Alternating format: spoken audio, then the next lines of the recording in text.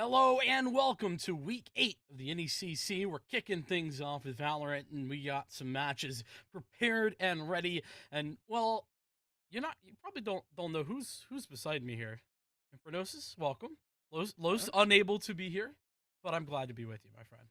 Yeah, it's unfortunate. Maybe he has that post-land flu. It happens to everybody when you go out and do things, but it's a pleasure to be here. I'll be on for the next game as well, Vincent. So hopefully it'll be a good afternoon. We've got a good first matchup as well with Mizzou's Gold roster versus Briar Esports, who are fairly close, actually, in terms of our leaderboard.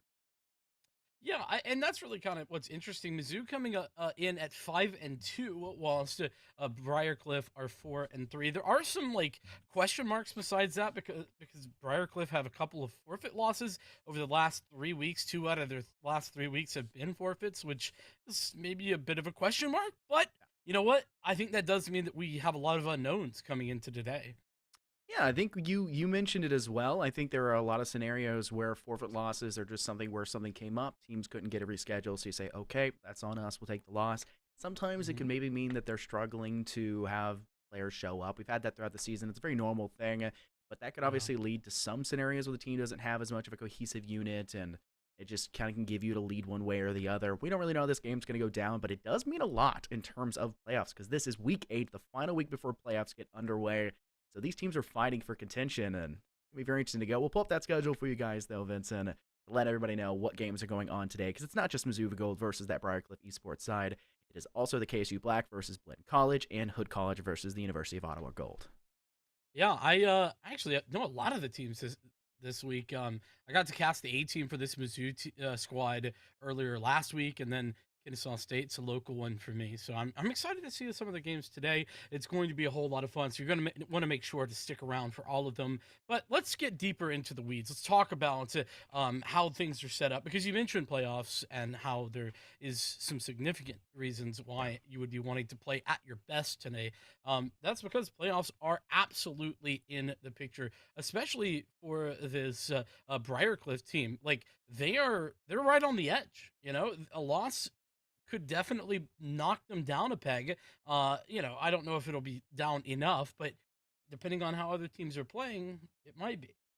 Now, I know playoffs is not just coming up for esports, for college, real sports, and things like that on the way. You always hear teams saying they control their destiny, they control their fate, and that's really not the case for either of these two teams here, Vincent. They're very reliant on the rest of the teams closing out their schedule. Mizzou is pretty much guaranteed to be in playoffs. Right now, they're fighting to keep their current second seed position. The first is 100% out of range for them. CSP Golden Bears Blue. They're 7-0. They are near flawless. They look amazing. Top of the bracket for this Challengers West Great Lakes. They're looking great, but Mizzou, if they lose this one, they could potentially drop as far down as 5th, but they're still in that contention. Briarcliff, they win this one out, they could go all the way up to 3rd. Even with a 2-0 victory, they should still be one map behind Mizzou, so it won't be possible to surpass them, but they could get to 3rd seed, or they'll end maybe as low as 7th should things go their way, but it will be very reliant, Vincent, on all these other teams, how they win out, how they lose out, and where they'll be placed in the end. Yeah, exactly. So for Briarcliff, I think that the conversation point is do what you can and set yourself up as best you can. On the Mizzou side of things, you definitely want to solidify either 2nd or 3rd. Obviously, the Marine Sabres Blue, they could take a victory and push Mizzou out of position, but with a loss from Mizzou tonight. But otherwise, they're in there. They have it on lockdown, and so we'll be seeing how all of that kind of goes forward. But let's talk about who will be looking at on these rosters, because you know what, it wouldn't be able to have the game without the players, and the players looking to take the server. I'm going to go with take the server for Mizzou. It's going to be Zero Fight, Stevo, Reigns, Coke Boy, and Diffuse. That pretty solid roster. I've seen a couple of names here. I think Zero Fight is one I've seen before. And as mentioned, this is a great program. The Mizzou Gold are the B team. I got to see their A team just last week in a different league, and they were very impressive. So I have high hopes for this squad. And keep in mind as well, I mean, they're not any seniors in the roster. It's, three juniors, 2 sophomores, a fairly young roster all around. Still have time to kind of feel things out, move up to the higher team like you mentioned before, or stay here, kind of feel things out for the team if they're comfortable with where they are. Things like that are very important for the Briarcliff side. things may not so be the case. We mentioned before, if you have forfeits, then things can kind of turn to look a little bit wrong. I think we have their roster available for you guys. We'll go ahead and pull that up as well. Obviously, we mentioned before, they're the team that is struggling to find those wins. They're the ones that are going to be the lowest bracket. Lowest possible seeding for them will be 7th should they win. They should be up for fighting for contention, but that's where we're coming in, Vincent. We've got to hype them up. We got to build up their pressure. We got to have that fan base be behind them because they need to fight with their lives on the line. Even if they are guaranteed into playoffs, even if they were to lose, you don't want to poor seeding, because if you're on the bottom of the seeding, you're going to be facing that #1 team who has not lost a single map yet, Vincent. They look gorgeous, and they are very well deserved to be that top seed. That's exactly it. Like, last seed is a death trap, and you don't want to be in that at all. Nowhere even close, because even just getting second to last seed is sort of a problem as well. Yeah. Not quite as bad. But the thing that I also wanted to mention is that you talked about this Mizzou roster being somewhat young. There are some juniors on this, as well as some sophomores. It's a full freshman squad for Briar. They don't have any upperclassmen at all. Very, very much a new team in that, coming in here first semester, all that kind of stuff. That could be another reason that we're seeing some difficulties. But you and I were also talking about, right? Like, you struggle to make match day. Does that also mean you're struggling to make crack day? I don't know, but that does concern me. But I'd be lying if I was saying that is not something I'm thinking about as we look forward to this game. Now, I was a freshman at one point in time, Vincent, and it would be a lie to say that I made it to every class, every meeting I had scheduled. I probably skipped over half my classes. Sorry, Mom and Dad. Sorry to break it to you. Still passed. I'm out of college, but these are young players. They're going to have to go through the same thing. They have to mature and grow as they go through college, right? And when you've got a young roster, it's always a big concern for you. And I think players, especially in esports, it gives you a lot of time to say, hey, show up at these practices, build a regimen, get things going for you, get a little bit of leeway in this first year. Some excuses to be made, but those excuses disappear once that freshman turns into a sophomore on your sheet. You need to step up big. Yeah. We already have the map bans to go underway here, Vincent, and it looks like we're going to Haven and Ascent guaranteed. And should the third map be required, Breeze? I'm a big fan of this map pool. I mean, Ascent is going to be a guarantee. We're going to see that like every single collegiate series. So I'm just locked in on that fact. But I'm a big fan of Haven. I think it's very interesting. I think it's a lot of fun to see the different styles of play, because there are very different, reasonable styles to be pulled out on that map. And then Breeze, should we need it, man, talk about having an aim duel of a map. That one is it, if there is one. So yeah, definitely going to be a fun map pool. And I'm also very, very interested. I want to follow up as well on what you were saying. You're right? Like, when you're early into those freshman classes and stuff, sometimes you do let some things slip. But I yeah.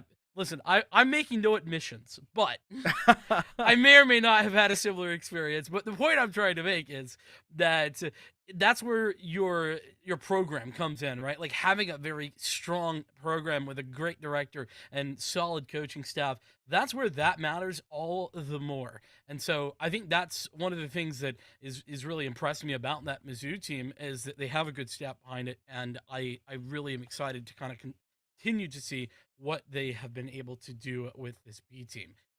So all of that being said, a great map pool set up here, Haven, Ascent, Breeze to be set. And here's that roster that we were talking about here.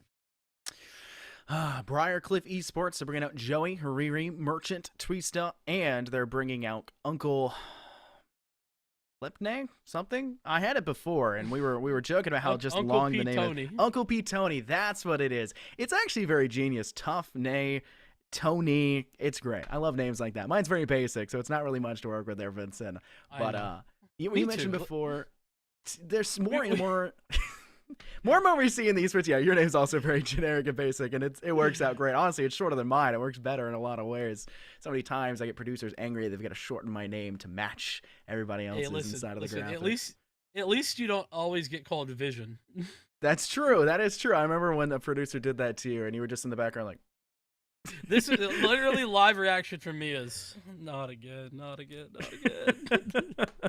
It happens. It happens. We got map going up for you guys fairly soon here, but I want to tag in all over again on the idea of esports growing as collegiate goes and just esports in general. You're going to see more and more coaches leading these teams in the foray, and you're going to start to see these teams where you typically expect, hey, they get a coach under their belt. They're going to start climbing. Every team, though, is going to start getting a coach under their belt, Vincent. So every single team should be expected to climb, and when everyone's climbing, no one's climbing, which is why you'll still see teams kind of sit in the same area.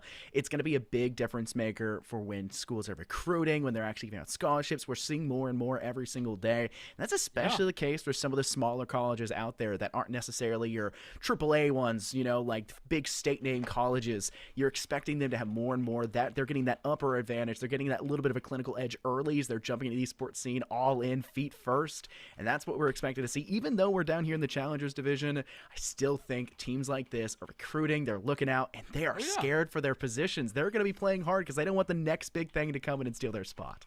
Yeah, I mean, you see that with programs like Northwood, with programs like Davenport, with programs like Fisher. Now, it was sort of the Bay State program before a lot of those guys moved over to Fisher, and they're ranked like top 10, I believe, in VALORANT, like off the rip, which is really impressive. So definitely good to see some of the recruiting happening. We'll see how that has gone for these two teams in this Challengers West Great Lakes Division matchup. Things are getting underway. I noticed that pretty much picks mostly what I would tend to expect. Nothing jumped out at me all that much, but I also didn't get a chance to look as closely as I would have liked. So let's take a peek here. And actually, I did miss this. Merchant? Interesting. I'm very shocked by what Briar are bringing to the table. Mizzou is a little bit more standard here, Vincent, right? You've got the Sky, you've got the Breach. That's expected, especially if there was a KJ and you want to get rid of that, but it can also be good to clear around these corners. Chamber for the defensive, watch C long, also able to rotate through B, be kind of unpredictable where you're lying. The Omen and the Neon for the aggressiveness. But Briar Esports, out the gate, a Sage, Omen, Sova, Chamber, and Phoenix, a very aggressive lineup through and through, but also one that can defend the post plan extremely well. It's going to be interesting how they play this one out, and they're already on the seaside fighting in round one. And they are, Joey, getting the entry there. The Aftershock actually connects with one, but it's a 1-on-2 for Mizzou as they look to retake. Spike going to be regained, and Merchant doesn't think there's worthwhile to take the time to regather that ghost. Bit of a mistake, all things considered, but that is not going to matter. Riri with a nice shot using that headhunter to great effect. That's exactly what you want to see. Look at how the way that Briar Esports played that first pistol round. They know that utility is not going to be the end-all, be-all. They don't have the money for it. You're not going to have much to work with. Same thing for the opposing side for the pistol round. So you take a very quick approach to an objective where they don't have the ability to play for the long angle because you know they've got a chamber and you know they're bringing ghosts. So don't play down that C alley, that C long, where a single shot can really lop your head clean off your shoulders. Peek in through that hall, which is a little dangerous, but most teams aren't really going to regress there. And we saw that from Mizzou. They were hiding in cubby corner of Platt. They were hiding behind the actual objective itself. They weren't looking to aggress early. They were looking to let Briarcliff come to them, and that was kind of their undoing, and Briarcliff take the round because of it. Yeah, no doubt about it. They get into a position now, though, where Mizzou caught on the back foot. I mean, it's a round where you're not going to be expected to be able to do much of anything, considering the investments. Joey, ooh, nearly able to collect an ace. Cookboy at least denying that. But it will just be that. 4 frags for Joey. Completing a 5th and already has a Hunter's Fury.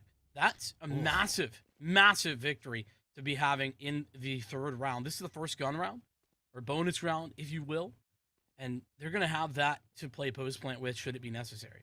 And that's an amazing factor as well because Joey brought a rifle. You don't typically expect that of a Sova in a round 2, right? You expect them to pick up something like a Spectre and let the Duelist go forward, or a Chamber to go forward with that, or even a Sage at most points. But Briarcliff Esports saying, we're just going to aggress, we're going to do what we do best, send ourselves forward and take advantage of our gun skills that we believe are better than Mizzou Gold to try to get that lead as early as possible. And it's worked out for them, but now Mizzou Gold defensively have proper weapons to work with, and they're doing a good job of buying at least a little bit of buffer spacing, at least towards the A site. But an owl drone over the top by Joey, not really gaining much information.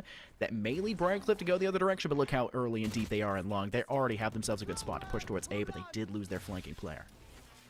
Here comes that Hunter's Fury. It's mentioned the post-plant possibilities, but instead, pre-plant is going to be when it's utilized. The wall comes out, a stun, perfect as Merchant goes down, but not before finding a pick of their own. Defuse on the site has certainly done well to defuse the situation and made things difficult on the attackers. Briarcliff now have to regroup just a little bit. Attempt to do what they could not before, but with a 2-on-4, that is a little bit easier said than done.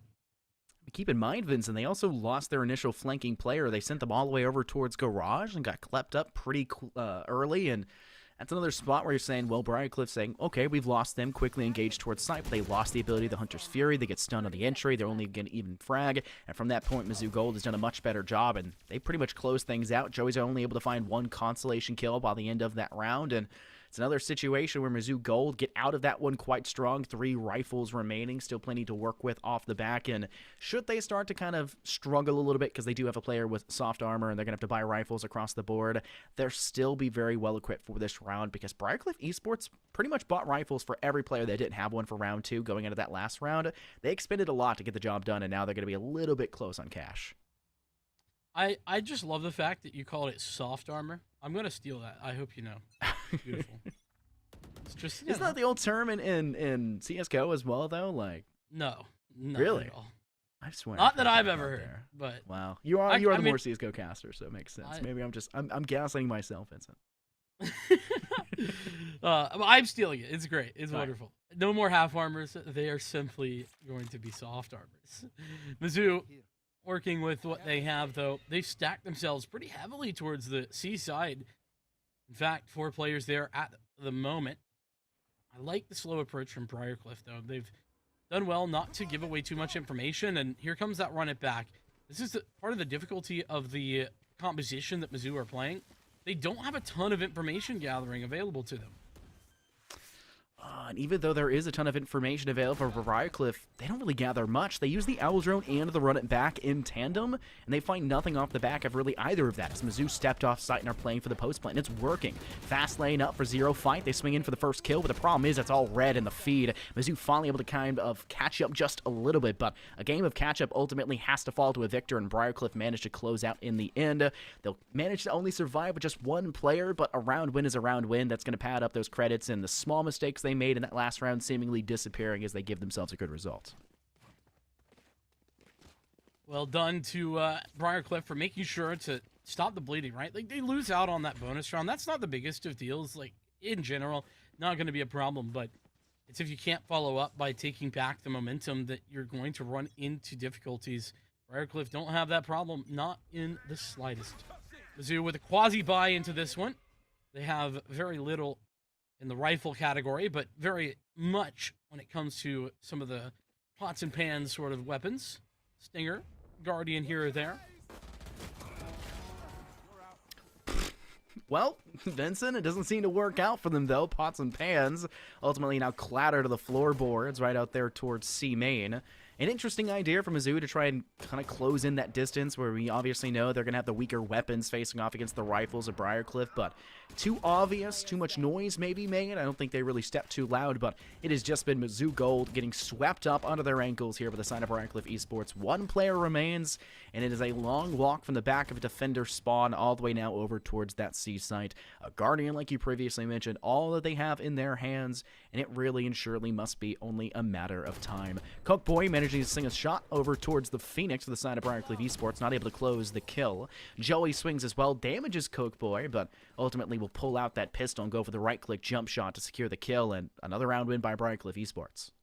Yeah, one thing to mention here, I don't think we said it outright, we showed it in the graphic, is that this is Mizzou's map pick. So they do need to get a move on if they want to be competitive here. Of course, you know, comebacks and the such, always a possibility in the game of Valorant. And Mizzou, they have a lot of tools at their disposal into this one in Prognosis. Look at their ult economy. It's pretty great. They're doing well. 3 ultimates ready to go, and it's two out of 3 of those very big ultimates as well.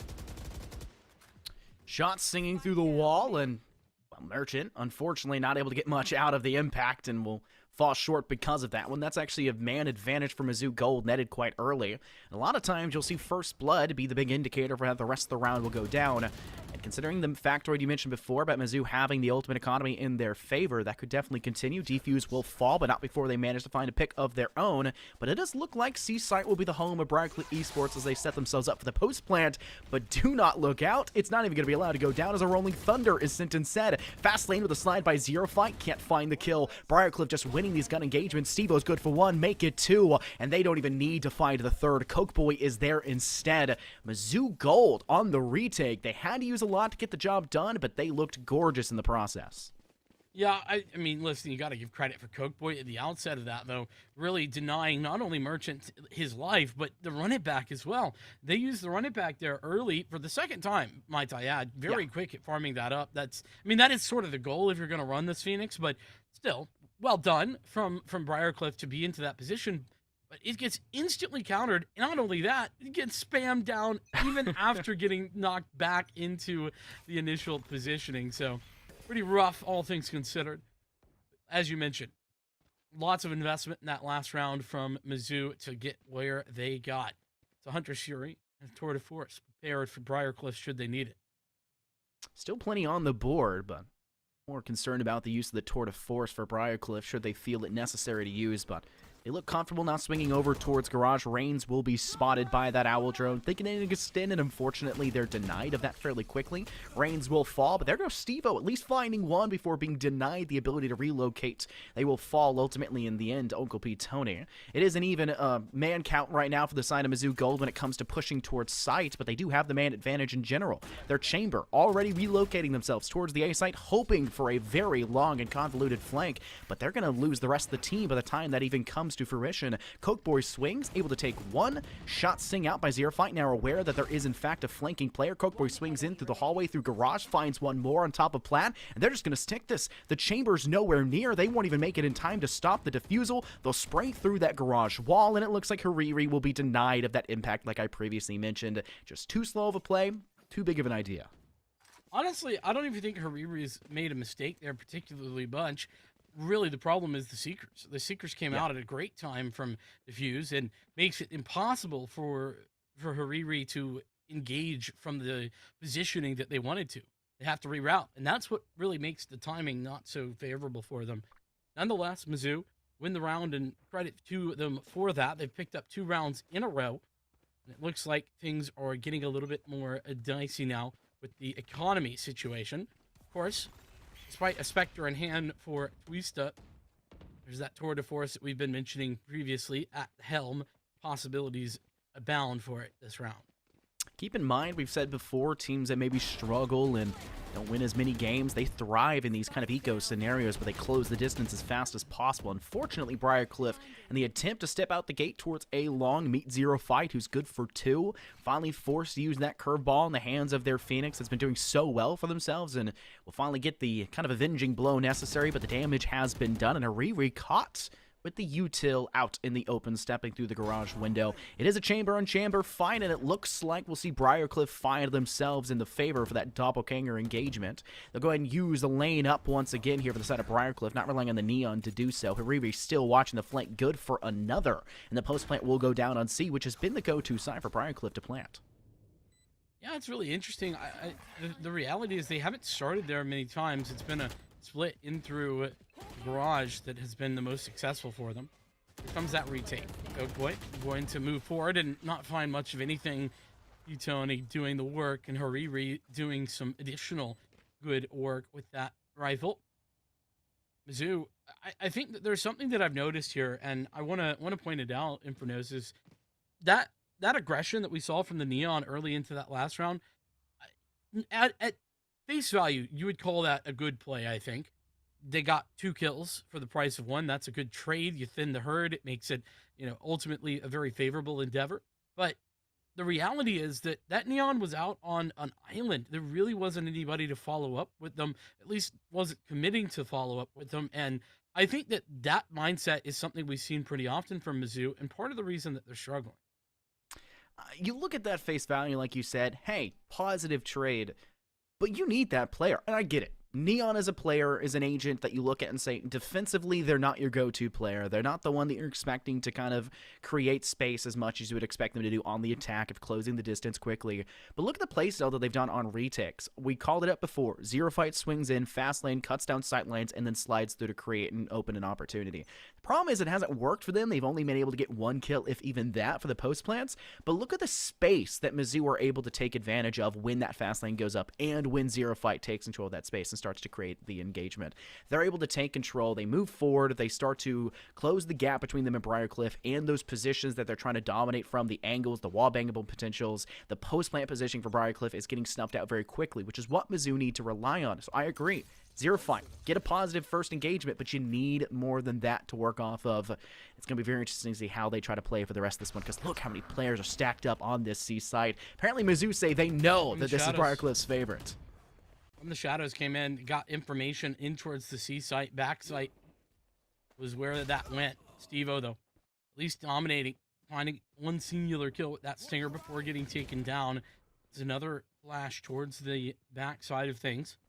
And I think a good decision from Briarcliff, disengaging.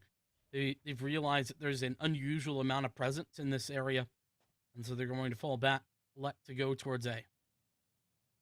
Looks like we're about to see Merchant try to go for the one-on-one, and it truly will be just that, as the Omen of Mizzou actually uses their own from the shadows to gather a bit more information, but they don't actually stick to it. Instead, they go right back to the C site where their teammates, Zero Fight, just took Merchant off the board. Briarcliff saying, well, if Merchant's going to go ahead and go this direction and die, let's also engage to play and maybe get that refrag. Joey is good, at least for one, there onto Rain. Zero Fight slides, but was blinded, not much to go off of. Forced now for the reload after the spray. They're going to go ahead and pop the ult and go for it. Palpatine oppression, good for one. Apparently the Force with them, but Joey denies it fairly emphatically. There goes Hariri, though, on site. Not just one kill, but two to close things out. And look at the kill feed for the side of Briarcliff Esports. 3 players at double digits. They are dominating the top of the leaderboard, but the last two, not necessarily at the same margin.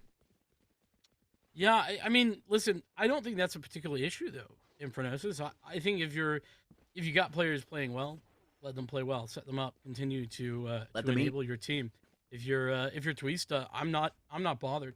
I don't think they should be either. That being said, if things continue and they continue to struggle as Briarcliff are starting to fall off, then you can maybe have a bit of an issue. We're gonna see aggression lined up. Zero Fight thinks about it, but spots a player and ends up falling back. A little bit of a weird decision. Meanwhile, the Steve-O found the opening pick, and as mentioned, that opening pick, a good indicator typically of success. We still hit with literally everything in the book.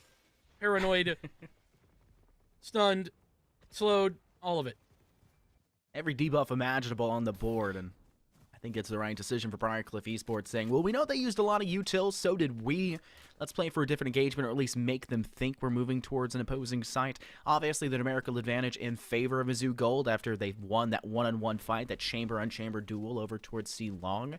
So Briarcliff are saying, all right, well, A site will be our new home for the time being. Go ahead and send a dark cover up towards Heaven and go and lock down towards that hall as well to make sure nobody can start to aggress. Jett will go for a very aggressive plant position that's actually completely visible up from Heaven's side, not actually close to the internal stack that a lot of teams will choose to do so, but they do have the ultimate advantage. The Hunter's Fury is out, and it's actually being popped already by Joey. Assuming everybody's in towards Link, they'll send out all 3 shots, and it doesn't look like any of them connected, which may be a problem for Briarcliff Esports. There's that fast lane previously foretold. A big problem there for the side of Briarcliff, but they seemingly come and overcome the oddities against it. Merchant's good for 1, make it 2. Quick shots over there towards Zero Fight. It looks like Briarcliff are not aware that they're actually sticking down the defusal. They will finally spray through. They get 1, they go for a second. They run it back by Merchant, though, buys them time, and Uncle P Tony cleans out the rest of house. 3 players off the board, and Briarcliff Esports managed to reach 7 already. A very good margin for themselves.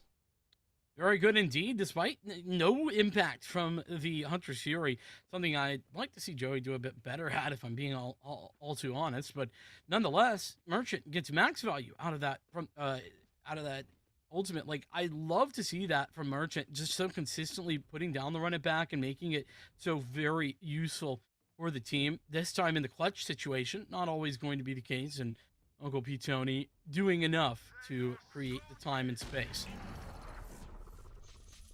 One of the problems we've mentioned with the younger roster is kind of impatient. not really sure where they need to be. Maybe a problem of respecting space that's available for the other side, as well as just having the self-control to not engage as quickly. And we mentioned before, Mizzou was the older roster, though not by much. Mostly juniors and sophomores compared to the all-freshmen of Briar.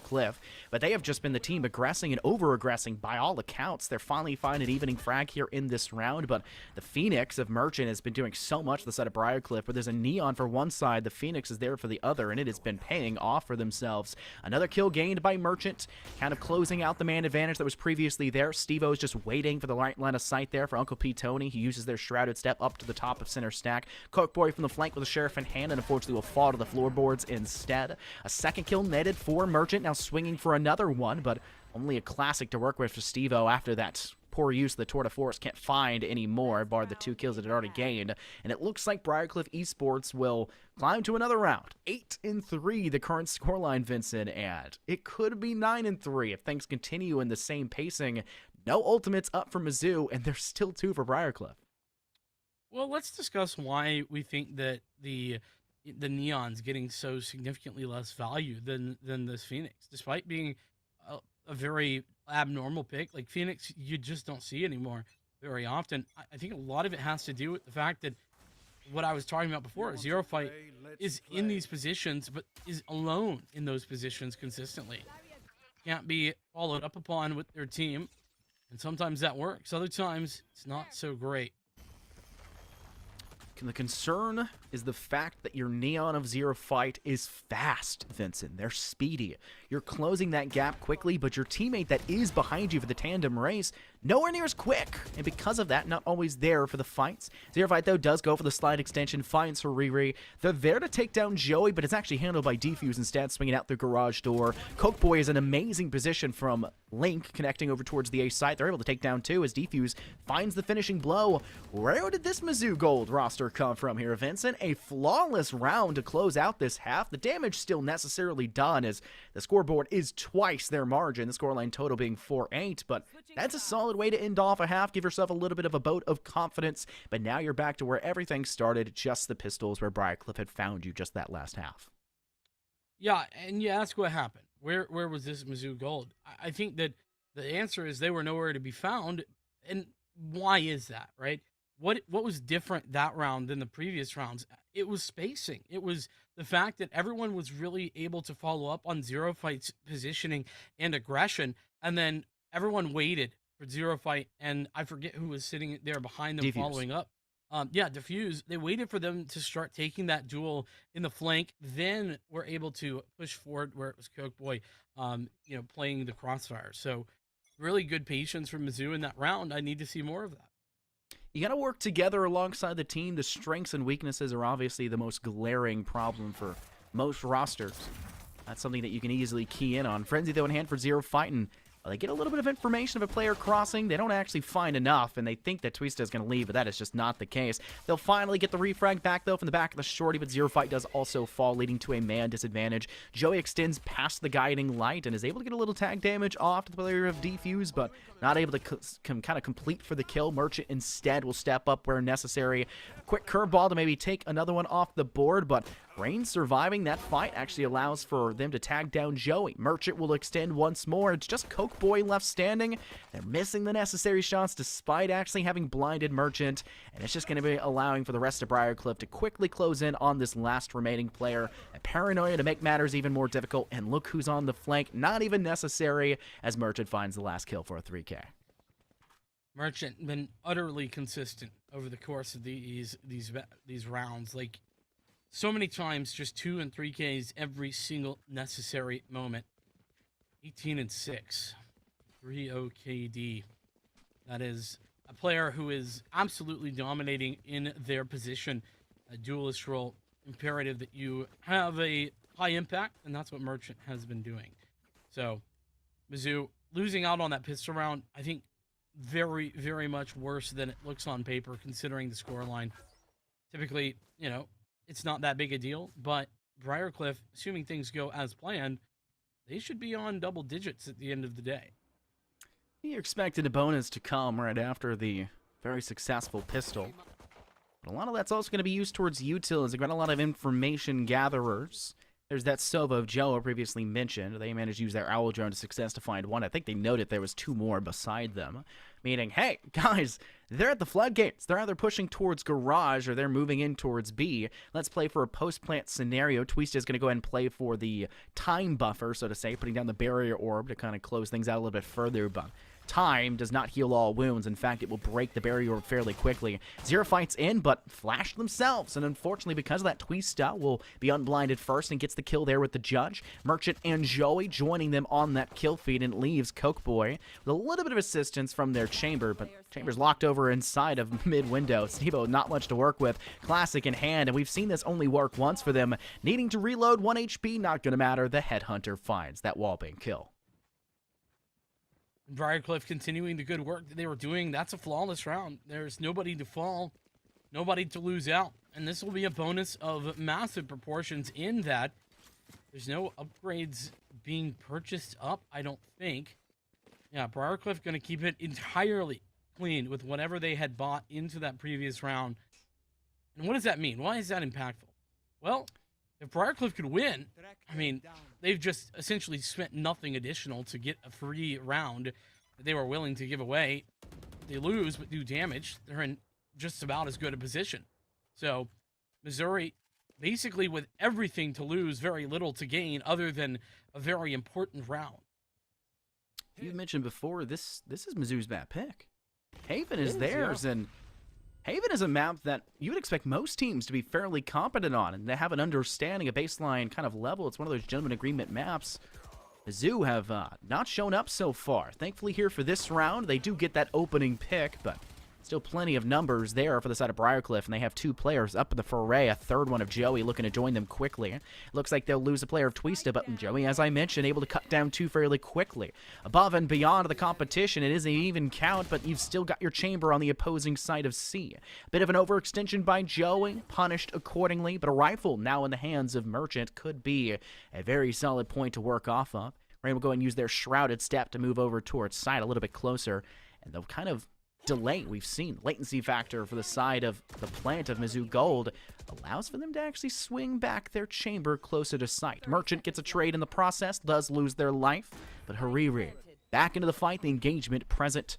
While there is a dark cover nearby, still have plenty of time to work off of, just not the right weapon. They'll have to rely on this Headhunter first and foremost, as the Stinger is the only weapon they've got to work backwards otherwise. Zero Fight gets information. It looks like Rain will go ahead and swing, and they'll find themselves above and ahead of the competition, as Mizzou will finally find themselves a bit of a round, and they'll take the third here for the second half.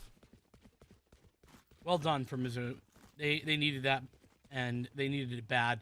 It got a little bit dicey there. Merchant doing a lot of good work on the side. I like that Merchant just decided to play a little bit more passive once the spike was down. Just played around that. Tried to buy some time for players to rotate in, but ultimately it doesn't work out. This is where things really do start to heat up. You had a bonus round. You were working with limited weaponry. Now, the weaponry at maximum once again, minus the judge, which I would argue just fine.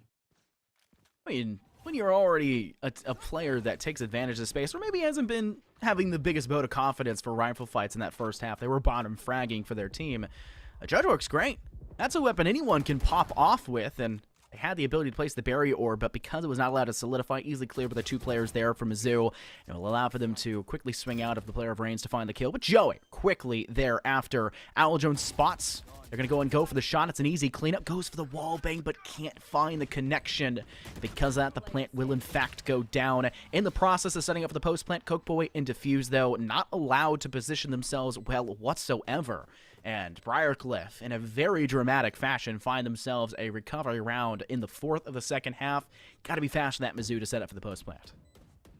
Yeah, I think well played. Incredibly good timing there from the retake. You got to love what Joey was doing, catching out the player on the rotate in, but then in addition to that, immediately goes through the information play with the Owl Drone. That makes so much sense, and it creates enough space to where they're busy dealing with Joey whilst the rest of the team rotates in from elsewhere. Mizzou going to call their timeout, and it is time for it. There's not a lot of additional rounds to work with. Briarcliff just one away from map point, and once again, reminder, this is Mizzou's pick. They needed this here. And not that you can't win on your opponent's map pick. I mean, it is going to be Ascent. So you mentioned Haven being a map that pretty much everybody should be able to play. If there's a map that's more true of, then it would have to be Ascent. Absolutely. That is the go-to map. That is every amateur, semi-pro, professional team's forte. The map of Ascent is the go-to. And there's always the joke about the collegiate special, Vincent, of, hey, we'll take your map pick, you take ours. And that's come true and come to light quite a few times, since why it is called that collegiate special. But with how dominant Briar have been on this map, I don't want to bring that out just yet. I don't feel confident enough to maybe indicate that that will be the case. They've just looked like a better teams in terms of positioning, in terms of timing, in terms of util expenditure. Well, yes, they have been a little bit slow in the bottom leaderboard. We mentioned too many times Twista, but Twista has understanding of their limitations, and so is picking up the judge. They're playing for the time buffer. Instead of it playing Briar saying, hey, we're a man down because a player is struggling, they say, no, that's Twista's playstyle. We got a man up, and in fact, we got an extra one. The barrier orb acts as an extra bit of assistance to us. They may lose their life, but we will feast right afterwards. That's the play style that Briar are working with, and Mizzou have been caught out lacking because of it in all these rounds. Look at the speed. Quickly, Briarcliff takes some space over towards long, then lose that out by moving backwards. Meanwhile, Mizzou, they didn't move. They were stalwart in their hold. Meanwhile, Twista is taking away at least a single player. That's the only information that was being gathered over towards middle. That now down. Take towards A is free and clear. The limitations, though, of the weapons possibly going to be a major issue for them. Hunter's Fury out for Joey, and it gets a lot of damage off onto two very quickly. Reigns being one of those, Diffuse being the other. And just as soon as you mention Diffuse's name, there goes Uncle P. Tony to clean their life. Render it, forfeit, and now start to engage through that back hall. Zerafine is able to find one, but unfortunately caught with their stinger down, and that will allow for Uncle P. Tony to not just find their second kill, but their third of that round, with Briarcliff Esports knocking on the door for the map of Ascent. The scoreline 12-5. Match point on the line as Mizzou Gold are, well, not looking so hot for those pockets. They're struggling. There's no world in which you could say otherwise. With that said, they do walk into this round without significant weaponry, sure. A couple of bulldogs alongside some stingers, but they do have quite a few ultimates to work with. Diffuse is going to be able to be one orb away from picking that up, as well as three prepared and ready. So maybe those can be the difference maker. There's Twista, good for one with the judge, but their life's gone fairly quickly afterwards as Mizzou are starting to understand and key onto the fact of Keysdarks playing the exact same position. But the fact they've still given up a player in the process may just be more indicative of the fact they've had weaker weapons and not really much to work off of. They do lose a bit of assistance, though. No guiding light available. They're going to use their ultimate here from the shadows and gather a bit of information towards C. They note fairly quickly a player was ready for that option and clears and snuffs it out, the possibility. They're still going to swing over towards C long, and with Steve actually sitting all the way back, sorry, Hariri sitting all the way back inside platform, that will make it so that it'll be a little bit more difficult to play for that long angle, and they'll be use the pretty use of the dark cover to make sure that they have the advantage of quickly swinging and aggressing. There goes their Rolling Thunder. I don't think that tagged Hariri whatsoever. The perfect corner, unspotted, unfazed. Fast lane is up. They catch one player unaware. Not good for a second, but that does even the odds, and it buys a little bit of extra buffer time, Vincent, as it will allow for Briarcliff to be there quickly through defender spawn, looking to swing out. Good news is you have the overdrive prepared, and that's going to be pulled out. Or to force as well, shouldn't be necessary, but I don't know that they want to use that here. The last of the curveballs now get invested. Merchant trying to put up these walls in order to create some space, buy some time. Spike ticking. Mizzou need to swing out here. There's Steve-O. Going to confirm, at least onto one. Merchant doesn't want to give away their position, so doesn't necessarily go for the initial spam. Prepared for the swing. There's that shot. Merchant has that first, and Zero Fight comes away with the victory. A very nice win, to be sure. Mizzou get away with one. Much needed result as well. Look at the last 10 rounds, essentially, that we've seen. Only 3 or 4 snuck away by the side of Mizzou Gold, and that is the majority of their round wins on top of it. It's just not been the best scenario all around for the side of Mizzou Gold to work off of. And Briarcliff have definitely put their name down on the table, put some respect on it, Vincent. They're coming out with a passion, but they did use a lot to kind of get that round as close as they could. But the same thing pretty much guaranteed to be said by Mizzou Gold. They do still have 2 ultimates, but 3 players only having 1 pip. Almost no chance for them to kind of catch that one back up and work off the back of it. They'll need to play guns up and at their best to try to secure themselves those much needed rounds and or ultimate pips to try and climb those for a good round once again for ultimate expenditure. Oh man, Teresa, I don't even think they know. Even hit. Okay, now they do with the information gathered. Nearly getting out there. Is going to confirm to get out. Zero fight does well. It's down to the retake. Down 1 man, but okay, not for long. Joey able to spawn out Coke Boy and Shock Dart as well, doing big damage to both players into that position. That on that spike, even halfway gained, all the way there. No way, Hariri just holds it down. 13-6, the closer is there for Briarcliff Esports. A brilliant end to a very one-sided affair. What a recovery round by them as well, Vincent. When you can just sneak a defuse like that, I was going to mention it before the action came underway and you were talking, and I was just having so much fun listening to you go through it. That one, B-side is a risky site to play for a end-all be-all scenario. You are at the wrong end of a barrel, so to say. You got to be looking down the head of it. That is the issue for them. You go to B-side of all places where it's not very open. It's hard to kind of deny that sight line. You don't have much to work off of in terms of snipers, a wall game potential, or util across the board. It's just not built for that kind of potential. Other side of Merchant on the Phoenix, they can zone you out fairly quickly. They had a Sova for shock darts to clear you out of corners. They were a very, very well-equipped team to play against that B side on the attack and on the defense.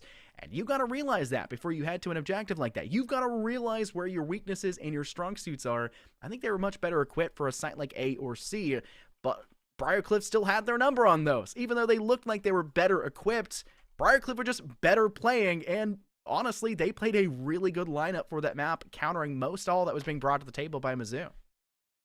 They did, and I think that we need to reevaluate. I mean, our expectations, I think, going in here was Mizzou based on their win-loss and based on the fact that they've been playing well, that they would be at the helm. That seems not to be the case. So we're going to reevaluate, and I think Mizzou probably need to reevaluate, rethink, and figure out how they're going to make this comeback work on Ascent. We'll see what they can do right after this break.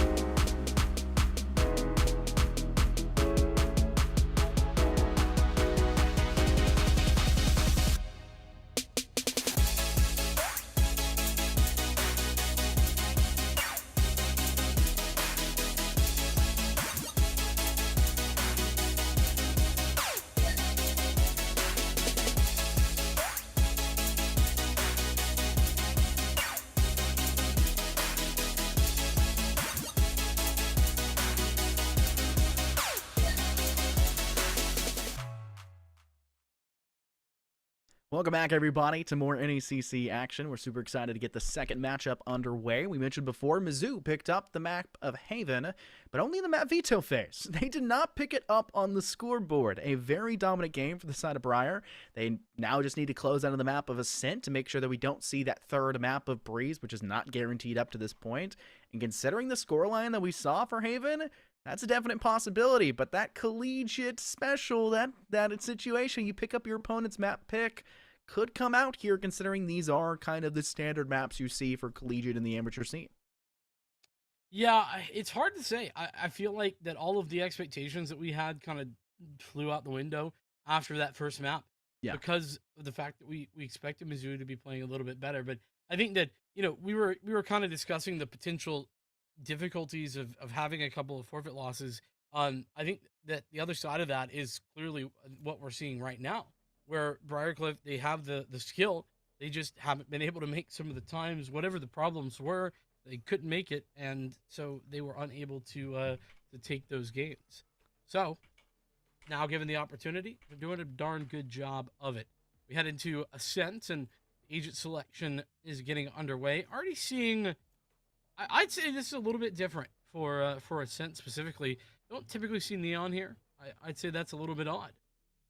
I think Breach is also not like a guaranteed pick for this map. Same thing with Sage for the opposing side, but everything else is fairly standard. Merchants trying to decide necessarily what duelist they want to do. Phoenix has had a little bit more of a resurgency, especially after that buff, and mostly like the week after that buff of Phoenix came through, but the Chamber, the Fade... Yeah, I mean, yeah, it's been a while, right? But you can't discount the buff. It's still there. Nothing's changed since that point. And, I mean, if you got a player that popped off such a dominant way, too, in the last map, why not continue to feed them the rock? Keep pounding that one on home. It's like Derrick Henry, just keep sending them up the middle. They're going to get yards. They're going to carry you through that matchup. And that's what Merchant has been doing. They are the facilitator, the catalyst for their attack. And even on the defense, but you typically expect a duelist to maybe have a little bit less of an impact, they have done a very good job. I highlighted previously how good the Neon was about creating space and trying to push out of it, but they weren't able to find the kills. Merchant was doing that with a single wall in their kit and finding kills after the fact. They were doing everything and more, much more than what Zero Fight was capable of, and I think if Mizzou are able to kind of say, hey, we can do the same exact thing, Zero Fight, just pick up the pace a little bit, I think they'll do a very good job, and I think this is a very doable map for them. Well, I would agree that that's the case. It's just going to come down to execution. So we get down to it. Mizzou get to start out on the attack side here. Briarcliff on the defense. We get down into the weeds. It's Riri. Find some aggressive maneuvering.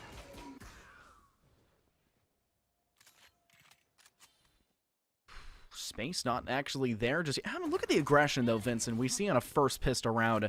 Zero Fight swings on over through towards the Arch's side. Notices not really anyone there, so how much to go off of. We'll start to relocate back. A couple steps, though. It's an even fight actually going down towards B. One player caught out in lobby, the other one trying to sting out through main. Not really the worst case scenario. Hariri in a bad spot, just barely out of range, though, for that breach util sent their way. They're able to find themselves a kill in the process, but Zero Fight with that frenzy is at least good for one more. Hariri is trying to swing out and deny the plant. It still goes down in a good fashion. Briarcliff Esports, they have that man advantage, and though Zero Fight does manage to find themselves one more kill, that's going to be it. Separated away from the objective, not close enough to spike to assist their teammate who had gone for the plant, aka the player of defuse, and they lose the round because of it. Yeah, a little bit of a disjointed aggression there from Mizzou, but ultimately Briarcliff doing what they needed to. Uncle P. Tony hitting that shot as well. Nice to see. By the way, I don't know if you've noticed this, but I have certainly noticed. Every single time there's a scent played in collegiate, it's that pistol round. Like just go up mid, split B. Every single time. It's crazy. I think if it works, right? I mean, there's a formula, and if everyone else is doing it, you're kind of expecting it to go that way. I mean, they lost, so... Yeah, but, I mean, they've seen it work, right? Every team's doing it. They've seen it work, right? There's got to be some sort of standard behind it. Interesting barrier orb? I'm not exactly sure. I mean, I'm sure it's trolling. It's got to be. Maybe it's yeah, just a little bit of a Val moment. Great shot though by Hariri to take Diffuse off the board. Losing that initiator could be a really rough spot for Mizzou to work with, but still in a good spot there. They just still have that breach to work off the back of. Twista Maybe needed to pay a little bit Come on, closer attention to Steve-O, and Steve-O finds a double shotgun kill back-to-back with different shotguns. How often do you see that, Vincent? Not often enough. I want more. Give it to me. Right? Okay. Just right-clicking. We do love that. Free gun, by the way. As we head into what is now a 1-on-3, Briarcliff struggling desperately to bring this back to reason. And I don't know that it will be.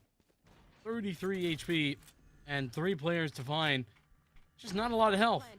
Especially not a lot of bullets in the chamber. Reload that gun. Hariri, please. Hey, you get the kill 3 with 2 shots. How cool would that be, all things considered?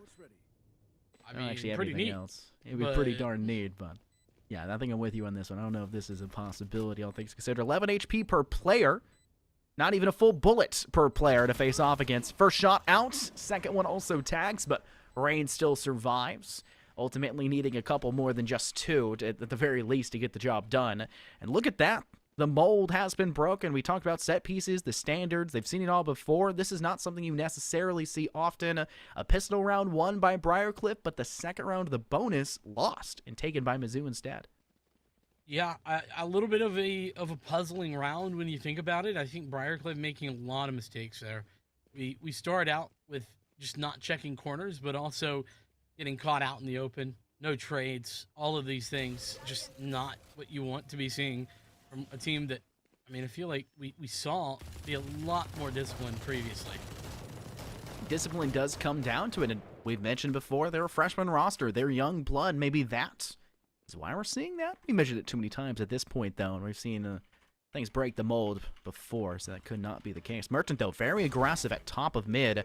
Double tapping down Zero Fight, who was not watching the flank, had no audio cue to lead them to believe that a player had moved in through that A lobby, and because of that, that is technically a man advantage for the side of Briarcliff Esports, and instead of just perusing the option of that gun in hand, they say, okay, Merchant, head on back towards the A site, walk it very slowly, and in fact, it actually keeps Mizzou away from the possibility of pivoting back towards the A side, considering that Zero Fight has been killed and they don't know where Merchant is lying. And the last thing I would want to do, Vincent, is swing a Phoenix who has been dominating me all last map, and you don't know how much util they've got in the pocket, how many curveballs they'll send your way. Yeah, probably for the best. Don't engage when you're not sure. Briarcliff set up not particularly well, though, for this B hit, considering where they have rotated into. They have a couple of players here, but it's actually the vast majority of them. 3 out of 5 on the other side. Hunt goes out over the top. It's going to give the information. But Hariri, first shot. That's okay. Probably would have been free, but at least unable to connect. Here's Hariri. Hi. How's it going? Quick shorty to the face is how that goes. Hunt, once again, collecting information for days. Briarcliff, they're going to have this round unless Steve-O can stop them, but there's no chance in hell. Briarcliff close, though, Vincent. All things considered, they came into that round in a really poor straight, considering Mizzou had just taken their bonus from them, which means the weapons were there, and Briarcliff said, okay, we don't have much. We're just going to play off classics and play off that shorty. I know you joke. Free gun, by the way. Absolutely is. And you don't always need that right click. Merchant proved that just before. You can also do it with a shorty, which was quite successful. Initial swing by Tweestone. The defense opens things up. Then you get a player sitting in the back of Boathouse. Opens up for 2 more. Just a lot there for Briarcliff as Mizzou played for the final 15-20 second push. And because of that, they fell victim to the 6th man on the team for Briarcliff, which is ultimately Father Time, which will favor the defense the longer the attack takes to get the job going. Zero Fight, though, in with the assistance of a Nightfall, using their fast lane and a quick slide to get towards the foray. Unfortunately, though, lot still on the board for Briarcliff, as it is an even 5-on-1 fight for the full post plant. Yeah, plenty of weaponry utility in the touch to get back in here, run it back, especially available at hand. Zevo looking to play spoiler, though, on the flank. Here comes that run it back from Merchant. Nothing gained off the back of that. Steve-O doing the swaling. Quickly now down to just 3 as everyone gets thinned out. Flash, it's again very much successful, and things are going from bad to worse for this retake. Briarcliff have got nothing started. Joey last alive and only able to do a single bit of damage before falling. Briarcliff essentially losing out on that without much of a question. I just didn't feel like they had the same oomph necessary to get into that one. If I'm using that run it back, I'm dying instantaneously, but proper usage there, the run it back for Merchant was to gather that intel down below in hell, and they did a good job of that, but limited intel, as there was not just one but two players actually squallered down below within it. Mizzou did a good job of allowing Reigns to pop off big, but the second Reigns gets extended upon, you got one more player there to assist and facilitate that refrag back, even if they were to fall, which fortunately for them, they didn't even get the chance to do so. Briarcliff just need to be a little bit smarter about expenditure and maybe about how they decide to swing these early angles. Hariri does get themselves first pick, and they cut down that chamber on the side of Mizzou Gold, but past that, limited HP, run all the way back over towards your Sage, and that's exactly what they've done, and look, the HP will start to climb. It's a battle of attrition, and that Sage will assist Briarcliff in an exponential fashion. Cook Boy, a little bit of a questionable spray there initially, comes away with it at the end of the day. Be the plant for Mizzou. Resta, hearing things go on, thinking maybe is the time. Unfortunately, timing couldn't be worse. Reigns going to use it from the shadows in order to regain positioning. Playing a little bit more passive this time, has the chance to play the crossfire and will do so well. Hariri now alone. Has two already on the retake, 3 in the round, is going to have to ace in order to do enough, and the fuse denies. Despite the round falling in favor of Mizzou Gold again, it's only a 1-round lead for them. It's been a very back-and-forth battle between these two squads. But the problem is, Briarcliff Esports giving away now 2 in a row. They won't really have the eco necessary to, I guess, fight back with full fighting shape, and the same can definitely not be said for Mizzou. They can play this round, lose, play the next, buy out completely, and possibly even buy another round after the fact. Only Zero Fight really struggling for the eco, and Steve-O, who has plenty of money padding those pockets, is just going to say, hey, tour de force round. Play that classic for the secondary. We'll play for that fight, not too concerned. Unfortunately, the concern should be there for Twista, who falls victim very early to the disparaging util tossed out by the side of Mizzou Gold. There goes Zero Fight with a quick slide in over towards Stairwell, and Joey is caught none the wiser, not even able to flick there in time, as Briarcliff Esports are now forced to go against the post-plant scenario with a full 5 of Mizzou, who essentially got to site uncontested until finally Merchant can have something to say about it, finding 1 kill of Steve-O, who was lingering in towards bottom mid. I mean, I wouldn't even call it uncontested. They just weren't actually successful in the contest. They tried, but failed. Ultimately, Briarcliff now looking to retake. 3 versus 4, so the disadvantage is pretty significant. First of these shots, Coke Point going to stop it, defuse as well from Backboat House, and Riri deciding, yeah, it's probably not worth it. Let's just go for the save, and it's probably the right decision. I think this is actually exactly what you want to be doing, but I don't know if he's going to be able to get away, and he won't. Zero Fight pace up just a little bit, and Zero Fight's conversation point, right? Like, even though isn't necessarily jumping away in the frag department per se, like, you know, right there with defuse, has been phenomenal at making space, getting onto sites. And though a lot of those sites have been open, it's been very, very much different than what we saw in Haven, where they were getting punished in their attempt to do so. Maybe things changed defensively for the side of Mizzou Gold. I mentioned it a lot in that last game about how Briarcliff Esports did a better job with Merchant using their lane in a bit of a better fashion for post-plant scenarios. Mizzou had the right idea for it, and Zero Fight did a good job of allowing for the rest of team alongside the post-plant to get into the objective to play for a closer fight, where ultimately, majority of the time, Briarcliff closed out for the final kills. That is not the case on the attack. You can close that distance fast. You have a great initiator to go off the back of, that fade. You've also got a lot of assistance with flashes around these corners, and to make matters worse, you've got long-range potential with a headhunter or just the Tour de Force or sniper in the hand of your chamber in general.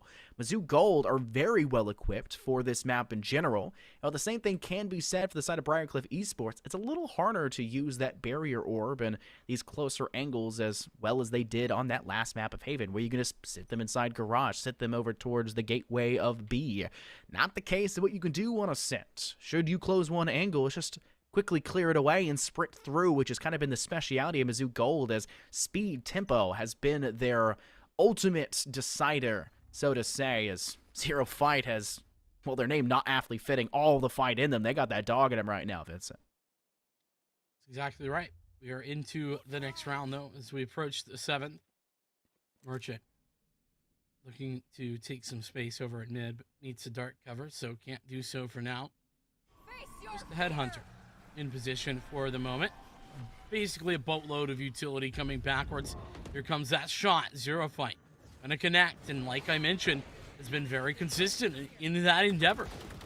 Entry gained. No spike planted just yet, but it's forthcoming. Wow, look at Twista swinging out. The confidence is there exuding, and though they only find one kill, that just opened things up a little bit for Joey. Unfortunately, Joey only with a sheriff does find one, falls after. Uncle Pete Tony able to get a nice shot through a smoke, but once again, Briarcliff Esports not aware necessarily to full 100% certainty that another player was lingering on the opposing side of hell, and unfortunately they get sent there pretty quickly afterwards. Mizzou Gold now find themselves 4 rounds in a row. Definitely not uncontested. They've been much more of a, I guess, fair engagement, much better fights on the side of Briarcliff Esports. But they're starting to pack some of these ultimates in those back pockets. They've got the Resurrection for the player of Twista. They've got the Nightfall to send towards site. They also have the From the Shadows to be great for assisting pushes towards the opposing objective of B, which is seemingly where Uncle B. Tony will be defending on A for this round, as well as just gathering information should the round be slow and they need to maybe play smarter instead of harder. I definitely think that playing a little bit smarter is a good idea. Question of how does then follow, but after shot, gonna force out Merchant, who found the opening pick onto Zero Fight. A big opening pick considering the impact that Zero Fight has had, but to run it back, ooh, not the greatest of decisions being made there. Aggressive, trying to find something. Thought maybe he was being pushed. Ultimately, nobody even close.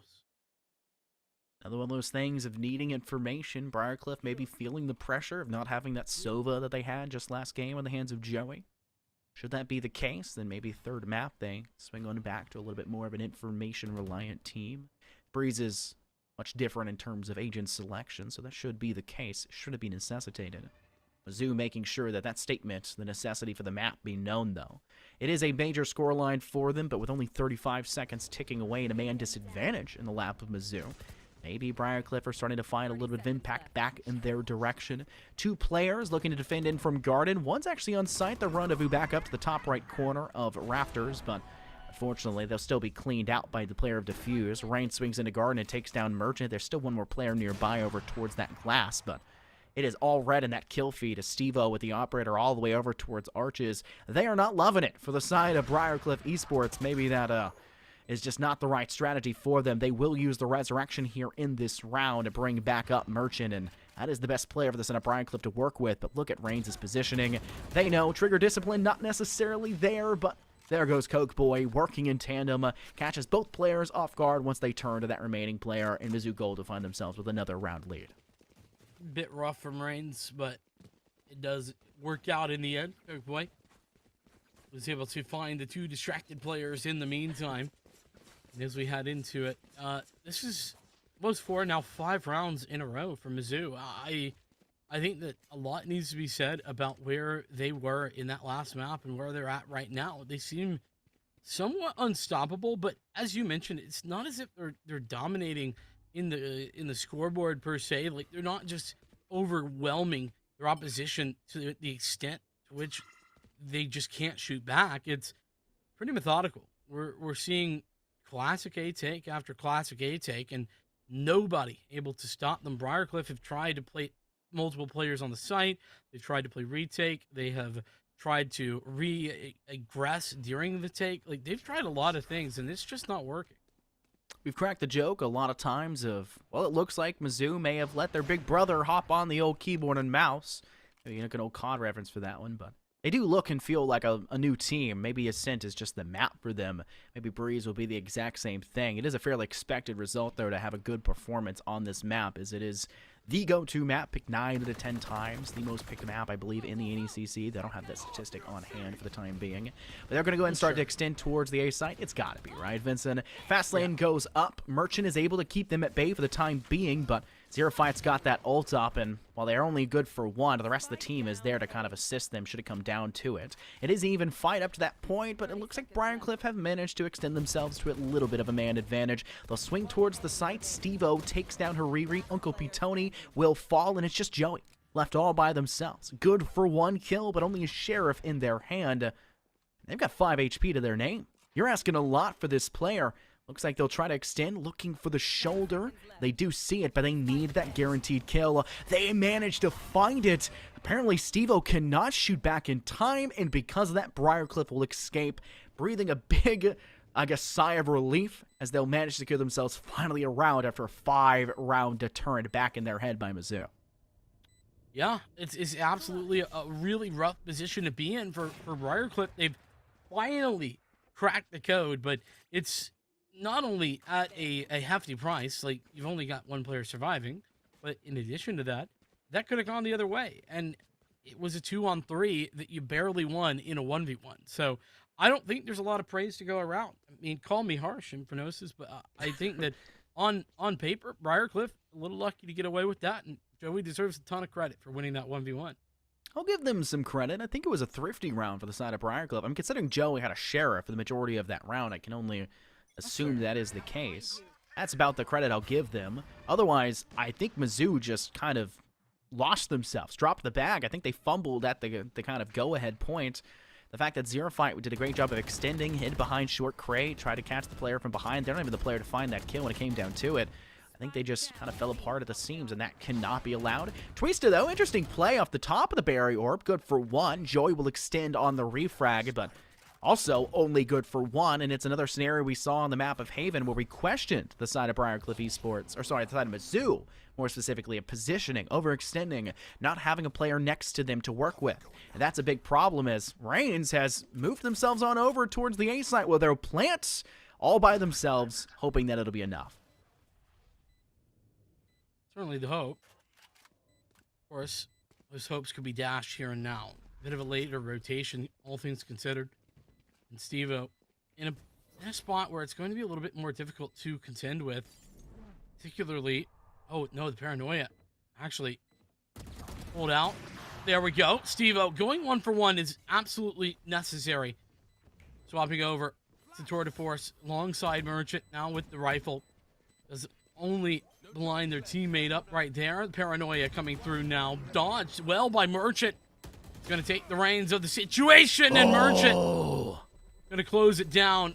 But is there time? It's close, but no cigar. Not enough on that clock.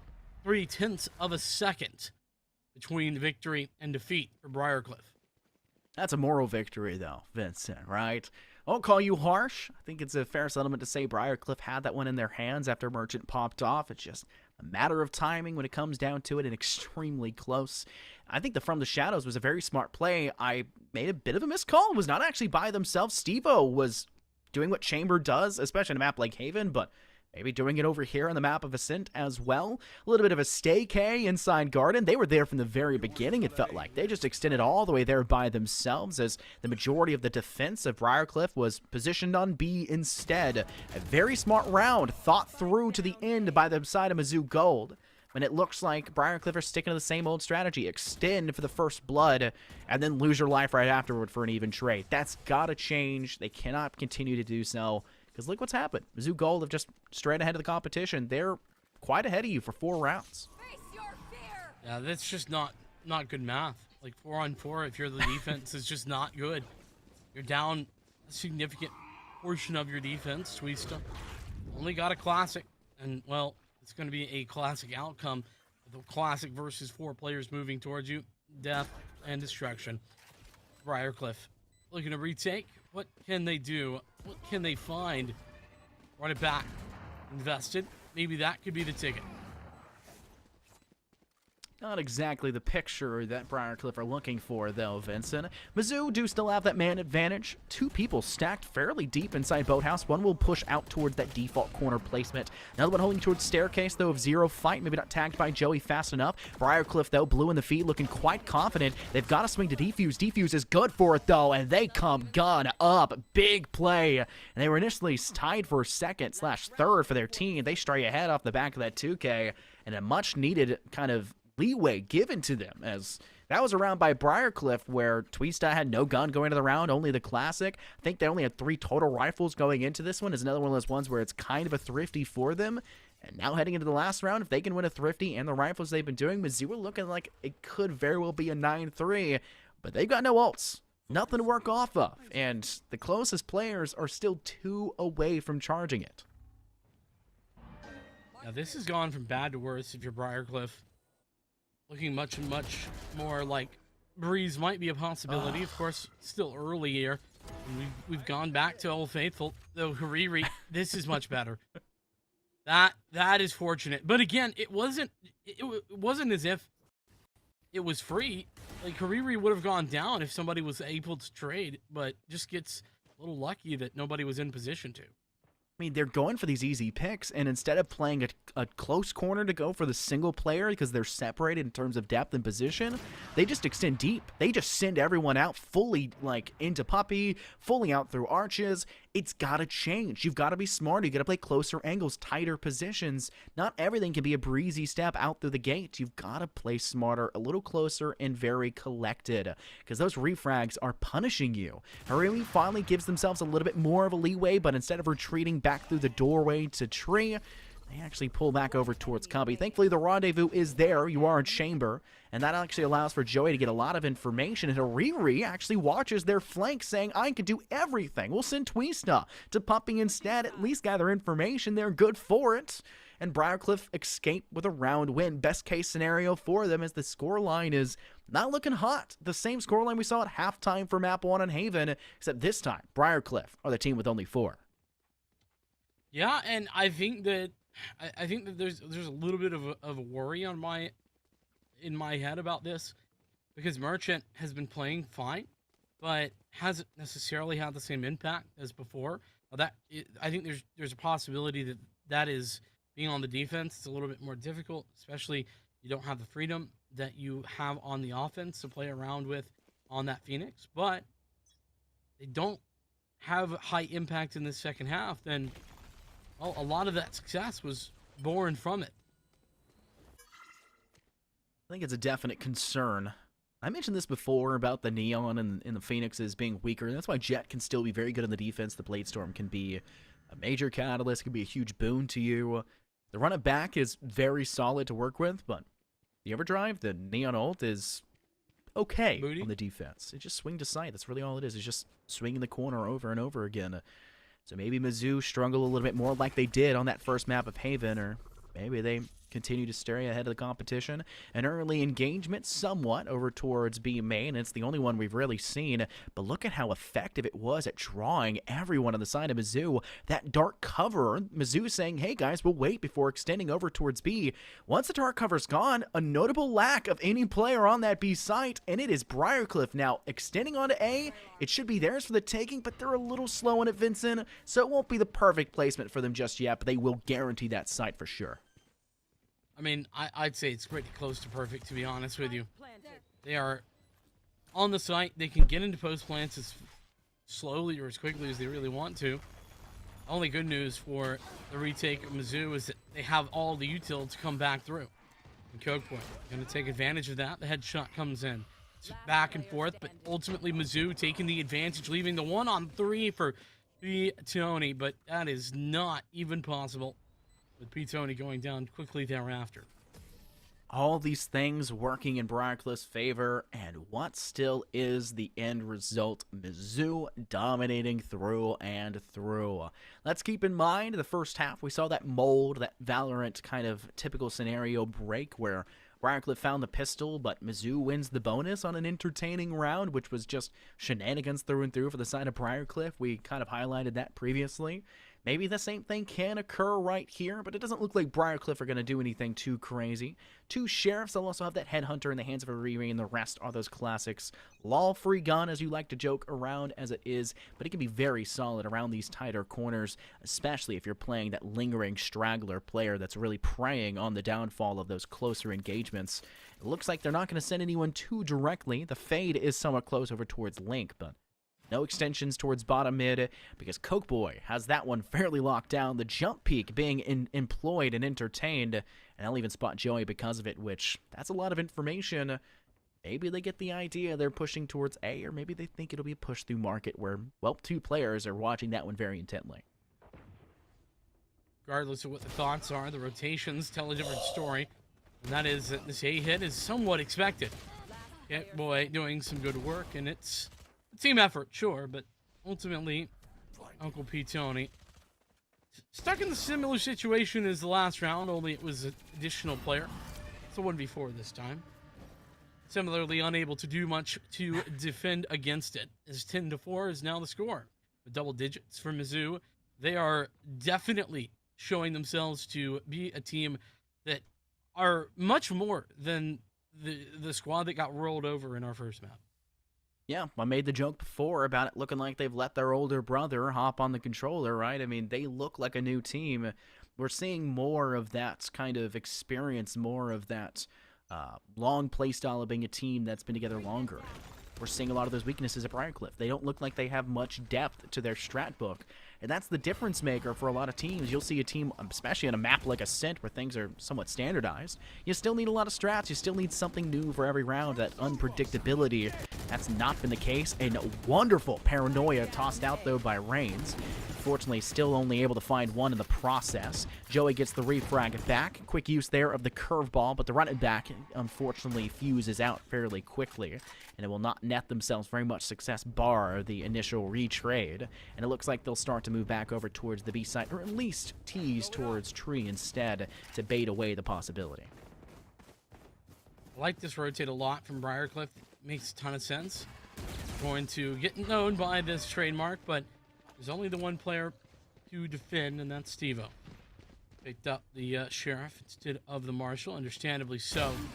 Gonna spot out to, oh, there we go. Tweezed up, gone down, and upgrades, baby. As he picks up the rifle, adding insult to injury. Chances, though, starting to falter for the retake. 2-on-2. Riri coming in from the other side. A massive frag for Merchant. That was must win. If Merchant goes down there, it's essentially a free defuse. Instead, Riri comes in, 7 health, but there's no problem. Did you make a Robots reference? The hit movie Absolutely. Robots starring Robin Williams? Upgrades, people, So upgrades. glad you got that. That's my childhood, Vincent. What are you on about? Mine as well, my friend. Wonderful film, wonderful film. And that was definitely the case. Their upgrades were important, but Merchant won not just one, but 2 pivotal engagements there. The one we saw over towards Defender Spawn, and the second one is the player who upgraded swung over towards that walkway instead, took both of them down. That was a much-needed round off the back of one player who was pretty much stacked in towards site, with the only assistance being in towards B main, who unfortunately wasn't in the best of spots to assist when that push came through. If there's any player I'm expecting to be that proprietor, it is Merchant, who has had a little bit of a slow game so far, but still, when you need them most, they come up big, and that's kind of the expected result. Dark cover sent out by both sides, trying to give themselves a little bit of leeway. They're going to go and pour down Switch, possibly? No, not really available for them, as it doesn't look like there'll be any aggression either towards that garden side. Uncle P. Tony watching up towards Raptors, but it's still Mizzou Gold who find first blood. Well, Merchant puts his wares on display. He gets absolutely demolished for it. Steve-O coming in from Catwalk, making his mark, and unfortunately for Twista, timing not on their side. They were waiting for a player to jump down that simply did not come in time. Steve-O and Diffuse do the damage necessary, and that's a round. Big round for Mizzou as they have pushed themselves up to 11. Nearing closer and closer, edging towards the point of well, sending us to the map of Breeze, which will probably be anything but a breeze. A lot of the times we'll see one map be dominated by one team, the second map by the other, and the third map is a total brawl. There are no holds barred, fisticuffs through and through, and just ruthless behavior by the both of them. And considering playoff implications for these teams, you kind of have to go no holds barred. Mizzou maybe kind of caught the reference in that halftime point between Game 1 and Game 2, saying, hey, well, we need second seed. We need that free low first game. We want to face that second to last seed going into playoffs. We do not want to have to face a team that is evenly matched with us, which very well could be Briarcliff should they win this one, considering they could place as high as third and as low as seventh with the victory. It could be very entertaining to see this matchup just replay again when playoff starts and it gets underway, but you gotta get a high seed. It is unbelievably important to have that early match get a freebie, not have to pull out every single strategy. I say freebie with quotations, not necessarily. It's an even division through and through, but not having to pull out every single strategy so you can save it for that top team, which has been uncontested throughout this. They are just undefeated, top dogs. They're looking great. You need every piece of the puzzle to fit to beat them. Yeah, I was just thinking how funny it would be considering the situation Briarcliff would be in if they lose. They might end up doing that exact thing as you mentioned. Beat each other in the first round. Of course, all of those things not set in stone yet. We're looking to determine that here and now. Haunt out towards Catwalk. Give some information over to Briarcliff. They're gonna collect the orb, or at least bait as such. Joey thinking better, and understandably so. Merchant has been the one you want to enable, so putting that orb in their hands, making sure that it's possible, is exactly what I would tend to expect from them. I'm actually liking what we're seeing from Briarcliff, Vincent. Notable absence of the kind of just swinging in aggressiveness we saw Mizzou employ on the map of Ascent, but knowing they have the gun disadvantage, the arsenal not necessary. It's all about playing smart and taking smart swings, and I don't think that was a bad swing by Haribi. I don't. They got back around the corner. They spotted the player on top of Raptors, and they got away, but the problem still lies. Tour de Force, big gun go boom. It can go through that corner. It still gets the kill. Great angle held. Mizzou get the upper hand early, and Briarcliff are saying, well, once again, we're just going to keep sending it towards the A site. They fake the rotation towards B. They won't expect us to go back to A, but look at who is still watching that angle. Steve-O through and through. Briarcliff needs to send up a dark cover to the top of Raptors. They need to pick the right spot to do so. They quickly send one over towards Garage. A little slow for the second, and because of that, it's still Steve-O for another kill. Yeah, attempting to make the marks at Steve-O once again.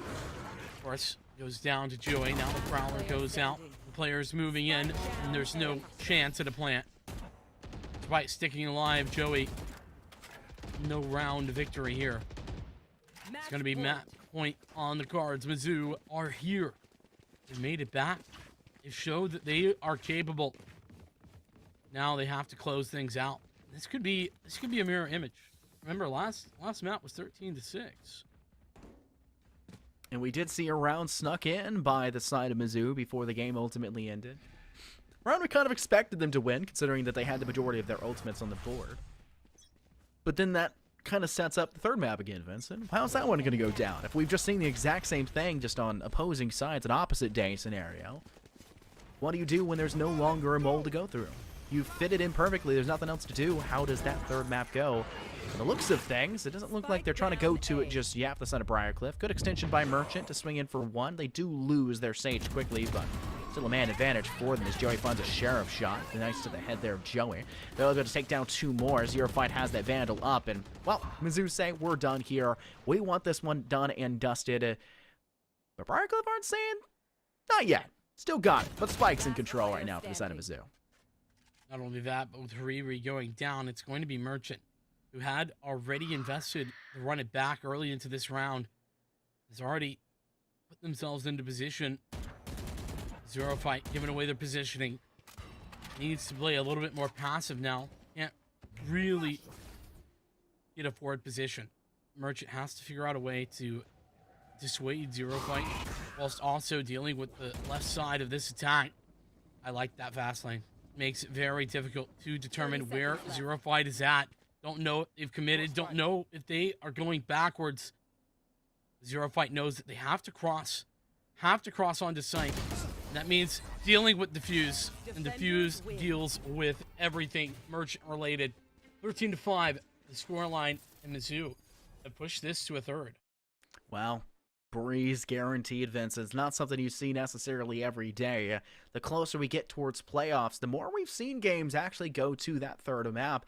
And that's not necessarily saying everything about how scheduling is done or anything of the sorts. Teams just get better. You can essentially think of every week, even if you lose, you're gaining something out of it. It's basically a scrim.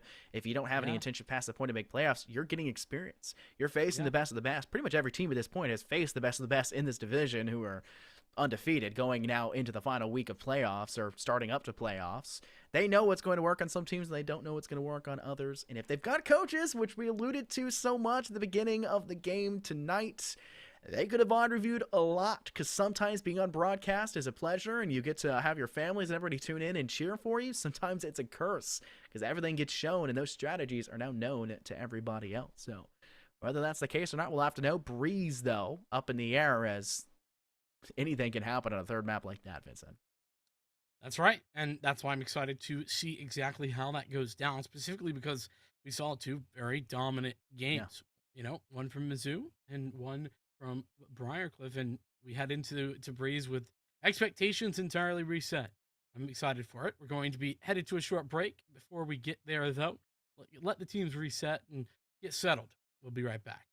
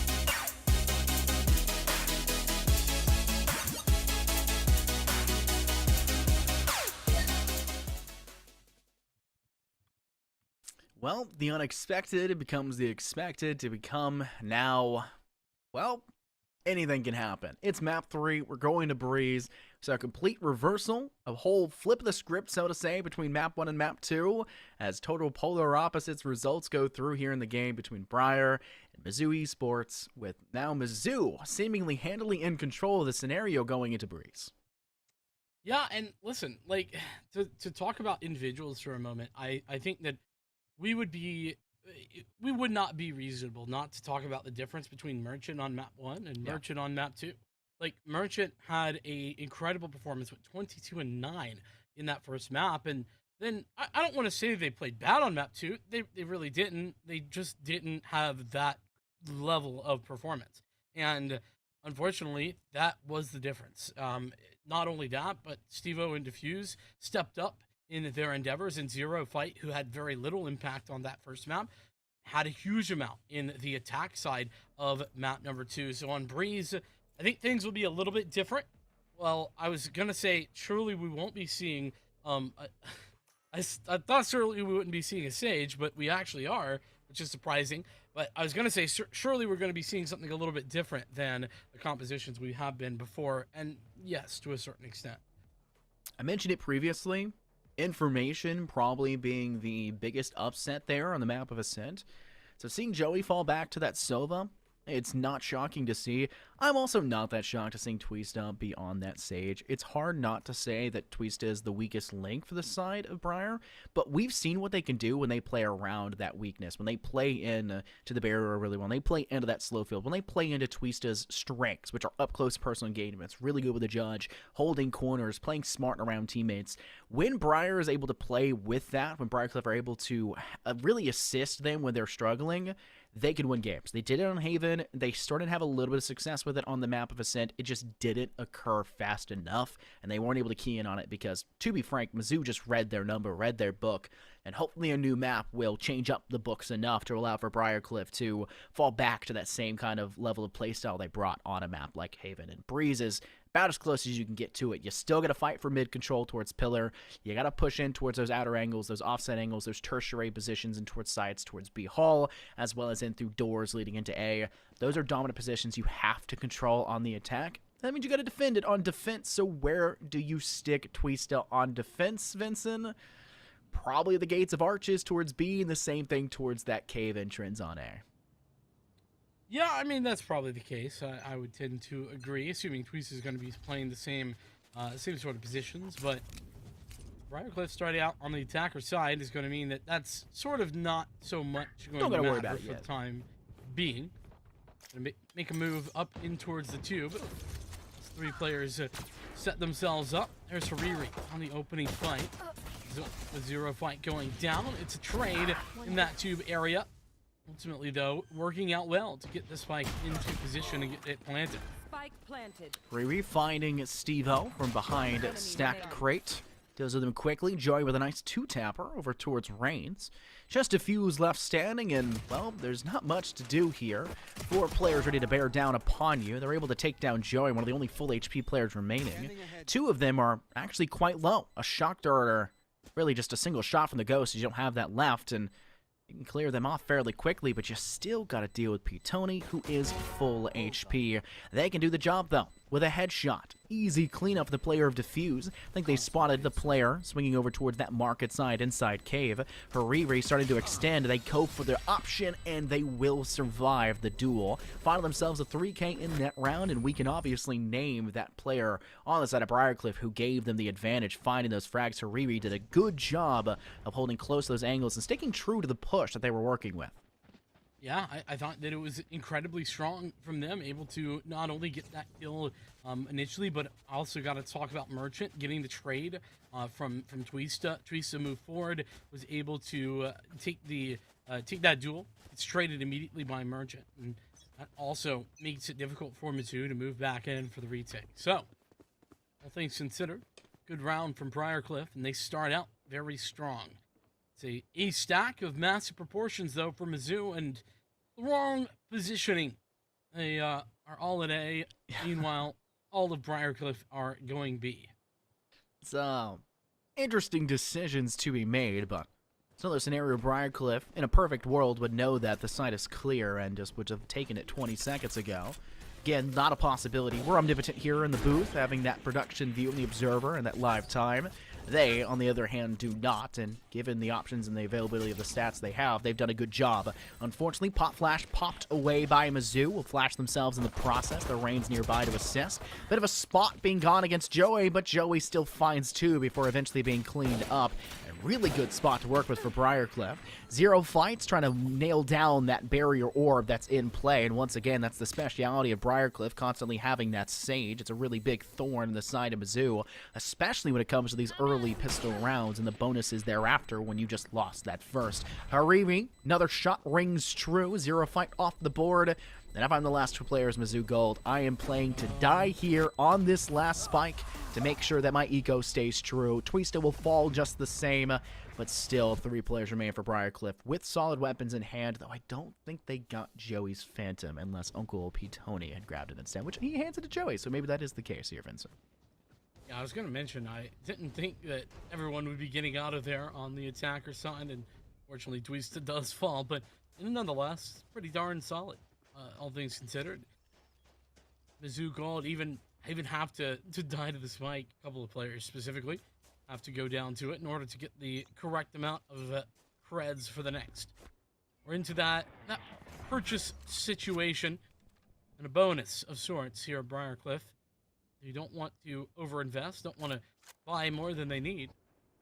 Merchant sticking along with the Marshal for now. Standardization. Yeah, I mean, you got to find where it works, and if you have 2 people with the Marshals, I mean, you're going to take down players quickly. It works, and now you're going to be a matter of just trying to play slow. Strengths in numbers, so to say, and if you have that man advantage, you don't necessarily need to flank. So it looks like they'll only start to pivot back over towards Cave, working through the market side, and try to at least push in as quick as they can through that Cave outlet. Toxic Screen is up and running. A little bit early to pop it, to be frank, but still plenty of time to start to extend. Zero fight, quite aggressive. Off the back of a flash, though, able to take down 2, giving Mizzou a bit of leeway. Another invitation, so to say, with Joey knocking at the gate. There goes one. Head off their shoulders. Hariri found another with the Headhunter. They're finding another on the back of it, a 2K. It'll be finally cleaned up for the player of Zero fight with Hariri with a 3rd. I mentioned it in round 1. They were the big player to give them that extra oomph. And in round 3, they're just the same. They win 3 in a row. Another mold of VALORANT broken, Vincent. Yeah, the bonus victory. A big one to win. Huge when it comes to momentum and the swing potential. That Marshal ringing true at the entry as well is something that we need to keep an eye on, continue to think about. Other thing to note is that the only victories there on the site for Mizzou was Zero Fight setting up with a great flash drive, and, you know, props to Zero Fight. Great setup. Thought it was great. Fortunately, and that's the only time you're finding success. That's a problem. That's just not the right idea coming out. Unfortunately, though, or maybe fortunately for the side of Mizzou, even though they do lose that early player, they get a frag right back there with the Sheriff. But not able to collect the rifle could be disastrous for them in the end, but they know where it is lying. Smart idea, though, by Briarcliff to actually push up to where the player just was felled. That gives them a little bit more leeway to deny it, and unfortunately, Uncle P. Tony falls, and look who it leaves back inside of that hallway. Well, a lot on their shoulders, but Hariri, it's the ace site. What do you expect them to step up big, Vincent? 2 kills netted for themselves. Now a bit of information garnered by the player of Joey. Hariri fights another 3K here in this game. Their 2nd one of the match so far, possibly 3rd. I think they had one last round as well. Reigns tries to swing in through doors. They do get a little information towards the player there, and they do manage to take down Hariri, denying a chance for a 4K. But I don't think they're going to survive for too much longer. Just playing for that retreat. No rifle in hand. Expect it to die to the spike when it goes out. And they'll just die to the wall bang of Joey instead. But it looks like Briarcliff with another great extension. Looking hot 4 rounds in. Yeah. I mean, well, let's be real though. What do you see when you look at the scoreboard? You see Hariri 10-1, and 3 out of 4 rounds they've picked up a triple kill. That is outrageously good. Huge props to Hariri, playing a ridiculously good game right now. But then the question then becomes, is that sustainable? I don't know. We'll have to see. I hope so. But I don't think Mizzou need to feel as You if want to they are play? out of Let's this just play. yet. They have been playing up against a brick wall in Hariri. When you have a player that's stepping into the competition in such a dominant way, Vincent, we call that a raid box. And this may not be an MMO, but you've got to send every player. You've got the full party to take down one man, and if you're incapable of doing so, they're just going to continue to pop off, and that's been the case for the side of Briarcliff. Thankfully, Mizzou does find themselves one kill, now a second, as they'll take Merchant off the board. The Jet no longer there. Uncle B Tony there. Instead, on the refrag, making sure that that man advantage is short-lived at the very least. Rain spotted away off the back of that recon bolt, and they'll start to extend over towards the bottom side of ropes. And there goes Uncle B Tony once again to position themselves in just the pristine location. Zero fight, there and ready, and unfortunately Joey is ready first. Headshots galore, the Phantom needs a second to do it, and the Briarcliff Esports now are up 5 rounds in a row. Yeah, and that's a round where, I just talked about how I really didn't think that Mizzou needed to be too worried just yet, because it's not like they've been getting outplayed at every level. They've just been getting outplayed by an individual. That round was different. Briarcliff, they took the site, they dominated the site, and everyone was involved in some form or fashion. It was a team effort. And so now Mizzou probably do need to start worrying just a little bit, particularly considering they're working with very little into this round. They don't have a bye. And in addition to that, they're going to be looking at 6 rounds if they can't come away with it. Well, Hariri showing that it's not just the A site that they can show up, so to say. Doing so good so far and a push towards B. It is still a man advantage the side of Briarcliff, and Joey apparently knows something that we don't. Sniffing out the competition, moving in from the flank of Frenzy, though, is the only thing in their hands for Stevo. Looks like they have zero fight contesting towards Elbow, but they're not able to come up with anything either. Joey does finally remove the player of Stevo's little lingering position, but with how deep that we're seeing this toxic screen, it's interesting to see it tossed from there of all places, and it is actually working very well for the side of Briarcliff Esports. Extends all the way back to cut off wall and arches, and cuts off Elbow of all things. Unfortunately, a second player seemingly catches them unaware. Merchant may fall, but it's just another round for Hariri to pop off. 14-1, Vincent. What are you to do? Every time Hariri's name is shown, every time they see the chamber light up in their feed, they're just shaking in their boots. Mizzou cannot connect the shots. Yeah, I mean, you really took the thought out of my head there. So I was going to mention, sometimes there's just a player who's playing so well that their name lighting up simply strikes fear into the opposition. It feels like Hariri might be on that cusp right here. It's been a ridiculous run of rounds, and they've had some ridiculous success. It's one of those situations where you're like, you pick up 3 kills, and you pretty much should be guaranteeing your team the round. There is a timeout. Mizzou trying to think about what they can do in order to deal with this, and I feel like, unfortunately, I don't have a lot of answers. I don't even have a lot of ideas, other than you got to figure out a way to kill Hariri. But Yeah. It doesn't feel like Hariri is overextending particularly much. It's very basic things that they're doing. It's just working. We call kills that go in the later stages of rounds, much like touchdowns in football in later stages, goals in soccer, or also football in the later stages. That's garbage time points, right? There are no garbage time kills for the side of Briarcliff. If Hariri is getting kills, they're almost always the 2nd to 4th kills, or maybe the last, like that last round. Hariri's impact is not after his whole team dies. It is still while his team is up and thriving, and that's been the difference maker. I think we saw a very good game still from Merchant last map, but when Merchant was popping off, the round was essentially already forfeit, Vincent. It was still going to Mizzou Gold. They still were in the lead by a margin because the rest of Briarcliff had ultimately, I don't want to say fed into their line of sights, but that's kind of what it comes down to, because Mizzou were just clicking heads straight out of the gate and just playing a better util matchup. It looks like there's no util whatsoever on the side of Mizzou right now. They're not finding these early peaks here with the 0 point. They're finally doing it here in this round. I think it's the first time I've seen them use that effectively on the right side, but it still only spots 1 in the process. And they're also not fighting for that first peak, which Briarcliff did too much on the map of Ascent, and Mizzou are trying to respect the idea that they won't fall into that same kind of margin of error, but I think they need to. They need to get the man advantage, and I think Mizzou's a smart enough team and an old enough team in terms of sophomores and juniors to get first pick and then get away with their life, unlike Briarcliff did on Ascent.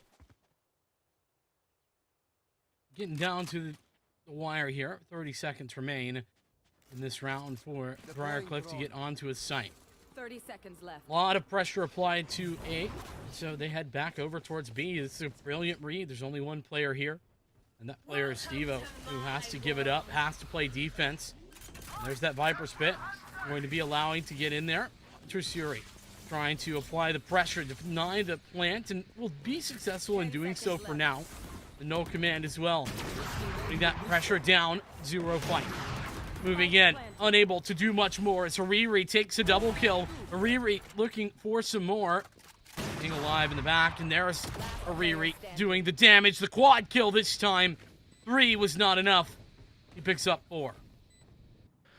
Oh my goodness. Finally, we see something possibly out of Mizzou, but as soon as something comes up, they just buy time. That's it. Time isn't the end-all, be-all. Yeah, Father Time's the 6th man on your field, but not even the 6th man can shut down Hariri. We joked about Mizzou being a team where their older brothers hopped on those controllers. It is the same exact roster for Briarcliff except for Hariri. They let Ye hop on the keyboard and mouse. They just called in Stellar. They called in everybody to just come out the gates. Hariri is a whole new being, and well, yes, we saw the glimpses there in Map 1 and Map 2, I guess. We were still so locked in on Merchant the entire time. We didn't expect anything else. Looks like Tweestown was a bit of an overextended position. That was the initial thought, but everyone's in Cannon and Link. And as soon as Mizzou peeks out, they're all dead. One player singly found, and it's the player that, well, even if they're dead or alive, you're not feeling their impact as much as everybody else. Wrong target acquisition for little gain. I don't even think it was a conscious decision by any means. Briarcliff just able to react incredibly fast to that aggression. I think, though, props to Mizzou. I think that was actually a really intelligent decision, trying to get that forward position, right? Coke Boy puts down the flash drive. Yeah, make sure to get into a good spot. And you know what? Like, if things aren't working, you know, taking 3 players and trying to aggress into one spot is a good idea, as often you can catch out 1 or 2 people for free. Unfortunately for them, the whole team was there. Unfortunately, that's going to happen a lot, right? I mean, look at the way Briarcliff played this one. A lot of the times you expect a Chamber to be kind of the lone player watching the flank, being an offshoot position from the rest, especially when it comes to pushing B. That may be the case. Look at Ariri now, still sitting and watching towards a kind of an aggressive angle that Mizzou could take towards Cave, and they're leaving their Chamber all by themselves. But when they push to A, that's not the case. Arivi's in the foray. They're actually the 2nd person to swing up towards that Cave entrance, and when the actual push gets sent into the B site, Harivi is pretty close to being right next up to the rest of the team to help them. Looks like a Hunter's Free popped out, though, by the attack of Briarcliff, and unfortunately Joey does not really find much off the back of that one. Looks like Hariri will start to extend to possess over towards the window of B main to cut down and angle that direction. They'll send Joey actually into sight, now sitting inside Cubby. They find the first pick because of that. That opens up that A site. There's still a player lingering in Cave. Xerofight's in a really good spot to maybe catch a player unaware, as Twista could be the one to be caught, but seemingly escaping for the time being with a Cloudburst tagged in behind them. They will eventually be taken down, though, me kind of seeing the future apparently. Xerofight finds a 2nd on top of that one, but Spike's on A. You gotta get over to B as fast as possible, and it looks like the post-plant position for Briarcliff is pretty steady already. Yeah, Joey's the only one sort of lagging behind. Merchant taking this fight pretty early, hoping that Joey can come in, but cannot save their life. Shock Dart, or actually that's a recon bolt, going to be going forward, and Reigns just sticking on it. Guys, you got to peek. Guys, you got to peek. There's no peek, and Mizzou finally get away with a win, but it's off the back of a huge mistake from Briarcliff. What does that tell you when the only round win we've seen from Mizzou is them ninja diffusing, essentially, the side there of Briarcliff? And yes, big mistakes by Briarcliff. Hariri, well, you may be the end-all be-all when it comes to frags, but you also need to have that intel. You need to have the, I guess, game sense would be the term I would say, to realize they're sticking into that scenario. And while the old saying is pros don't fake, and Mizzou have not necessarily been showing us that pro play style or ability so far here on this map, they're still a very competent team. There's a reason why Mizzou is ranked higher than you in the standing. That's not just because you've forfeited a couple of games for whatever reason that may be. They're a very solid team in second seed for the reason. But it looks like they may be kind of unearthed from that spot should they fail to kind of find that resurgency necessary. Slow push gained by Briarcliff in through that center hallway, and they'll get first blood because of it as well, with Hariri, who else, to find it. Well played. Mizzou down by a factor of 2. Not the best of situations, to be sure, but possibilities still here. 0 fight. Oh, could have found a good timing here. Does just want to play a little more passive. A little maybe scared of the situation. Doesn't want to get too far forward. Will ultimately fall for the trouble. Hariri, there's the triple. Give him another. Doesn't need it. Merchant's going to close it out and back to business. Just around gone. 9-1 score. It's still better than it was. Not scoreless anymore, Mizzou, but we're pretty darn close to it. I'm very curious. At what point, you know, there's always the joke about if you eat so much food at a buffet, they eventually kick you out for essentially getting your money's worth for how much you're paying for the buffet. When do we kick Hariri out for eating everything, feasting in every single round, right? Hariri has had their fill and is still coming back for more. They've hit the sushi bar, they've hit the salad bar, and now they're getting on over to the hibachi. They are doing everything possible to get their fill, and I don't think they're done yet. They still have the operator. They even have a tour de force in the pocket. They could have handed this gun to their jet instead, and they're saying, no, I still want this. I still feel good. Let me eat, and that is the case. It looks like a thrifty round for Mizzou. Shorties in hand. Steven will clear out the Owl Drone, but not a fast enough swing by the player of Reigns, and Joey with a great angle to actually deny the refrag onto their teammate of Merchant. Mizzou, 2 men down right off the bat, and a plant easily going down on Briarcliff for the side of it. Yeah, I mean, big problem, of course, for Mizzou is their lack of investment, lack of economy, but still. See if they can bring things back here. Cookboy at least has a Guardian. That's a 3rd kill. Maybe making this a little more doable, but guess who's alive? It's Hariri. Still kicking. Cookboy will need a clutch here, an ace to be precise.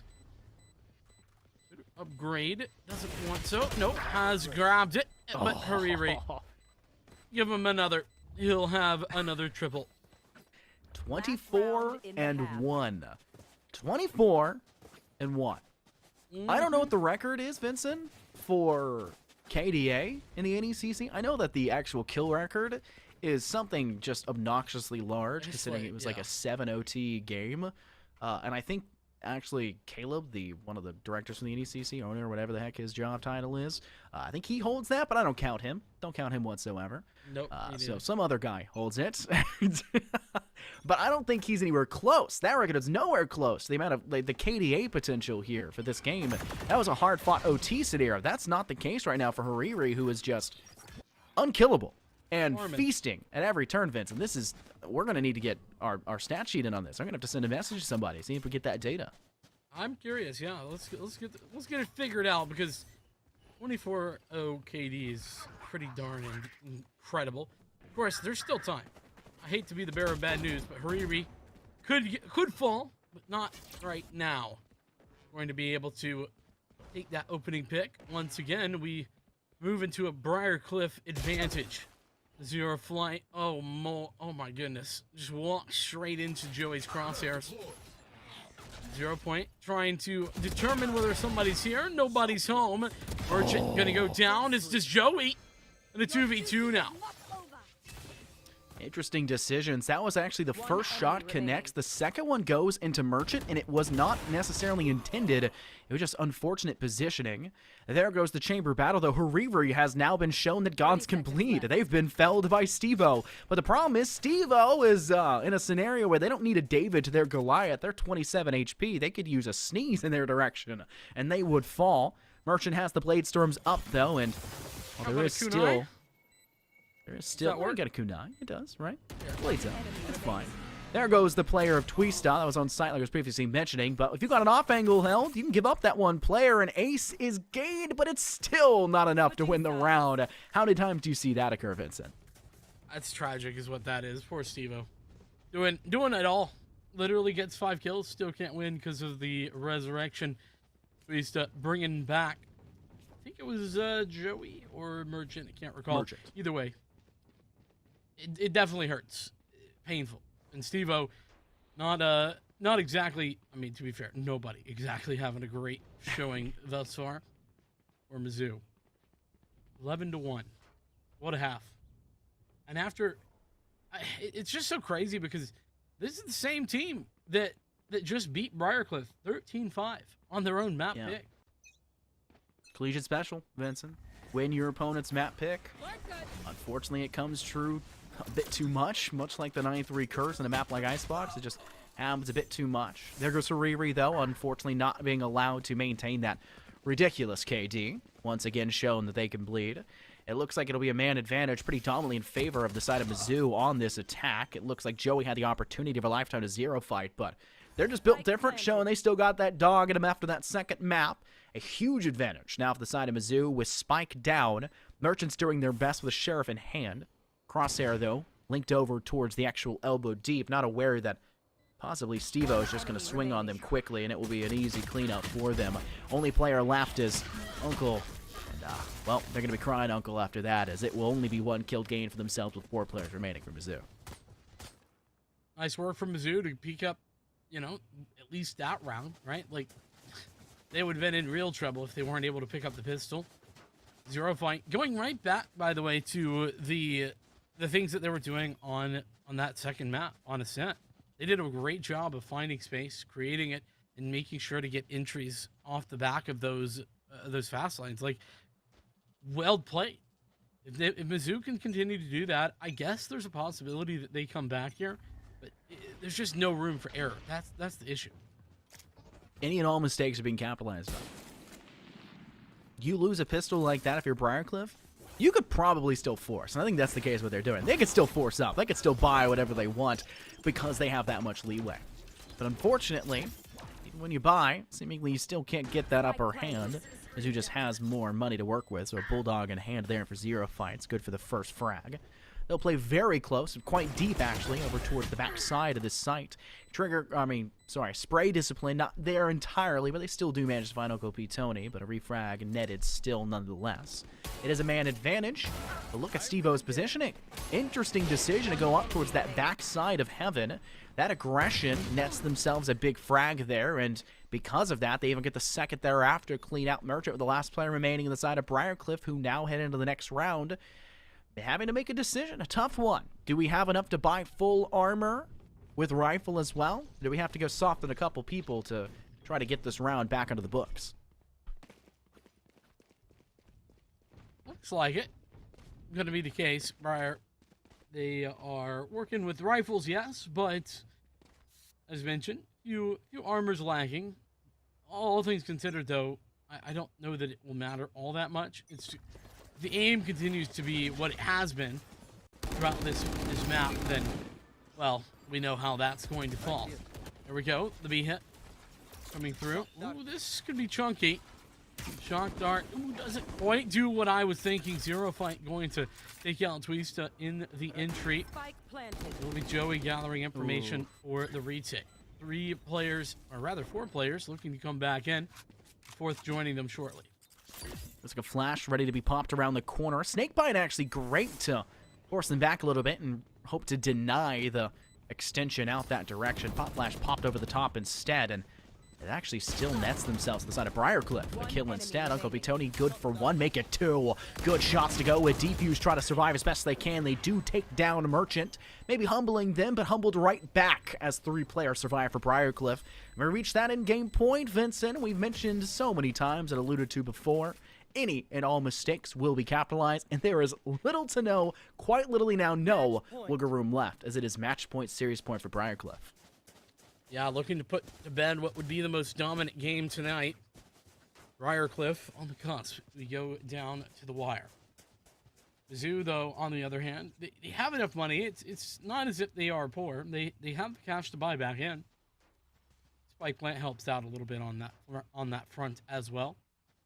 So set up towards the A site. 3 players there to play defense, and Hariri, one of those. Pretty aggressive setup in the corner. Rendezvous particularly set to maybe allow an exit as well. It's going to be all up top in Mizzou positions here for that first kill. All things considered, they should be very well equipped for this round by the end of it. Just comes down to a matter of getting towards an objective without bleeding the majority of their man count, which is something Briarcliff did a fabulous job of. And to be frankly with them, they did a great job of always finding those first picks, maybe getting refragged back, but past that, just always staying ahead of the competition. And Hariri was a great player to thank for that regard. They get first blood here, and it looks like it will be an A-sided push. They'll find a second, not that far behind, as Coke Boy does take down Uncle Fitoni. Hariri able to take one more, still alive, but not in the best of spots. Needs to take down a player inside cave. Good for it. They take a third, finally finding a little bit more of that pizzazz we saw in the first half, but it does leave Merchant by themselves. Good for 1-2, and sends Briarcliff out of this map. When you stopped highlighting Merchant, Vincent, they finally say, I am still in this game. It's not just Hariri. And that is a great win for Briarcliff to climb higher and to upset Mizzou Esports here for this matchup. Yeah, and I think officially an upset as well, considering, 5-2, losing out to the 4-3 team, and 4-3, it seems like for a reason. Those 2 losses via the forfeits, that would spell a very different season. Based on where we're ending here. You think about, even just win one of those games, right? Because, you didn't play it. So let's say you win 1, lose 1. Seems reasonable to me. We're talking about a team that would be 6-2 right now, as opposed to what is actually 5-3. So I think not bad. Not bad at all. But Briarcliff should be incredibly proud of what they have done. Yeah, I mean, we've said it a lot, especially in VALORANT in the collegiate scene. One player can't win you every game. That was the case, though, in the map like Breeze. Hariri wins that game 33-5. Yeah. I mean, they were 24-1 at one point, so 25-1. They died at the end of that round after getting a kill. But still, the statistic is obscene. And it's such a shocker to see a player like that and a team that looks like, statistically across their scoreboard, their recent history, looks like they've been struggling. To win like that, and the round differential for first map and third map combined, that's a lot of leeway. That is them fighting to find their position. We've said before that neither of these teams are necessarily controlling their destiny. They found the one way to possibly say that they controlled their destiny. They'll be seeded even higher off the back, that round differential, and that map differential just slightly closing in. Mizzou, though, losing a lot of round differential, especially after the end of Breeze, and the map differential falling a little bit further. With a loss added on top, they're definitely out of second seed, probably falling to 4th or 5th. I don't think they can drop much further than that, but it does come down to the rest of the teams in the scoreboard, in the division, how they play, how they win, how they lose, to determine ultimately how it's going to go down. But we know who's first. We know who's first. It's impossible to deny that first seed. It's just a question of who can take those seconds through 5th. Yeah, by the way, ending out there at a 6-6 KD. That was the ending goal there from what was a ridiculous Hariri performance. So impressive to say the least, though I don't think that's probably not anywhere close to the record. There's been some one-sided games. So I'm taking a gander. This is a guess, but I don't think that's probably particularly close to the NECC record, but impressive nonetheless. With that being said, we have a whole lot more games and a whole lot more playoffs to figure out where these teams are going to go and how things will shake out. It's an exciting part of the week 8, last week of the regular season. So with that, we're going to head to a short break. We'll get things prepped and ready for our next matchup. We'll see you in a few.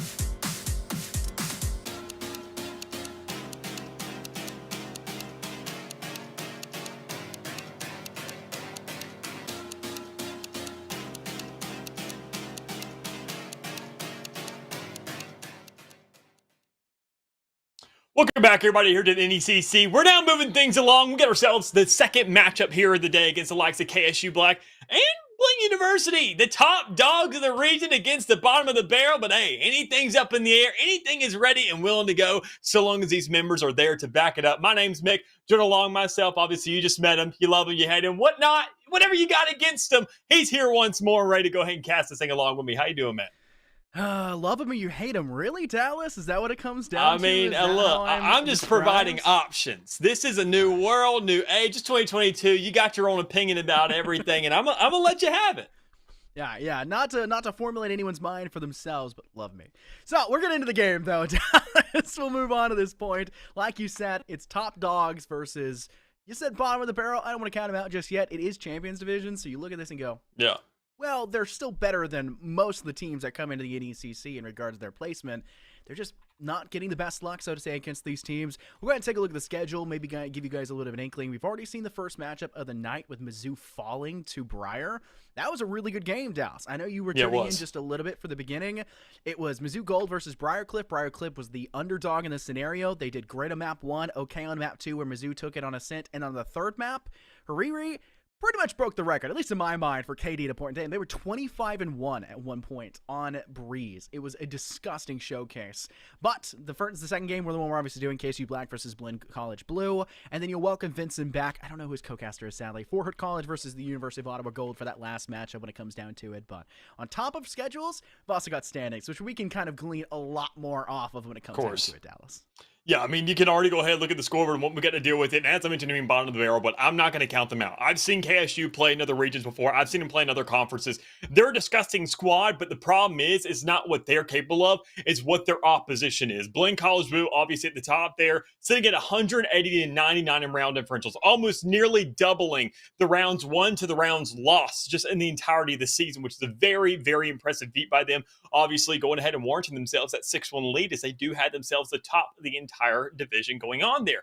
Their only loss was during week 1, which was the UST. So obviously that's a little bit of a follow-up right there down in that second spot, respectively. But still, they have a lot to prove here. I think because of their map count alone, that's what already puts themselves in that slot. And even if they lose here today, that would be extremely crazy to watch and very, very impressive to see KSU go ahead and burn down the barn on their way out. But also just generally to see what that'll do to the standings for Blinn if they do end up losing that round differential a little bit more so. The game before was very important when it came down to it, Dallas, about playoff positioning. Both teams were going to make it. Briarcliff was basically guaranteed playoffs if they won. I don't think they were if they lost, but it was all about seeding. Seeding. You want to be top dog. And while there was no chance either of those two teams were going to be top dog, the top team was undefeated, insane map differential. I don't think they dropped a single map all season. They were not going to be dropped out of the first place. That second seed, though, was up for grabs for Mizzou to stay into it or for Briarcliff to get as close as possible, though I think third was their best. In this case, you still want to hold on to top dog if you're KSU. You got to upset top dog if you're KSU. You're trying to get Blinn off that board. You're trying to do everything you can to...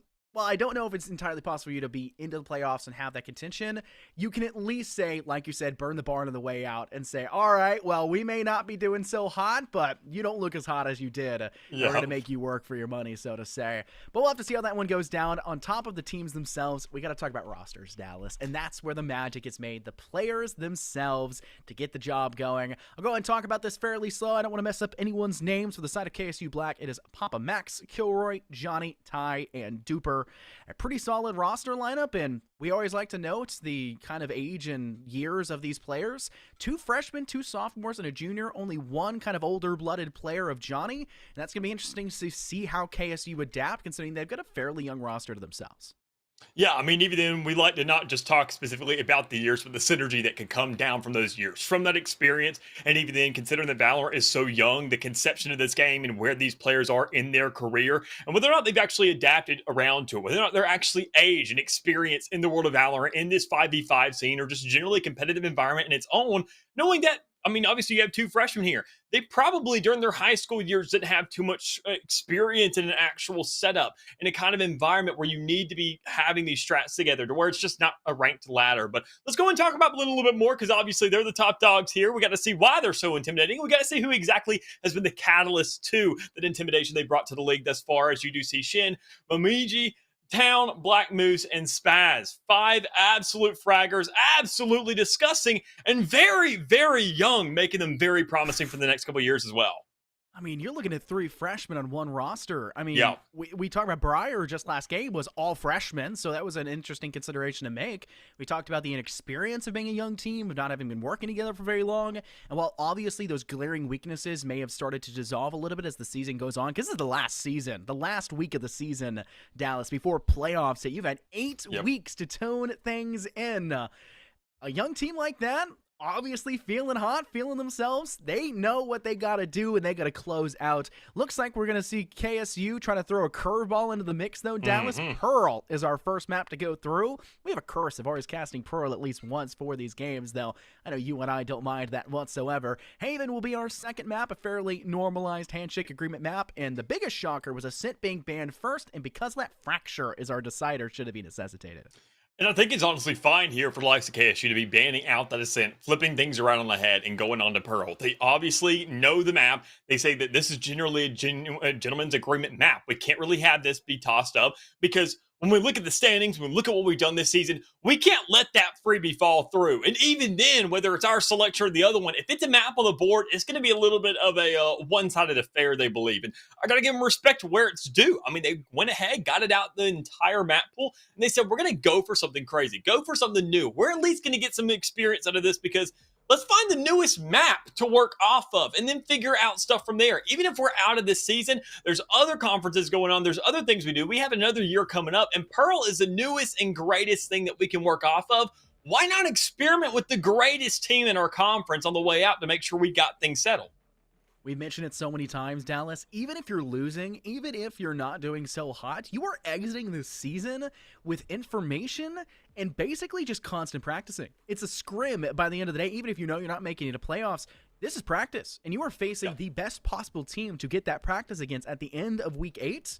This is major for KSU. Even if they can't burn the barn on the way out, so to say, they will be absolutely making a statement for themselves. Not only did they take Ascent off the board once Icebox was banned, which was a fairly normal one for Blinn, they pick up Pearl, they ban Bind right off the bat, even though Breeze and Fracture were on the board. They wanted these different maps. They wanted something new. They refused to go to these gentleman agreement maps, and though they have to kind of give up, they have to acquiesce the fact that Haven will be played. At the very least, they know Pearl's on the board, and Fracture, should it be necessitated, should something happen to KSU pull something out of nowhere, they will be pulling over to a third map like that. Very entertaining to see. But we'll look at our agent selection. We'll obviously talk a little bit more about it. KSU is a little bit odd. They do have that Brim with that Chamber and Fade and a Phoenix to say things through and through. But I think the biggest odd is the fact that Blinn are not actually bringing out a Viper for this map. And instead, we're relying on that Astra for the ultimate instead for a great way to cut down sight. Yeah, some big diversity here across the board, which I'm really loving. I mean, Kennesaw, the majority of their layout goes ahead and is very burst oriented. You have the Brimstone for those burst push on the side. You want to go for speed. You want to go for those pushes. And you're going to have Phoenix there to facilitate that, because obviously, I mean, when you look at the likes of Blinn University, they have a lot of utility that can regen over the course of the game. They have themselves a little bit of a stance. They have things that can pick up. They have things that can flex across the map. But this is where I feel like KSU, their entire composition doesn't really match their map picks across the board. Pearl and Fracture, the 2 maps that kind of worked around through this pick and ban system to make sure to manage, shows that, okay, this is a map obviously to where Blinn College, they look disgusting on the frag board, but when it comes down to the strats, we don't have too much to work off of. We haven't seen this team too much. So honestly, if we get crazy enough, if we maneuver ourselves a little bit, get maybe alert game going on, get these curveballs we throwing out there, get crazy in the back end, we can make something insane happen. We're getting a couple free kills off the board and guarantee a round for ourselves. And speaking of guaranteed, you already get the first blood here. That's going to come around eventually. And that's Bemidji coming out with it. That's the right idea. Blinn, though, with that man advantage, still trying to play somewhat smart for the attack. Looks like they're going to have Swag go and plant down the spike first and foremost. Tie up inside of Heaven as a bit of an outlook to maybe deny, but the smoke doing a wonderful job placed out by Blinn to obfuscate their view and completely deny a refrag potential. They will manage to eventually kind of wait for it to dissipate and find a kill off the back of it. Bemidji off the board. Towns laying in towards the back of Elbow, just praying that once KSU extend, they can catch them on the flank, and that may just be the case, but they're currently hit by a really rough short-sightedness, and they're going to have to play a little bit smarter because of that. Tie will get the frag. A little bit of a slow play. There's the Whirlpool to try and pull them closer to the spike and pull them off if it should be required. Blinn, though, trying to shoot through the smoke. Tie is quite low, and finally the hot spots them. One more chance, another one dead, and Spaz will finish that round. Great round for Blinn College, and even though KSU looked like they were priming for a bit of a resurgence here, Blinn secure the win. Yeah, purely through kills there. Great frags across the board there coming up from Blinn, especially to complement that first blood they found themselves here in this entire map. But already, I mean, you got to look at the map. You got to look at KSU. I mentioned that speed, name of the game, that we're going to be playing this game out. That's the problem, is their whole speed, their composition they got sets them up well for that attacking side. They're going to have to look for a lot of relevancy here on this defense. They're going to have to make sure that Phoenix know to push up. They have to utilize their aggression. Otherwise, they're going to be playing purely for retake this entire game. And when you know that Blinn College are just that good of shooters, you can't really play for that retake too much. You know they're going to be holding these angles. You know they're going to find these kills. You know that even then, they may force out a rifle in that second round, and you can already see that being done and resulting in some kills in the meantime, with Spaz and Bemidji both finding one, making it 3v5 instantaneously. And Bemidji only needed one shot for that first kill and then just started popping through screens, just taking shots on the screens, then relocates backwards and takes down Water as well. What is going on? Blinn College, we know they are supposed to be dominant, but they are everything right now. And though, yes, KSU don't necessarily have the weapons to work with, it doesn't excuse just how good Bemidji is being. Maybe it's just a chamber diff. When it comes down to the end of the day, we saw that on Breeze. Maybe that's the case here in Pearl as well. Bemidji rotating back around over towards that courtyard side. Up Max swinging out of place and through over towards attacker spawn, and head flopped off their shoulders. Disgusting is the only term for it, as Blinn College find themselves a flawless round off of a 4K at Bemidji. Yeah, Bemidji is already acting as a huge catalyst to this team. I can tell what exactly this player is going to do over the course of this match. I mean, we talk about the lurkers on Pearl, very much so. A lurker is a necessity here. And, I mean, the crazy thing about it is Bemidji isn't playing as a lurker. He's playing as a warden. While the rest of the team is executing on the side, while they're finding themselves a game plan and they're playing onto it, making sure to get these kills and these frags, Bemidji's just kind of wandering about the map, saying, is somebody still in the middle? Is somebody towards, back there in water? Is somebody maybe in spawn? I'm going to be checking those spots, and if they're there, I'll kill them. You guys just take care of the side. I'll go crazy. I'll do the job I need to, and if something happens, I'll just rendezvous the side.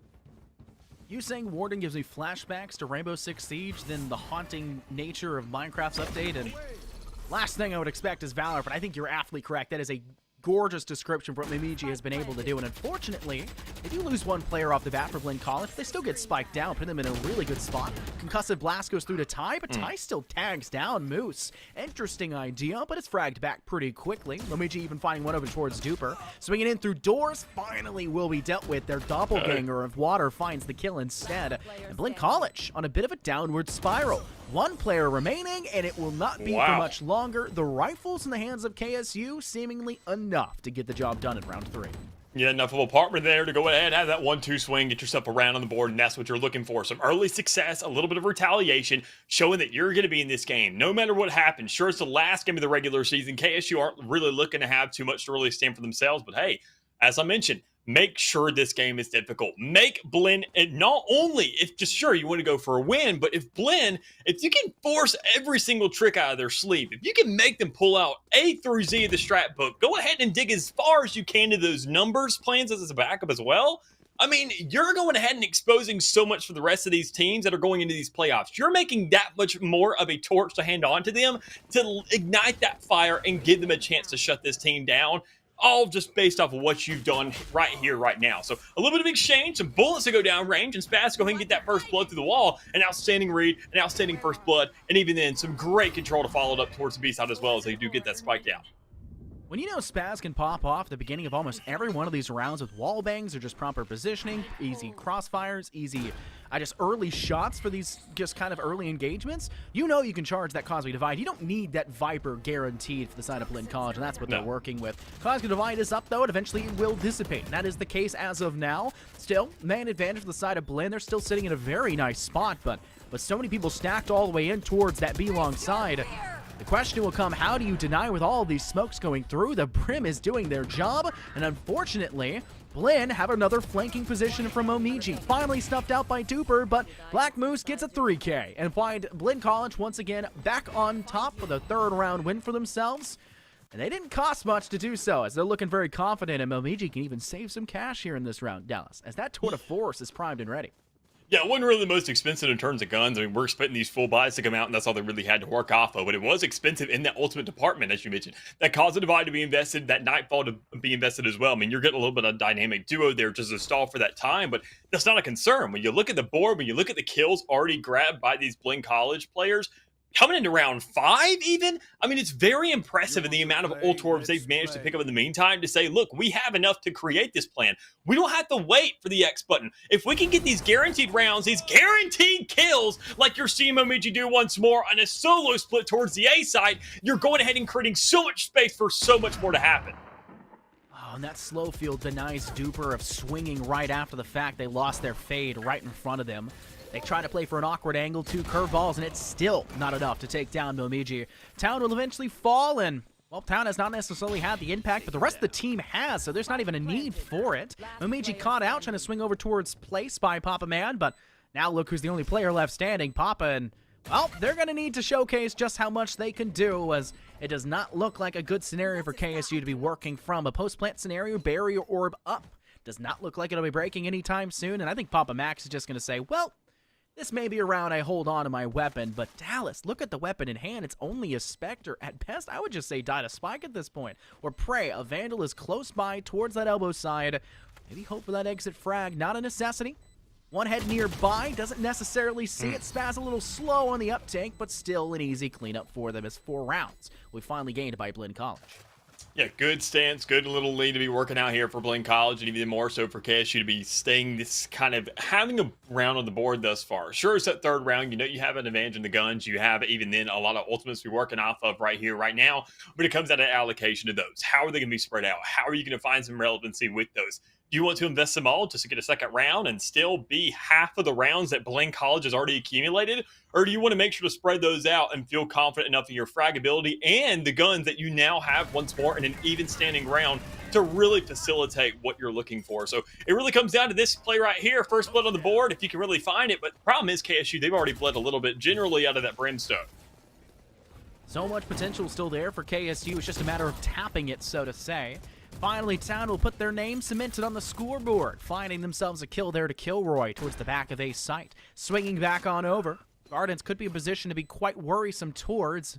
They'll even stuff at the player Papa Max, who's there, able to now find themselves a second after a bit of a, I guess, troublesome first few rounds for themselves when everyone else was stealing those kills in quick succession. Water and Duper tandem together, able to find one apiece. Spaz will find a refrag back over towards Ty, but Water's not done just yet, and the run it back will finally be Clint. And even 2-on-2, but Town is still feasting, coming alive. A 4K for them, finally putting their name on the board and in a dominant way like that. Yeah, huge round there already in the board to the likes of, Town more specifically, hasn't really woke up in this game, got those first 4 kills in this round alone. So you're saying, thankfully, I now have another teammate. Sure, it took a couple rounds, but hey, glad to have you in the game. We love to have just a team effort across the board where everybody's pitching, and it sounds like it's good to be here, especially on this attacking side. Considering that Jet will not do nearly as much on that defense, you're hoping that Town is at least going to go ahead and create an opportunity and be a catalyst for at least 3 of these rounds to know that they've done their due diligence and they're just going to be somewhat of bullet fodder, or use that tailwind for some early intelligence because you only have that fade and you don't have a Sova to really utilize too much of that up. But already talking about blood, already talking about early aggression. You see Duper pushing up through the middle. Gets a little bit of exchange there, but Blinn College, they're making sure the fight ain't done yet. They're looking for some more. They're looking for site control, and they've done exactly that towards A. Look at the play there, though, by Spaz. They double swung through the quick use of the sky smoke by the side of KSU. And though they do lose one, it's an even trade, and that gives them control over towards that site should they have felt it necessary to plant there. Looks like Water was playing a little bit too far from their rendezvous, was not able to escape past the missed shot. Spaz will find them in an interesting stow. Shorty in hand for Town, and, well, he's going to Town. All the way into the next round as well, as it will be a 6th round win for the side of Blinn College, finishing off that last remaining player. It looks like they're going to start to have a little bit more fun with it. A Bucky in the hands of Momiji, just for the fun part of it. Yeah, I mean, swift execution here from Blinn College thus far. I mean, they have 4 ultimates on the board. You can go ahead and create that space off of those alone, and then honestly, Momiji can just play off of that. Doesn't really hit the setup for too much. As I mentioned, playing that warden role a little bit, that's flexing in the middle of the map. If you can go ahead, let the rest of your team facilitate something, maybe towards that B site where we can already see a little bit of influence there, you know somebody's probably going to be going through the middle. And surprisingly enough, it's not Momiji going for that long standing while the rest of the squad is pushing right through tunnel. We're going to see if some kills can be made, and what do you know? To our surprise, not really. You're going to see a couple bloods be shed, a couple players be dropped, and even then, so an actual even standing in a 4v4 is Duper make sure to get that advantage. Kind of give yourself a little bit of leeway. It's coming up big. A 3K for Duper, more like Super Duper. He's finding himself a major impact point. Unfortunately, he loses his teammate of Water to the player of Spaz, who's managed to actually squeak on by through that back hall and is trying to maybe apply pressure up towards Heaven. Momiji just needs to wait for Spaz to play that angle, but I think Kilroy may be aware, and that is, in fact, the case. Maybe you're regretting the Bucky choice, Momiji. 2 players priming that direction, and Duper to spray straight through. A 4K to the man, and that is exactly what you want to see. You need players to come up on an individual level, and you're entering that round 3 and 7. You exited 7 and 7, looking quite nice for yourself. Yeah, good retaliation there. I mean, KSU didn't really have to invest too much in that last round. They're happy for it. I mean, Blinn College, as we mentioned, that Bucky not really looking like the best decision. A little bit questionable there, and even then, probably a little bit more questions being arisen inside the mind of Momiji now to say, look, can I really mess around that much? Can I go for that Bucky? No, we're going to start saving some money, act as a little bit of a piggy bank, have that 4,400 there in the rear end, and go for a Bulldog this time around, knowing that I have that Headhunter in my back pocket should anything not really go my way. So already 4 ultimates still, none really invested. You don't need them, though, when Wet Like Water's already pushing up, able to go ahead and find that first kill. On to Town, but a Resurrection being popped up instantaneously to make sure that he's not out just yet. Oh, we find a little bit of success, and it's stripped away from you just like that, and now KSU have to question about how they'll play this one from this point onwards. They sent 3 players on over towards B. One of them had just relocated from the back of A site. With that causing divide being put in full effect with the side of Blinn College, it looks like A will be theirs for the taking, and look at what Momiji already is. Deep inside gardens towards defender spawn. Duper gets the upper hand on Town, but Momiji still prowling all the way back towards the backside of A. Could still be a major threat, but unfortunately gets caught up by Papa Max. They try to use the run back as well. It doesn't really work out for themselves, and you're now looking at a KSU who are primed and ready to win themselves another round. We still got a game on our hands as the scoreline reaches 3-6.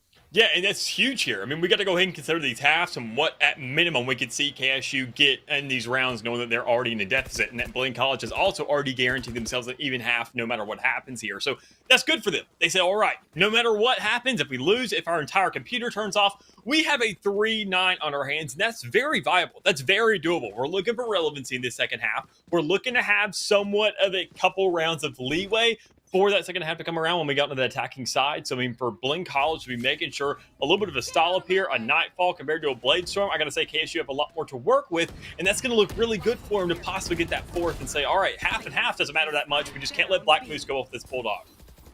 Tether in play, though, and Duper is just unfazed by the limitation of movement. There go up, find Spaz, and move right back over towards Pillar, sitting in a wonderful spot. They may be marked, but they still swing that one. We're down to a 1v1. All blue and red in the feed, things even out, and it's Momiji left all by themselves, and who else but Papa Max on the other side to try to fight off against the player that did a great job last round to find a 3K. You're looking at top dog v top dog, and we got to pray that one of these players has that dog in them. Spike in hand from Momiji, teasing it towards the B site, not necessarily aware that Papa Max is all the way back towards their attacker's spawn. Obvious position to try to be worried from. And this may be a spot where Momiji actually flanks all the way over towards A site instead. And with how slow both of these players are moving, it may be another 6 minutes, it feels like, Dallas, before we see any action start to unfurl towards this point. Looks like Momiji moving back towards B, inside heaven as of the current point. 30 seconds left. I don't think they're going to go for the plant. They're going to let Papa Max swing them, but they're looking the wrong way. They're spotted first, and that's Valorant timing at its finest, Dallas. Papa Max comes up big once again to secure a round for KSU Black. Happy enough to take in that Titan that you saw in those earlier rounds, going crazy with it, kind of going ahead, having a couple jokes to throw out here and about. But I mean, now this isn't really playtime anymore. You're looking at the 4-6 stance. You're seeing that this team that you thought, okay, it's going to be at the bottom of your division. Keep in mind, this is a champions division, regardless of stances and records. Sure, teams may just have bad turnouts one week. They may just have bad records here and there. Some players not be fragging, but I can tell you right now for a fact, looking at the scoreboard, that KSU, at least Duper and Wet Like Water, and Papa Max has also all been showing up. And that's the majority of the team right now. That's good for them, considering they got themselves a first blood once more. And they're looking good for this round with the full force going on the B side. And they're ready for it with all this utility. Look at how and hear how loud the steps are for the set of Blinn College. It's a stampede towards the objective, and, well, you're unfazed if you're Kilroy, 2 off the board, sitting in a really nice angle, jumping from heaven. Find yourself a third now to Spaz for the refrag back, and it's just Black Moose left all by themselves. Tippy-tap shots by Duper, but ultimately Papa Max will secure themselves once again that final kill for the side of KSU. And this is an interesting scenario, Dallas. Even if Blinn College aren't necessarily doing everything they can, I mean, we've seen Bucky's being run up by Momiji. They're having some fun with it. You're looking at a map like Pearl, which is typically very one-sided for a half, especially in the collegiate scene. And we're looking at a possible 6-6 halftime should things continue to go in KSU's favor, and the eco looks like it will. Yeah, and more importantly, that half where you see it kind of comes out to be one-sided, it usually divvies down to that attacking side more times than not. I mean, this map is very open. You have a lot of accessibility to these sites, a lot of avenues to be kind of opting from. And knowing that on the attacking side, Blinn hasn't utilized that to the fullest extent right now. We're on the last part of the half. You have an orbital strike, a nightfall, a tour de force. You have plenty of resources available to you for KSU Black. And that is monumentous for them. To get themselves an even half, this is their map pick. They have to go into this attacking side looking good. And knowing the composition they have, they're trying to play for it. And they're doing exactly that, finding so many kills, so much opportunity, and with that orbital strike running down right now, they may find a little bit more getting a kill out of it. Yeah, but Town's not done. Still finding a lot of success. Nightfall as well employed with the side of Blinn College. The ultimate's definitely in their advantage, in their favor, so to say. Papa Max with that stem, the brim with a stem, and he's got a plan as well, but unfortunately, it seems to unravel within their own fingertips. Quick use of the tether, also shot over towards water, but not actually able to find its target. Black Moose will now have to do it with a gun up instead. Duper has pivoted over towards heaven. 2 players at the top of B main. Momiji finds a kill, but Black Moose finds the frag back. You're looking at a scenario, and also Momiji finding that shot from that far away is very impressive, to say the very least. Great angle. You're looking at a scenario now where Water has to clutch up big. They've got a good plant position to kind of fight for it, but you've got to hit these shots. An amazing flick to Spaz, but Momiji's also clutch there with that headhunter. That's all it took for Momiji to just get one round in that operator and that headhunter, get that little dynamic duo going on for a chamber, that left and right hand, the angel and the devil on your shoulder, and get very familiar with them as you go on this defensive side, because that's going to be the bread and butter to that player, Momiji specifically, when you don't have that roaming potential available anymore. You can't get crazy. You can't push up through the map. You have to go ahead, throw it in a rendezvous, play around that barrier that drops right when the round starts, and then once you find that first kill, get out and see what you can manage from that point on. So that's going to be a good stance for KSU, though. 5 rounds on the board on their map pick to be expected now as they find themselves on the attacking side with this burst and this aggression that they wanted. So Wet Like Water found that momentum, found those kills in that defense that we needed to come out of him, but now it's Duper's turn to turn it up. Now it's Papa Max's turn to double down and for the rest of the squad to start going positive here, to look for some real opportunities and create that space, but they just can't do it when Momiji's right in the middle, able to find 2. It's interesting to say that KSU, we've seen a really good game from them so far, and that's not entirely unexpected. This round just dominated by Blinn College for a flawless round. Great shots by Town to find 2, and then just cleaned up by the rest of the squad, who was just in a turret frenzy towards the site.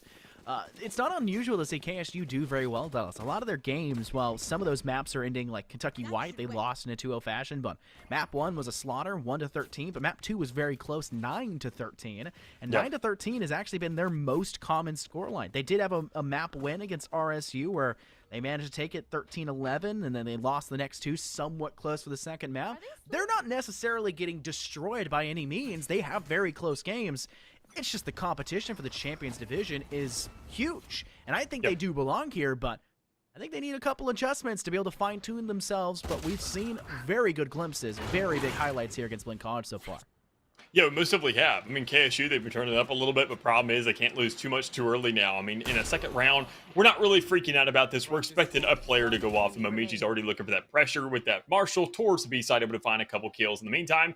And everybody else kind of following suit and going 6 under as well. So KSU, not really in a spot to be doing too much. Ty, you're not going to use any utility. You don't want to be wasting that money for the next round. If you could take somebody with you, that'd be great, but it's just not a luxury allotted to you. So sitting at 9 rounds on the board now for Blinn College, KSU do get that rifle round, and this is where they found that first round on that defensive side. This is where they found that spark, that little bit of kindle to the flame, a little bit way to light up and see some hope in this, and make sure that Blinn have to actually step up to the plate. They have to swing, and that they're not just going to get free bases on these guys. So I want to see what exactly they can do with that, and more importantly, how close Momiji can get on that Marshall to finding a little bit more chaos to bring into this game. Chaos is very important as well. The kind of game plan of unpredictability, the game plan of chaos, the game plan of just catching them off guard. That's what you need to do as a team, especially as an underdog. You kind of have to be unpredictable. You have to be that agent of chaos. And right now for KSU, it works. Prowler out, forces Momiji to take shots, and Duper will swing off the back of that one. Water finds another one. Looks like Kilroy will find a nice quick succession for one of their own, and though they do lose their life to Spaz, who takes down 2, it's another frag back. Blinn College in a 1v3. And Black Moose, I don't know what they're planning to do from here. They're all the way back towards attacker spawn, spotted again by the util, by the trademark there for your chamber on the side of KSU. I don't know what you're planning to do from this point. Maybe save a weapon. We do know that there was a rifle purchased by Snad there for the side of Blinn, so there should be one available at some point or another on the field. Just a matter of kind of closing that gap, employing yourself within that space, and hopefully finding yourself maybe an exit frag or two to make KSU's round win quite costly for themselves. Ty is all the way up inside Heaven. 2 players inside that cubby of Belong. They'll send a quick use of the hot over towards the back of Elbow. They'll send themselves over towards Spike, but they were just not anticipating Ty to still be up inside Heaven, and they will fall because of it. And I'd like to go ahead and give KSU a little bit of respect here. They got good kills. They have a good spread in the pose plan. They have a good idea of how to execute on these sites. Problem is, it's an attacking round where you don't have a full buy up against you. So we can't see the full fleshed out, strategy of Blinn College to see what they can do to retort that, what they can do to really find some relevancy, really get that grit thrown in as a factor, as a variable to make sure that this game is that much closer. But as we do see the score being a lot closer now, within 3 rounds of each other, KSU do have a little bit of a chance of a comeback, but Momiji now has an operator. The rest of the team is running these Phantoms and these full armors, with the exception of that bottom frag. But you're not worried about that. You know, if you have a player that can go ahead and compensate for that, find these initial kills, or maybe if Town can get crazy towards that spawn, it'll be just enough. Tailwind is queued up, and they're going to use that quite effectively. Town's able to find one before falling, but Kilroy, just before they were killed off, and managed to find one of their own who's even up to the point. Black Moose managing to put their name on that kill feed before, once again, that back-and-forth nature that this game of tug-of-war has become still falls over towards that side of KSU. They're going to send Duper and Papa Max, the 2 remaining players for that Kennesaw side, up through Art, and looks like they'll swing back over towards that sewer side. All about that slow and methodical pacing. The tortoise and the hare in Blinn College have been fast, speedy, and swift throughout the majority of these rounds. Momiji themselves has been the main kind of catalyst for that tempo. Speaking of Momiji, they need to come up big for that shot. That second one, disgusting. Straight to the head of Duper. And now you've got to win the 1v1. The brim of the stem, it's up and going, but Papa Max still has the rifle and comes up for the kill. 32 seconds ticking away, but time not a factor as KSU's Papa Max will swing on over to B to plant instead. And I like how cautious Papa Max is here. I mean, he's acting as if he's been in this situation more times than once. You go ahead and get the rotation around the map. Sage is possibly on that A site still, playing it slow, playing it steady, wait, go to the more open area to where when you look in one direction, you have much more openings covered. You can see on your screen, you're not going to get blindsided, you're not really going to be surprised to any means. You want to make sure as many areas as possible are knocked down to where you can either count for that spike or count for an angle. And that's exactly what they're doing. Set up right there towards spawn, cut off, set up a clothesline. And if anything happens, anything bad falls through, or even if you get on that site, no matter what, you're going to hear the audible and know, okay, somebody has joined the party. I need to take them out ASAP. Papa Max just letting things tick away, not too concerned with it. Is not a round result that you'd expect for Blinn College to find in the first place, but Squad will at least say, hey, I can get that kill. It's not the worst case scenario. It will still fall to KSU ultimately in the end, but you're looking at Swad being the last player remaining for the side of Blinn College, and they only have 3 kills, 2 kills up to the point at which it came down to the 1v1 in this game so far. And what, 13, 14 rounds we've seen come through? That is not the statistic you'd expect to see from a team like Blinn College, but they're still winning.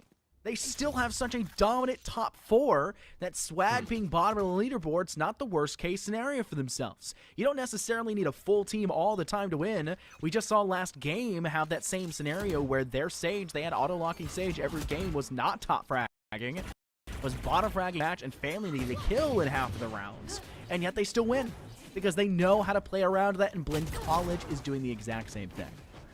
Well, what they're trying to do right now in Blinn College, at least find some aggression and get some kills off that Blaze Storm, but that's just not going to happen. I mean, you talk about a dominant leads that we see out of Blinn College. It's not as dominant as it's really painted out to be. That kill board doesn't really represent the full extent of what we're seeing out of KSU Black. Blinn College, sure, they have a good positive KD ratio, but that's only because of how little times a couple of these players have died. When you look at Momiji, that top player, 18 and 11, he's died a lot compared to his second, with Spaz sitting at, 16 and 8. So, you got to consider that ACSs don't really contribute and really kind of subtract your deaths into that equation. So that's the biggest thing we got to look at right now, that KSU is still keeping up with this. They're still looking good in the game. As many times that they've died, they still found relevancy, and it's because it's across the board. Everybody has hands on deck. They're trying to make sure this game stays as close as possible. And not only that, they're making it expensive. It's another eco round coming through for Blinn College. Momiji can find one, get the tour de force out, but it's just not enough. An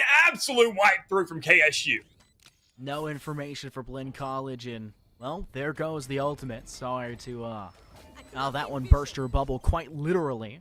Spaz will go and swing in towards the side. He's the only player coming from the opposing side, and they'll try to stick it, but a Prowler, a Haunt, everything in between, it feels like Kilroy's sending their direction.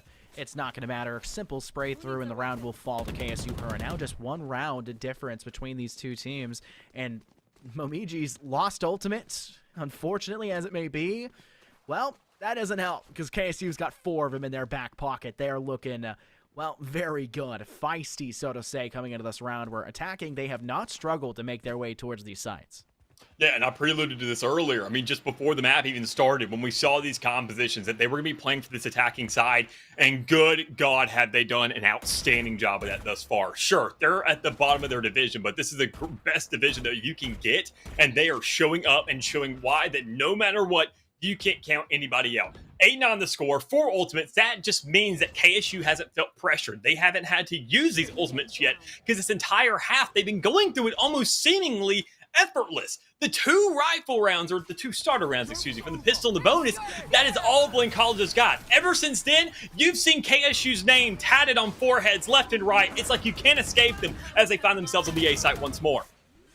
Coopers run it back, unfortunately not able to find much success past that point. Kyowa were able to take down Town, though, and a man advantage finally gained for the side there of KSU, but Black Moose has something to say about it. They'll find one on that flank. Wet Leg Water now dead on the floorboards. Fortunately, just a puddle to their name. Spaz with the wall bring. A little bit of assistance there by Momiji. Does not seem to be a big deal, but Duper comes up. Super duper, like I've said many times before. 2 kills before Momiji gets their hands on him. Orbital Strike queued up, already in the hands of Papa Max. They'll be forced to take a step off of that diffuser because of it.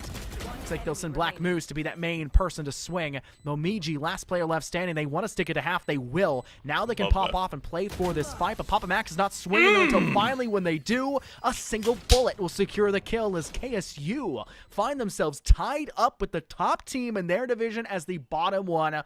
Who says underdogs can't get the job done? Hey, I mean, the game's not over just yet, but I mean, still, to go ahead and add that single bullet, go ahead and completely knock out the difference of a single round that you have between you and the top dog in this division, it is looking outstanding for KSU. Regardless of what happens, you got to consider that on that leaderboard that we take into factor here is the round difference, the map difference as well. And even then, both of those are really at risk right here, right now, as you see this being tooth and nail for KSU, saying, we chose this map. This is our last dance for at least this semester. We're going to make sure every second of it counts, and they have showed up thus far. And another eco round is underway. Blinn College has a terrible turnover rate with these thus far, and it may just follow suit, giving KSU that lead they want. Bemidji forced to go ahead and rendezvous out, only having that headhunter truly in their hands, and single shot wasted, and it's not much for wasted. You don't even get to fire the rest of them. Duper cross map from the bottom of B main, well, maybe the top of B main to the back of B site. Easy cleanup, and once again, Blinn College looking down at a man disadvantage. KSU have been so good about finding these opening picks on the attack, and it's not necessarily off the back of them overextending for it. They're just letting Blinn College peek for kills or for information and punishing them. That is the biggest factor for KSU. When they pounce, they win. When they kill, they do it decisively. They are very smart, very methodical about how they're playing this one. Just look at the patience. Despite an opening pick towards B, they've waited 45 seconds.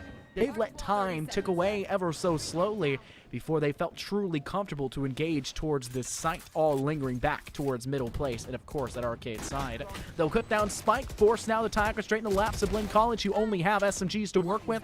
Town with that Stinger is at least able to secure themselves one, but another player in the back of B site, that Phoenix, who is just devouring up those flames, healing up to max HP. There goes the quick use of the Cosmic Divide. Spaz able to find a kill up the back of swinging through it. Wet like water in a really good spot to maybe swing on the other side, but a block blocks their way, and they can't necessarily find it. The Cosmic Divide, they cannot get away from this defuse. Spaz will be allowed to stick this. They have to swing very quickly. They manage to top Spaz in the final second, but KSU have to rely on Papa Max, and they can't get the job done. The defuse will go through, and Blinn College find a major turnaround in a round very unexpected from them. And even then, it wasn't just the point and the actual unexpectedness of that round going in their direction. It was the timing. It was the place of where it took into effect. I mean, it was the fact that we saw it in the post plant. I was concerned that KSU wouldn't even find that plant because of how long they waited. I like the fact they were switching up the pacing a little bit because we see that aggression a lot on these full buy rounds and these even buy rounds across the board. But once you get to these ecos, they say, let's step back a little bit. Let's let them overextend. Go ahead and just reveal their entire hand to us and then play into that. And just because of that factor, you can't let that happen. I think if you have a recipe that's working, why are you adding extra tablespoons of sugar? Why are you changing things up? Because trust me, vanilla and chocolate are not the same recipe. You have to change something up there. And if you mess anything up, the entirety of it is going to taste bad. And that last round left a very, very bitter taste in KSU's mouth as they're looking to go ahead and recover from it once more with only running back to work with, and even then not the best buys across the board considering this round differential in the streak is now completely diminished. I mean, we're talking about the Champions Division South, right? I mean, you're talking about them having a perfect recipe of something like mac and cheese, a southern staple to say, and they're changing out the cheese for something like mustard. Right? It's the same color. It should theoretically work, right? That's not the case. Stick to the standards, stick to the status quo, and you'll start to find yourself finding a little bit more success. Momiji, on top of the success from last round, has a nice operator shot to cut down the player of Duper, who has been easily the best fragger of the side of KSU to open up these rounds.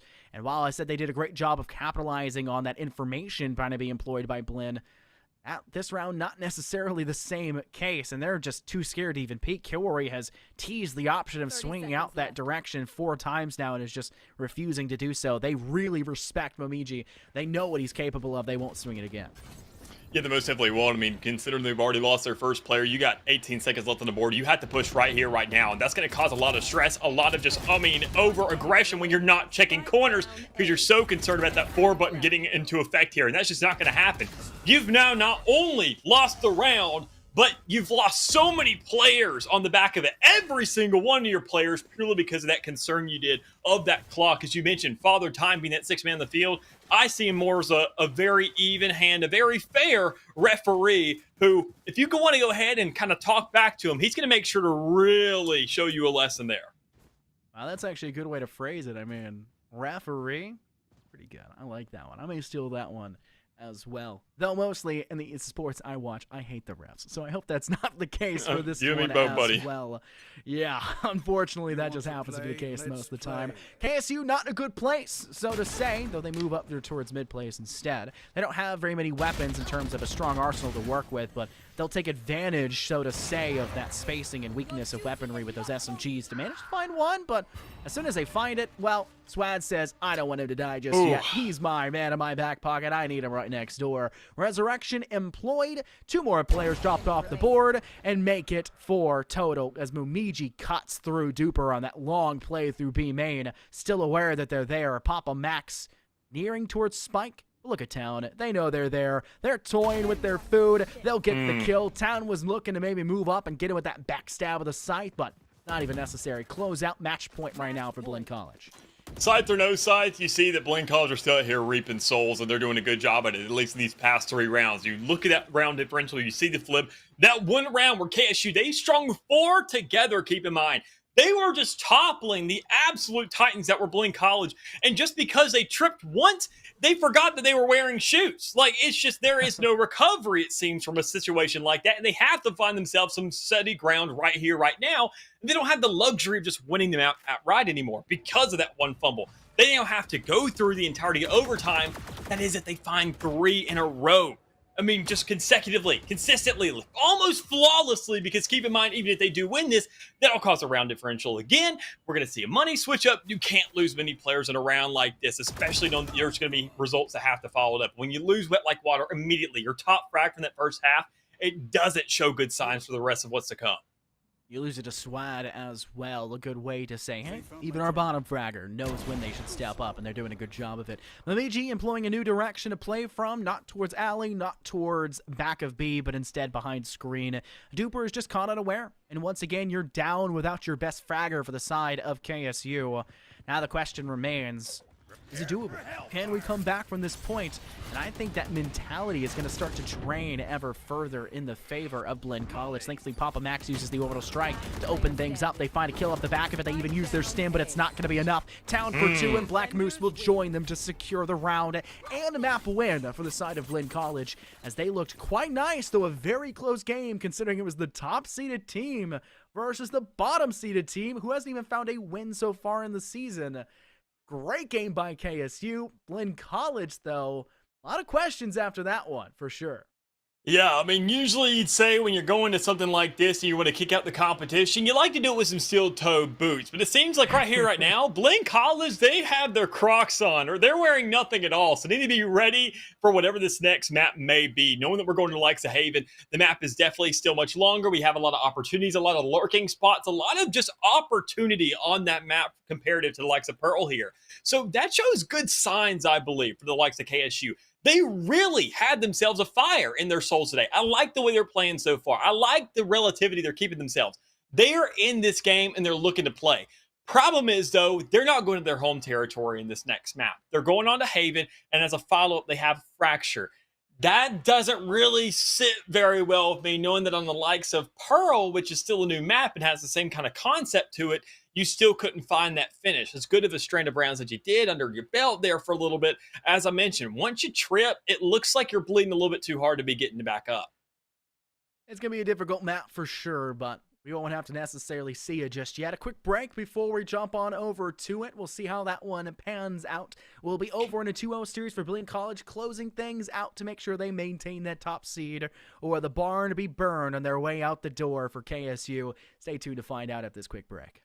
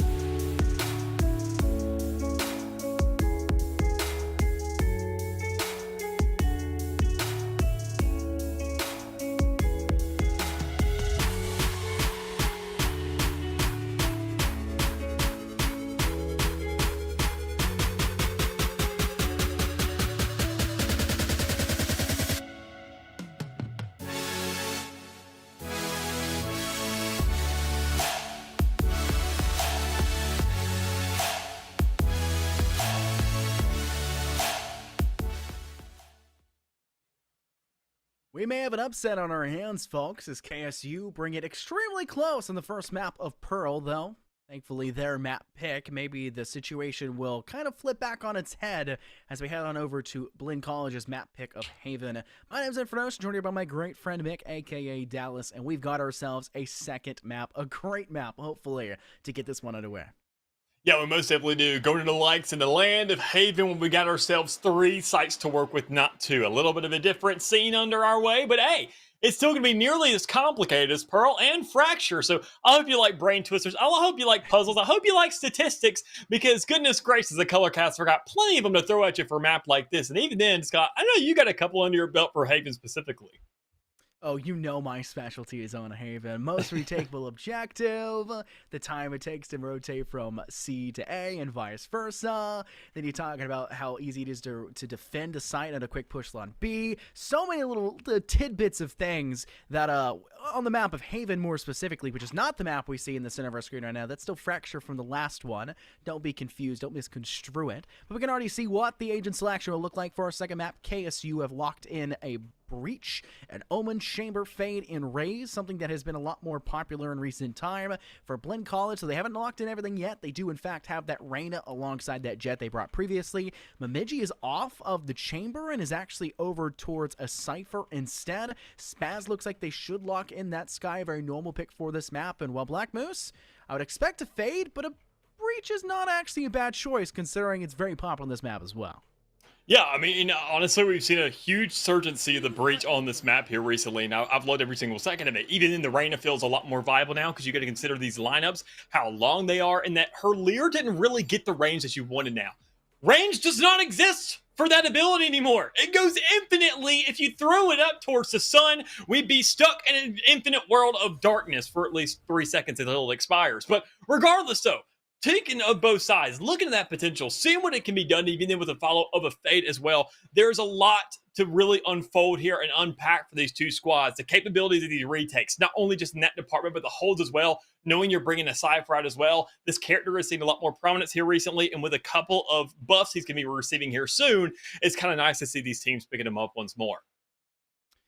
It's going to be fairly interesting to see overall the dichotomy, those changes of agent selection for a map like Haven. Obviously, Blinn College, this could be a scenario where we see them not play their go-to strategy in a map like this. I mentioned it multiple times. Sometimes being on broadcast can be a pleasure, can be a boon, or it can also be a curse. You get to have fun, you get to have your family, your friends, your university root for you alongside you and cheer you to victory, but they also can allow for the other teams to get a little bit of VOD review and bookwork in on those strategies. And for a case like this, when you're top dog, sometimes you don't want to give up necessarily everything you can bring to the table. They could feel like they could even give up this map or even this game, all things considered. Blinn College are already guaranteed playoffs berth. It's just a matter of they want that top seed, they want that biggest placement. And they're starting off on the attack with a very nice rush up through Garage, a standardized approach for a quick and hasty push on this map. Yeah, my biggest thing right now is going to be that double-edged sword there coming from the likes of Momiji once more. I mean, already going ahead and being on that Cypher. I mean, looking for a couple kills. He's going to be the guy to watch here once more, but already, well, like water, just sticking to the tried and true. Playing as the Chamber. Now we do see Momiji having that little bit of a spotlight of his own, finding 2 kills respectively. In a 4v2 situation, Blinn College are turning it up once more on the attacking side. Spike down. One player standing in their way now for an entire round, trying to go for a little bit of a knife kill because they're in C long. But, I mean, you just got to give the respect where it's due. This man is going to be a problem. Usually Cyphers, you look at him and say, he's just the camera guy. He's the security guard who sits inside of a room and just tells everybody what's going on and makes reads. Problem is, no. He's a catalyst for the first round. He's going to give this team a bonus. They're going to get probably a second underway as well. And he's going to be an absolute menace to the entirety of this field if you won't keep your eyes on him. Well, it's going to be a very important matchup for the side of Blinn College to find their bonus quickly afterwards, and we've seen the way that they like to play that second round bonus in the map 1 of Pearl, and it looks like they're going to do mostly the same kind of style. Rifles galore, though they only bought 1, I believe, or 2 at max in the previous map. This time, they're saying everything. Bring every little piece we can and send it with 3 full rifles and even a judge in the hands of Momiji, who has been that kind of lone player, that straggler that plays around these corners and really catches these players unaware. Unfortunately, the closest player to catch unaware is already down inside courtyard. Momiji's up there, but they'll do it with a ghost instead of all things. Kilroy inside shorts, able to take down one, but eventually Ramp will succeed and fall into the hands of Blinn College, who will now find themselves in a post-plant scenario, priming themselves to play. Black Moose steps into the dark cover. Ty will find themselves a kill, but now though, it's just the player of water, and they will stay towards the ground more like a puddle as Town finds their third kill. Big sends there for another round underway, already kind of being expected from Blinn College here to get their kills, get their guns, get their round, and just kind of move on to the next. But we didn't expect as many forces to come out there, but honestly, it's going to play a very, very big role in this round if we do find them getting this round. Because when you look at the full buys across the board, the defense come out from KSU, and even then, the kind of stance they have, and the angles they got, look at the influence towards Garage. That's what's going to scare me. If they actually go for a little bit of a double swing right there, maybe get a little bit of a paranoia to come out through those doors into spawn to go ahead and match up with Momiji, but you're going to see a slow approach through the middle of the map, right there in Courtyard, right up towards B, just shoving the barrel right through the middle of the map, which can be very interesting considering it's going to keep on penetrating into that spawn.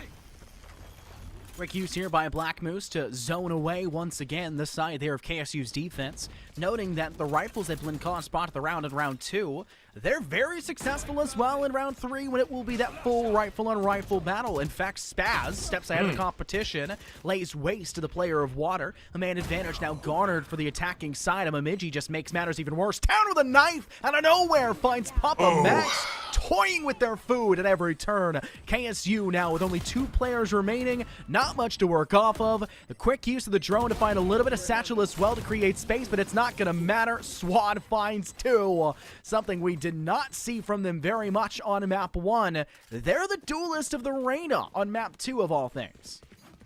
Yeah, that's a problem. I mean, I think that kind of goes without saying. In the 3-0 start, you go ahead and find that full buy underway. You look for a little bit of exchange. You say, okay, this can maybe the round of Pearl. This is where we stepped it up. This is where we found an answer. This is where we started a possible streak underway to have our names kind of inscribed in these players' heads, and it shows some competition is available. But in a situation like this now, you don't have that leeway. Sure, you're not on your map, and more importantly, you don't have a map under your belt right now. So you need to make sure to get this relevancy that much sooner, and your retaliation has to be that much more destructive this time around.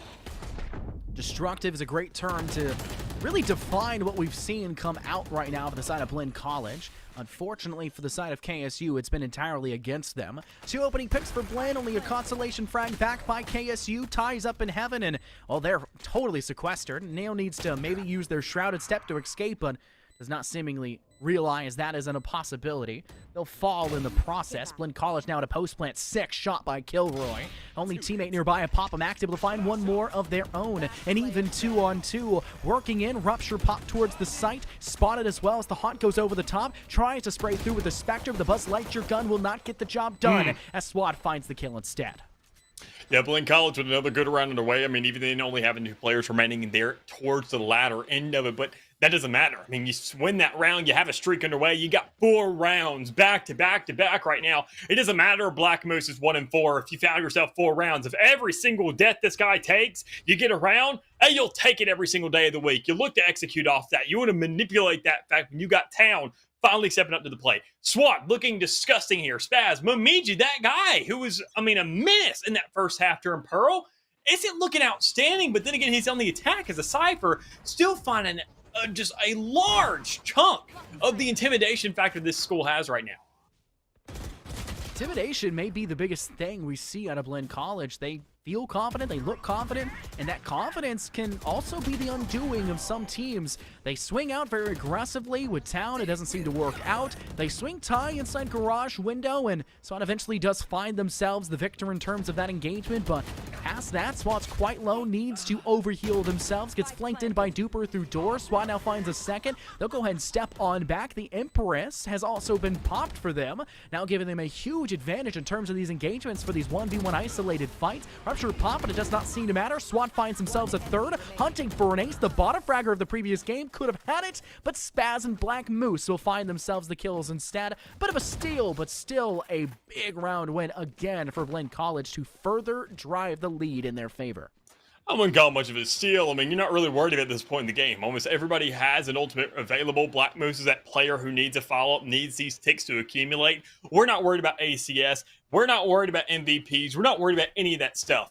Both these schools are just worried about a map, getting results, getting themselves a execution and a punctuation to this regular season to find themselves some good standing when it comes down to this playoff. So, I mean, Blend, they say if all hands are on deck, if we all go ahead and nail one edge of the coffin down, we're doing our part. It doesn't matter how much effort is done beforehand. We want to make sure everybody has showed up. So already looking for a little bit of attendance there towards that tunnel area. Some good kills to come through there from KSU's. They found themselves a very, very adamant start, but still, it's a 3v2 situation. Rifles are still in the hands of these playing college players, and Spaz is just looking to run it down with The Cypher change has not actually gone through just yet. Only one ping total so far for the Util, the ultimate. And Neural Theft getting a huge boon to itself. Ty will drop out of heaven. Ankle's feeling the pressure ever so slightly, but waiting for Water to get close enough to feel comfortable swinging out. But I'll just go ahead and point out that Blink College have said, yeah, A-site may seem prime, and we've placed our ultimate for it, but we are going elsewhere. We do not actually like that site. We'll play anywhere but here. And Momiji sees the trademark placed on the flank, or actually I think the rendezvous at the time, and is just going to wait inside Link for the rest of the team to maybe swing back their direction. 2v2, but Mumiji nowhere near their teammate. It's going to come down to a battle of these 1v1s, and Mumiji comes out clean and victorious. Water off the board. Ty, the only player left standing for KSU, and you're all by your lonesome. The biggest question in your mind, where do you go from here? How do you play this one out? And I think the biggest thing will just be to save your life. But Momiji is sprinting in your direction. They know where you are, and they're looking to cut you down where you lie. Even then, I mean, everything is lined up for Momiji right now. He seems like the puppet master of this lobby. I mean, just playing it slow, placing cameras after kills and executions, hearing footsteps, knowing guns are going to be picked up, just setting up backup plans to the backup plans. And you can see that coming to fruition. That camera was sitting there for about a solid 15 seconds. What player that is on that site is going to take 15 seconds to go from being on site to the exit door of site? The fire exit, albeit. I mean, just, it's not something you see very much. Typically, you would see a player, I mean, more importantly, Ty, be more towards the B side, be back in spawn, rotating by that point, going through the attacking spawn, looking for an alternate angle, maneuvering to the middle of the map, looking for exit frags, but no. By the time that camera back up, when you saw Momiji rotate to the entirety of the map, he was still right there to get tagged.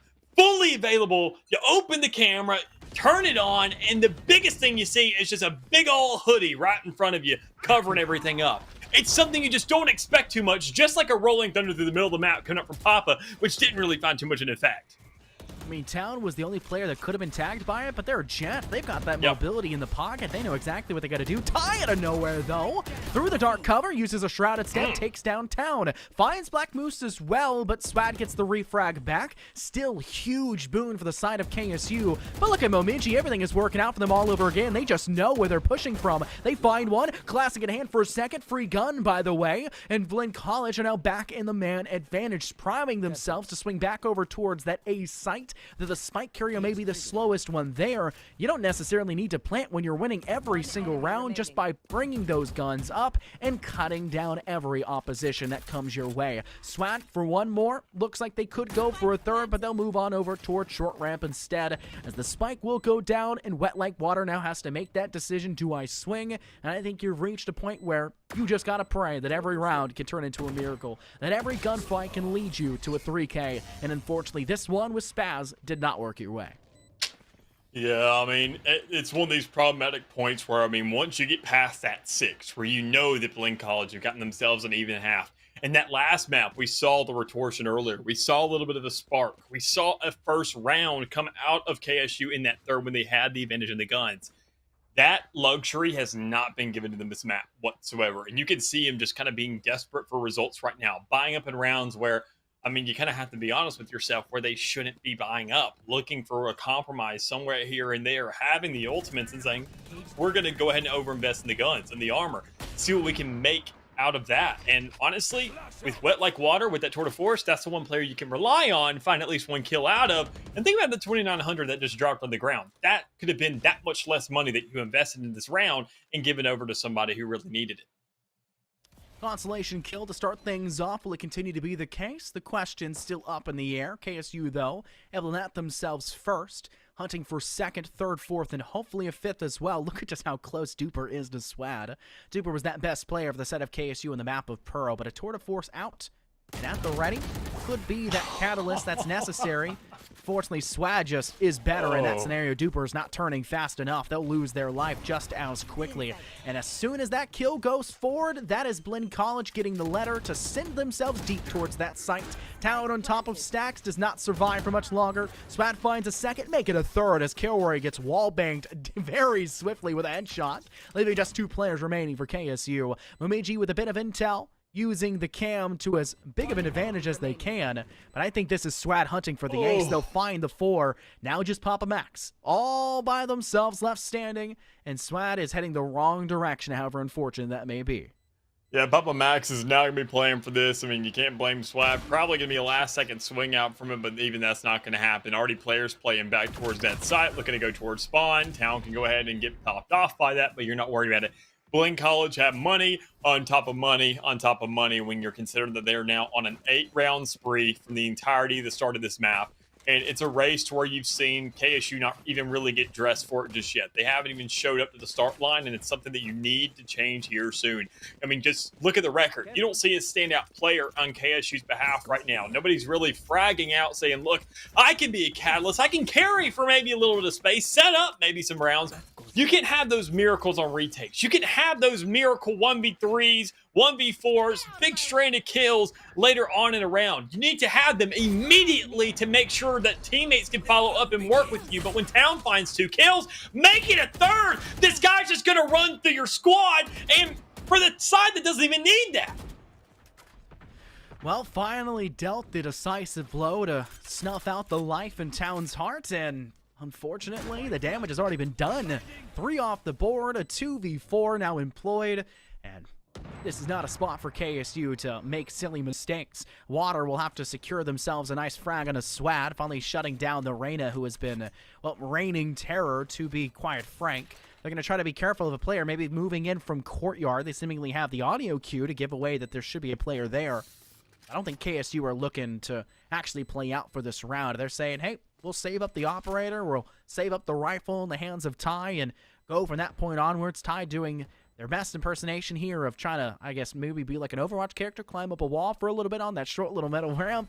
But really, it's only giving you a slight angle, forcing the eyesights of Blinn College to maybe move a little bit higher. Wet Like Water, obfuscated from view behind Gong, seemingly has escaped the terror, so to say, from the side of Blinn College, but it's still a round that falls to Blinn College in the end. They are 9-0 on the second map after a very close first. Who would have seen this coming?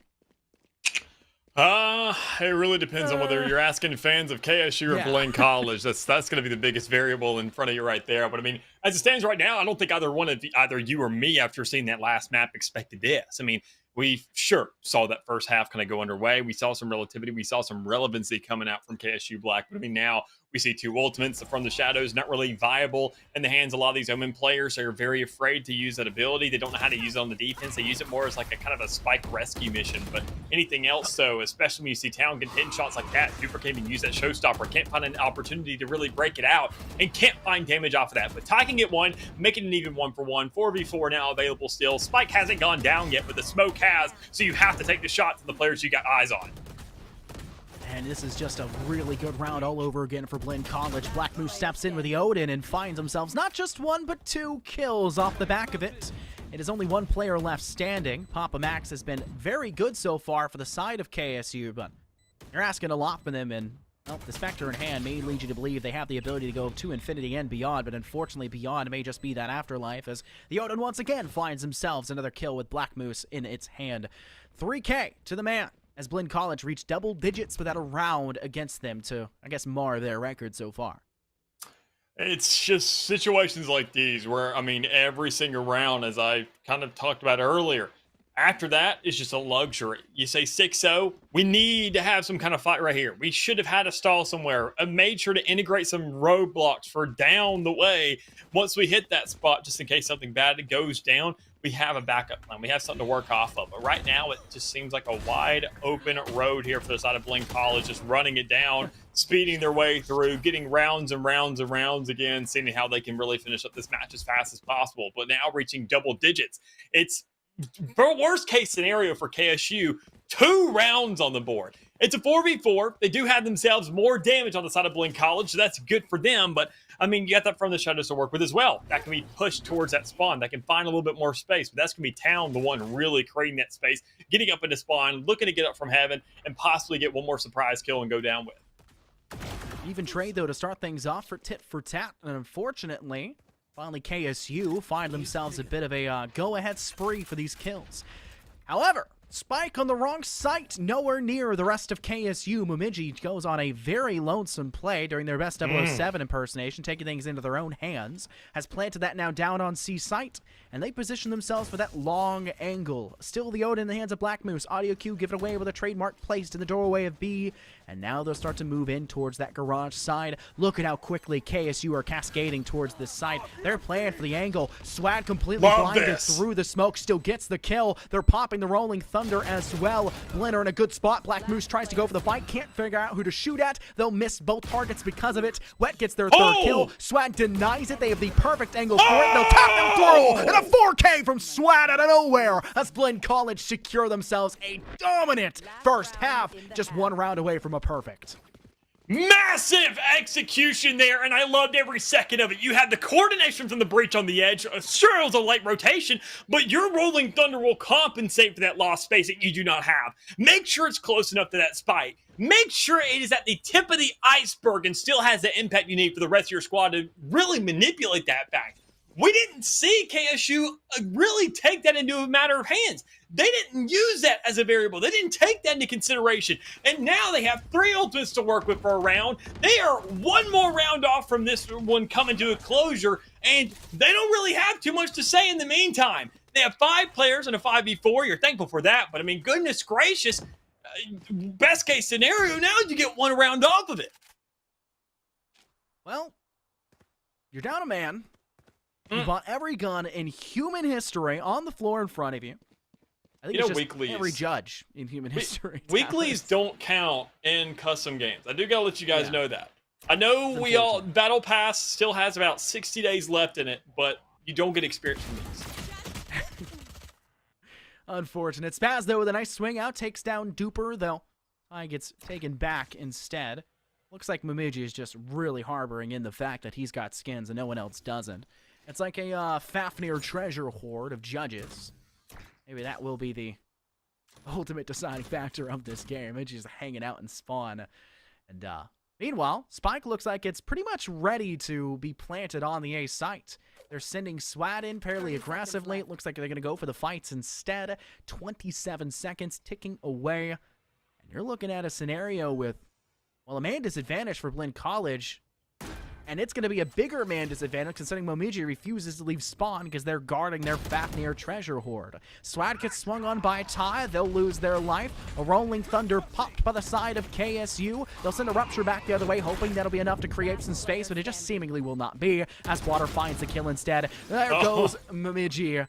The judge is good for 1, but the only jury and the only executioners here are KSU to survive with 3 players left standing. They'll find themselves their first round win, but the scoreline's still 11-1. You could call them a jury, but I don't know if they're too much of a judge or an executioner right now, considering that was the first round they've gotten underway in this entire map so far. Now, sure, there's another half available. They're on the attacking side now, but this isn't their map pick. They don't feel as comfortable here. Sure, it was still up and available for grabs, but that's only because they took that hit to get rid of Ascent, which probably would have been, honestly, looking at the stance, probably a better selection. I mean, all things considered, but regardless, those are decisions that are way past our control now. Even then, you have to make the most of what you got.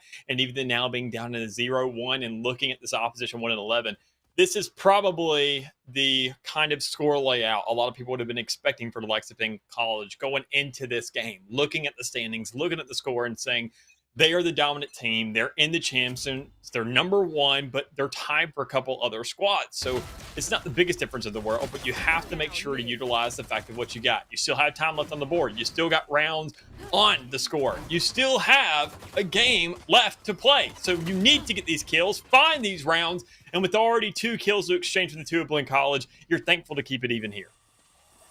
Well, looks like Spaz has also changed up their crosshair to be as nerdy as humanly possible.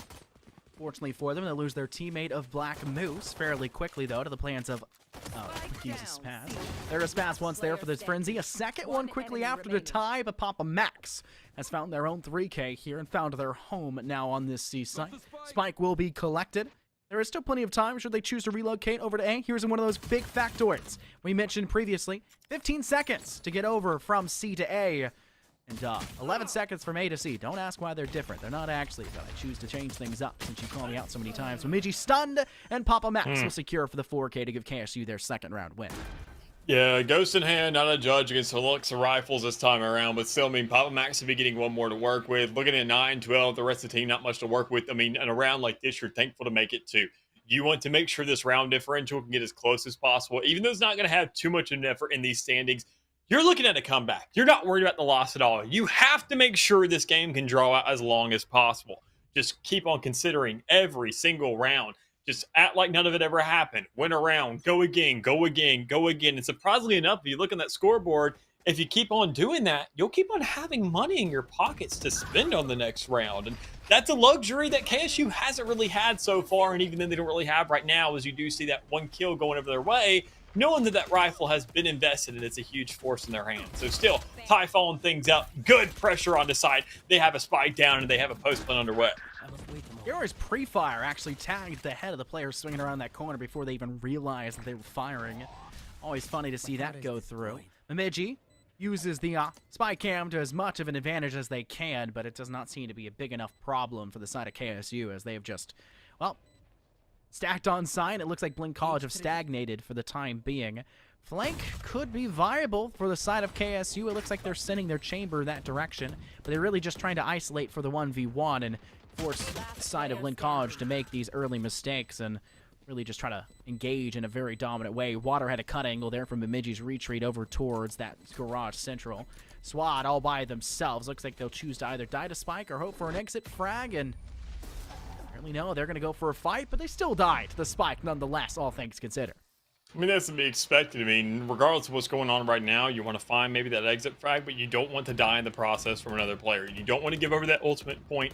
You don't want to give that luxury to the side of KSU, considering they've gotten themselves now 2 rounds in a row, and they do have a rifle within their grasp to bring into this next one. Now, you do see the purchases, not really looking the best in the world here for Blink College, but hey, rifles, couple half armors, sure, you're taking some compromises here and there, but still, you have some viability here.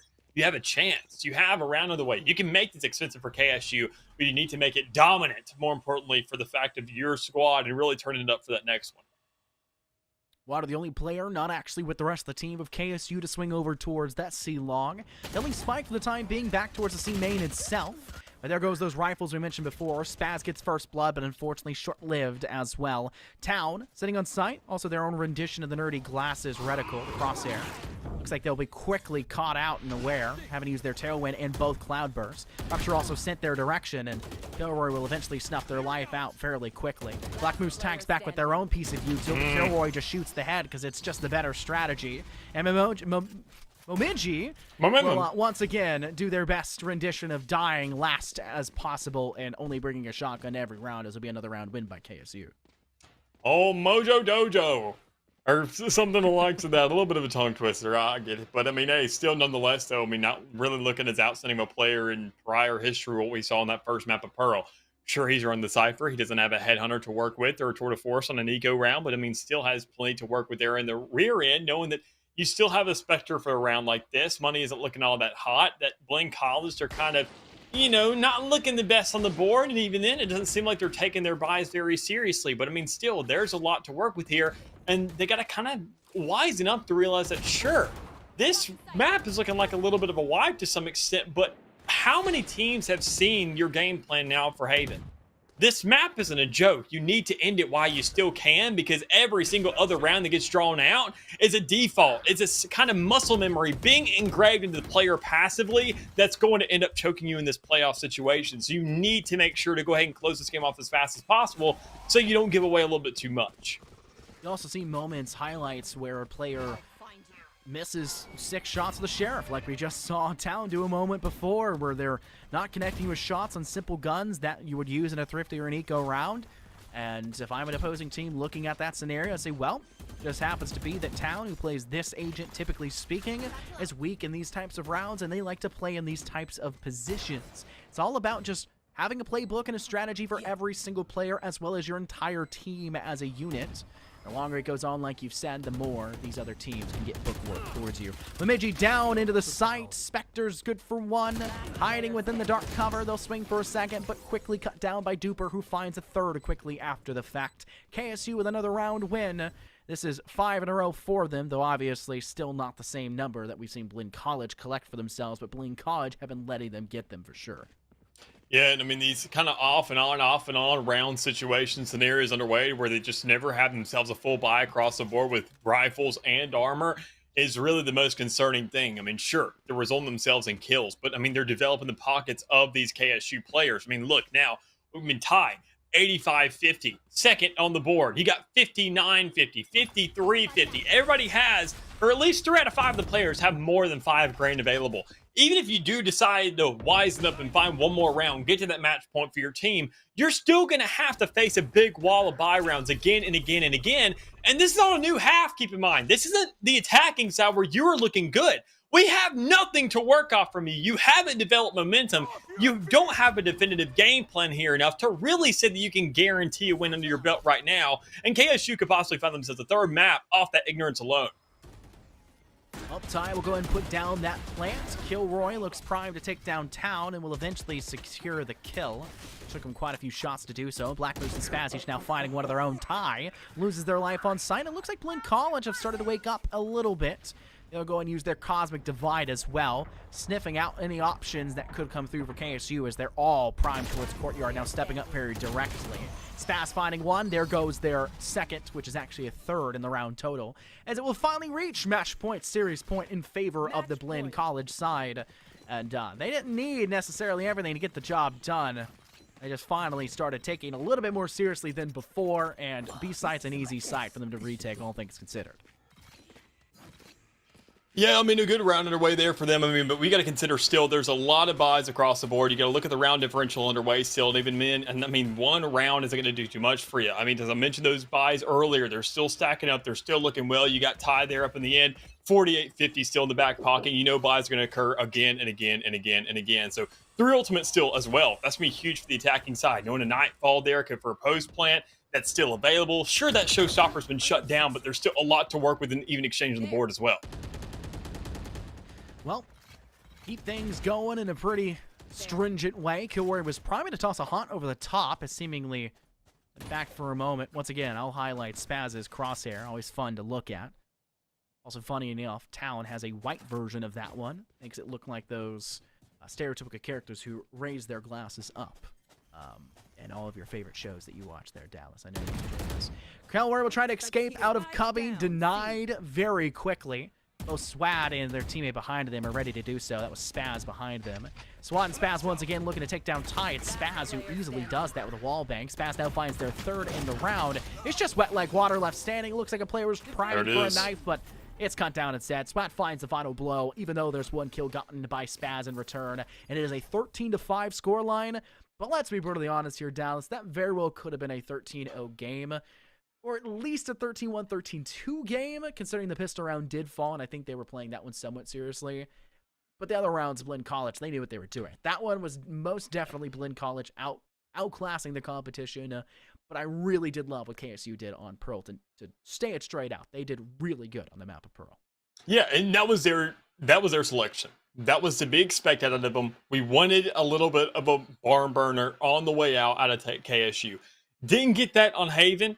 And it's sad to say. I mean, quite honestly, they got the practice they wanted. They're looking disgusting on Pearl. And for next season, I mean, this is going to be pretty much of a hot topic for them to say, let's go ahead and keep choosing this again and again. Because keep in mind there is 2 semesters of the season. I mean, we're not done right here, right now. We're going to have a playoffs, then we're going to run it back. It's not going to be done and dusted for the entire year with a huge 3-month break underway. It's going to be a very, very short intermission, if anything. So, I mean, they got to be hot on their heels once more, knowing that Blinn isn't unstoppable by any means. That also sets a torch in the air for everybody else to say that, look, they don't look too hot on this map. Blinn almost lost to KSU in this season on the likes of Pearl. If we're just better shots than them by KSU, by the tiniest bit, we can manipulate that fact and grab a free map every single time. That's going to be a luxury that's going to be robbed away from Blinn when they say we have to ban Pearl every single time. We can't do this kind of stuff. Their Haven looked great, but it was fully on that defensive side. We didn't see too much on that attacking him. I mean, they didn't really have too much of a game plan to really lie out. And even then, I mean, situations like that, we saw 5 rounds go in a row. Sure, I'm not going to say they were kind of throwing the rounds, but they didn't look like they were taking it as seriously as they needed to. And something like that isn't going to look too hot for you going forward in this playoff situation, knowing that all your competitions, you're like, what, a 3-way tie right now? Nobody else is doing that here. Yeah, the round differentials matter, especially in a 3-way tie, all things considered, right? You need to take that seriously, bud. We're going to go ahead and take that break, though. Great game for Blinn College. They secure themselves probably top seed by the end of that one, considering the round differential was still very good in their favor. We're going to take a break between Game 2 and Game 3. Thank you guys very much for watching. We'll see you guys when that one gets underway.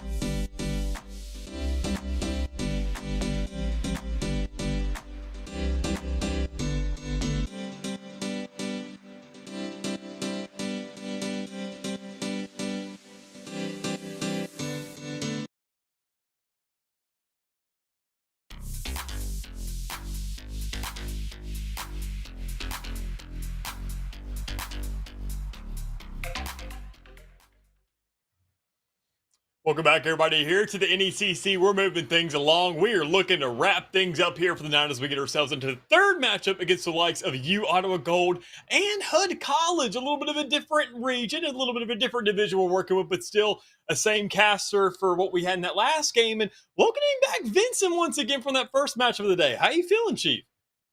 Listen, it's getting a little late, but I'm doing Okay. great. Thanks for asking. I appreciate it. I'm ready to go. I see you're rocking the Georgia shirt over there. Rocking the big W. Hey, I don't want to really go into other sports here, but I just got to represent where I can, man. It's home spirit. I see. You and I both Georgia boys. I gotta appreciate. Nonetheless, yeah. Let's get into it. All of the details that are getting started. Why don't we start with standings and talk about where these two teams are at? Because two very opposite sides of the spectrum, unfortunately for you Ottawa Gold, I guess. They're sitting in 8th place and they ain't moving. There's no movement. They cannot go down. And unfortunately, as you can see, 3 and 4, the Post Eagles, they are not going to be moving down either. So, U Ottawa, this game more just about proving grounds and playing spoiler to Hood College, who, as you can see, 5-2, 5-2, 5-2. There's 3 teams that are sitting at that record, and that means that 3 teams can be pushed around and push Hood College out of that 3rd place spot. Yeah, and honestly, I mean, for you, Otto, right now, this game alone is just going to go ahead and make it a difference in the bracket, kind of thinking about what they could throw in terms of the curveball into the entire playoff situation, keep in mind, because obviously you look at the matchup, it's not nearly as kind of opposite ends of the spectrum compared to what we saw in that last matchup between KSU and Old Brain College, but I mean, still, they have some viability in this game. They have themselves in a playoff situation. This could be a rematch that we experience later on, so it's nice to go ahead and get this little prerequisite out of the way and maybe a little bit of the history building going on here. Yeah, and like I was saying before, right? Like, you definitely don't want to be giving things away for free. I mean, that's you Ottawa Gold are going to be wanting to put on their best showing that they can against a very dominant Hood College. I mean, they've been playing very well. That 5-2 record speaks for itself. But let's see who will be doing the speaking on the server, that is, as we take a look at the rosters of these two teams. Let's talk about them. Let's start out with Hood College. It's going to be FX, Hoodville, K-Sup, Undeterred, and Yeah Bye, which is a great name, by the way. It's sort of like a meme every time you get a kill. It's like, yeah, bye. See you later.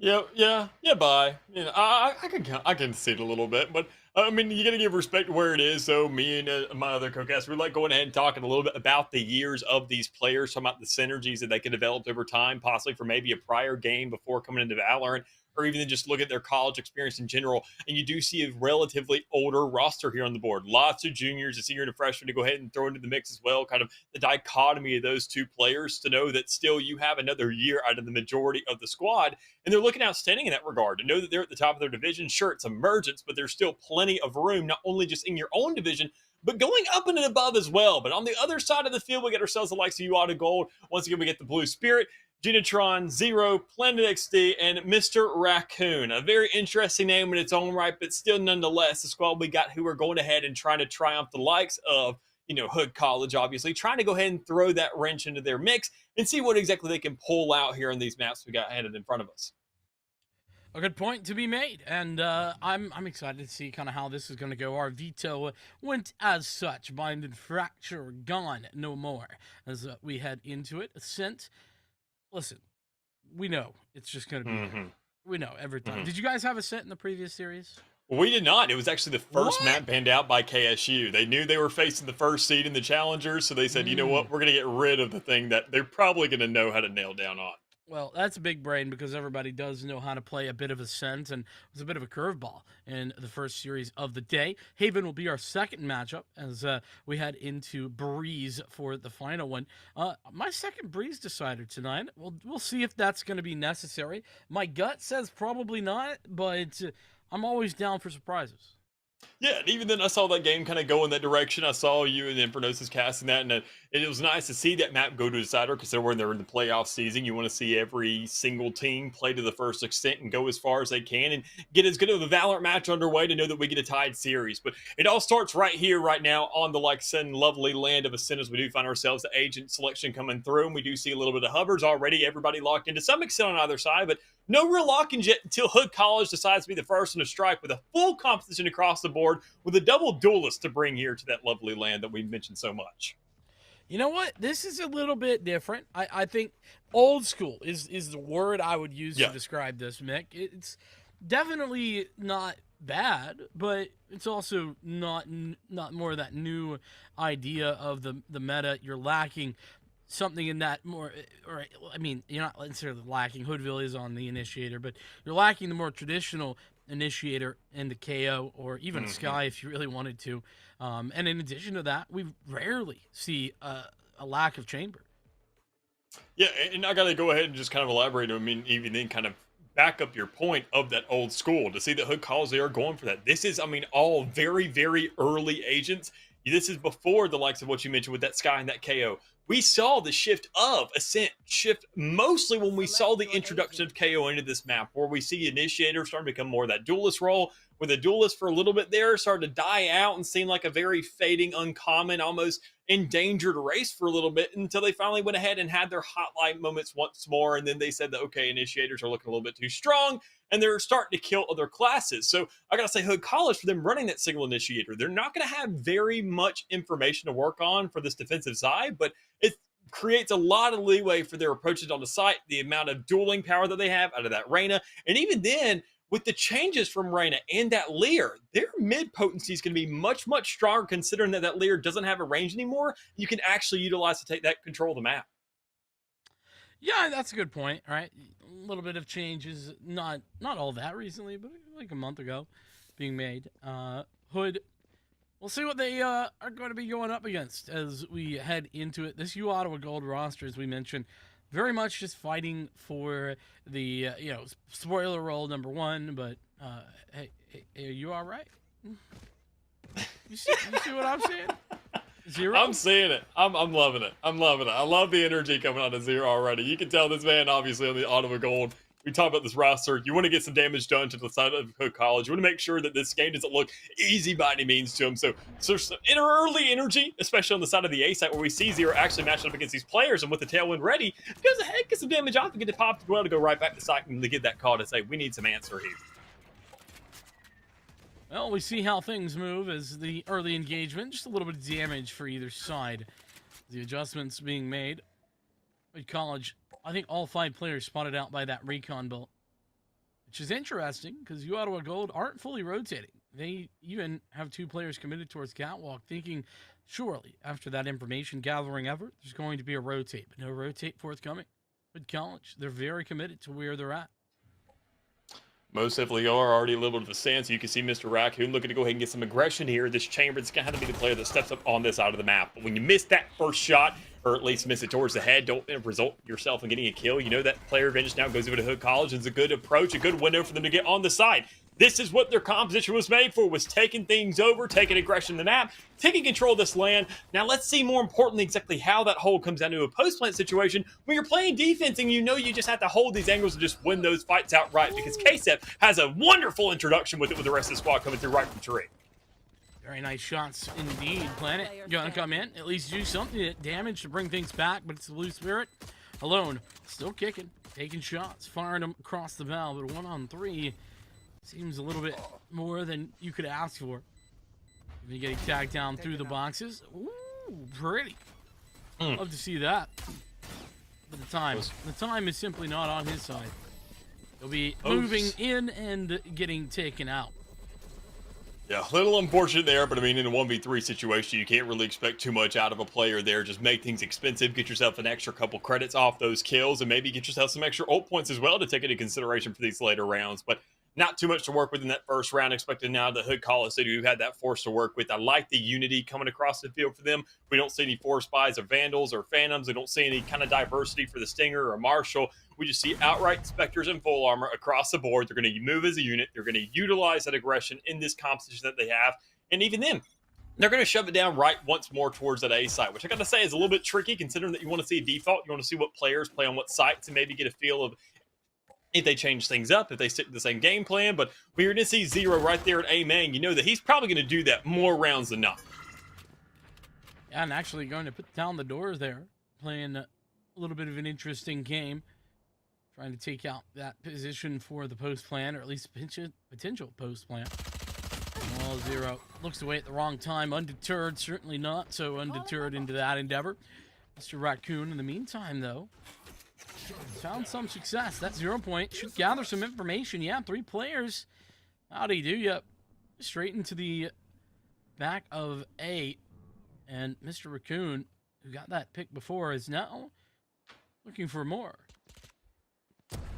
Here then, slow and steady looks like the race right now, or at least the pace that we're setting is out of the side of Hood College. I mean, considering what they have available to them, you would kind of expect with these guns to be just pushing right through. Not too much of a smoke in the way until you do wait that thing out. You get blocked up towards A main. You have to lap around knowing that there's going to be a player back in your spawn who ends up getting a kill, and even in exchange for Planet XD as well. So regardless, the Hood College get themselves a buy in this round thus far. They're actually now the ones in a man disadvantage as they're still trying to find themselves a spike to even plant down, because that's extra 300 creds that they need moving forward, especially if they end up losing this round with 12 seconds remaining, a rotation around to the B side. They're going to get cut off to some extent, and even then, they're going to lose both their lives, resulting in a thrifty and a 1-1 across the board in a very surprising manner that we don't see too often.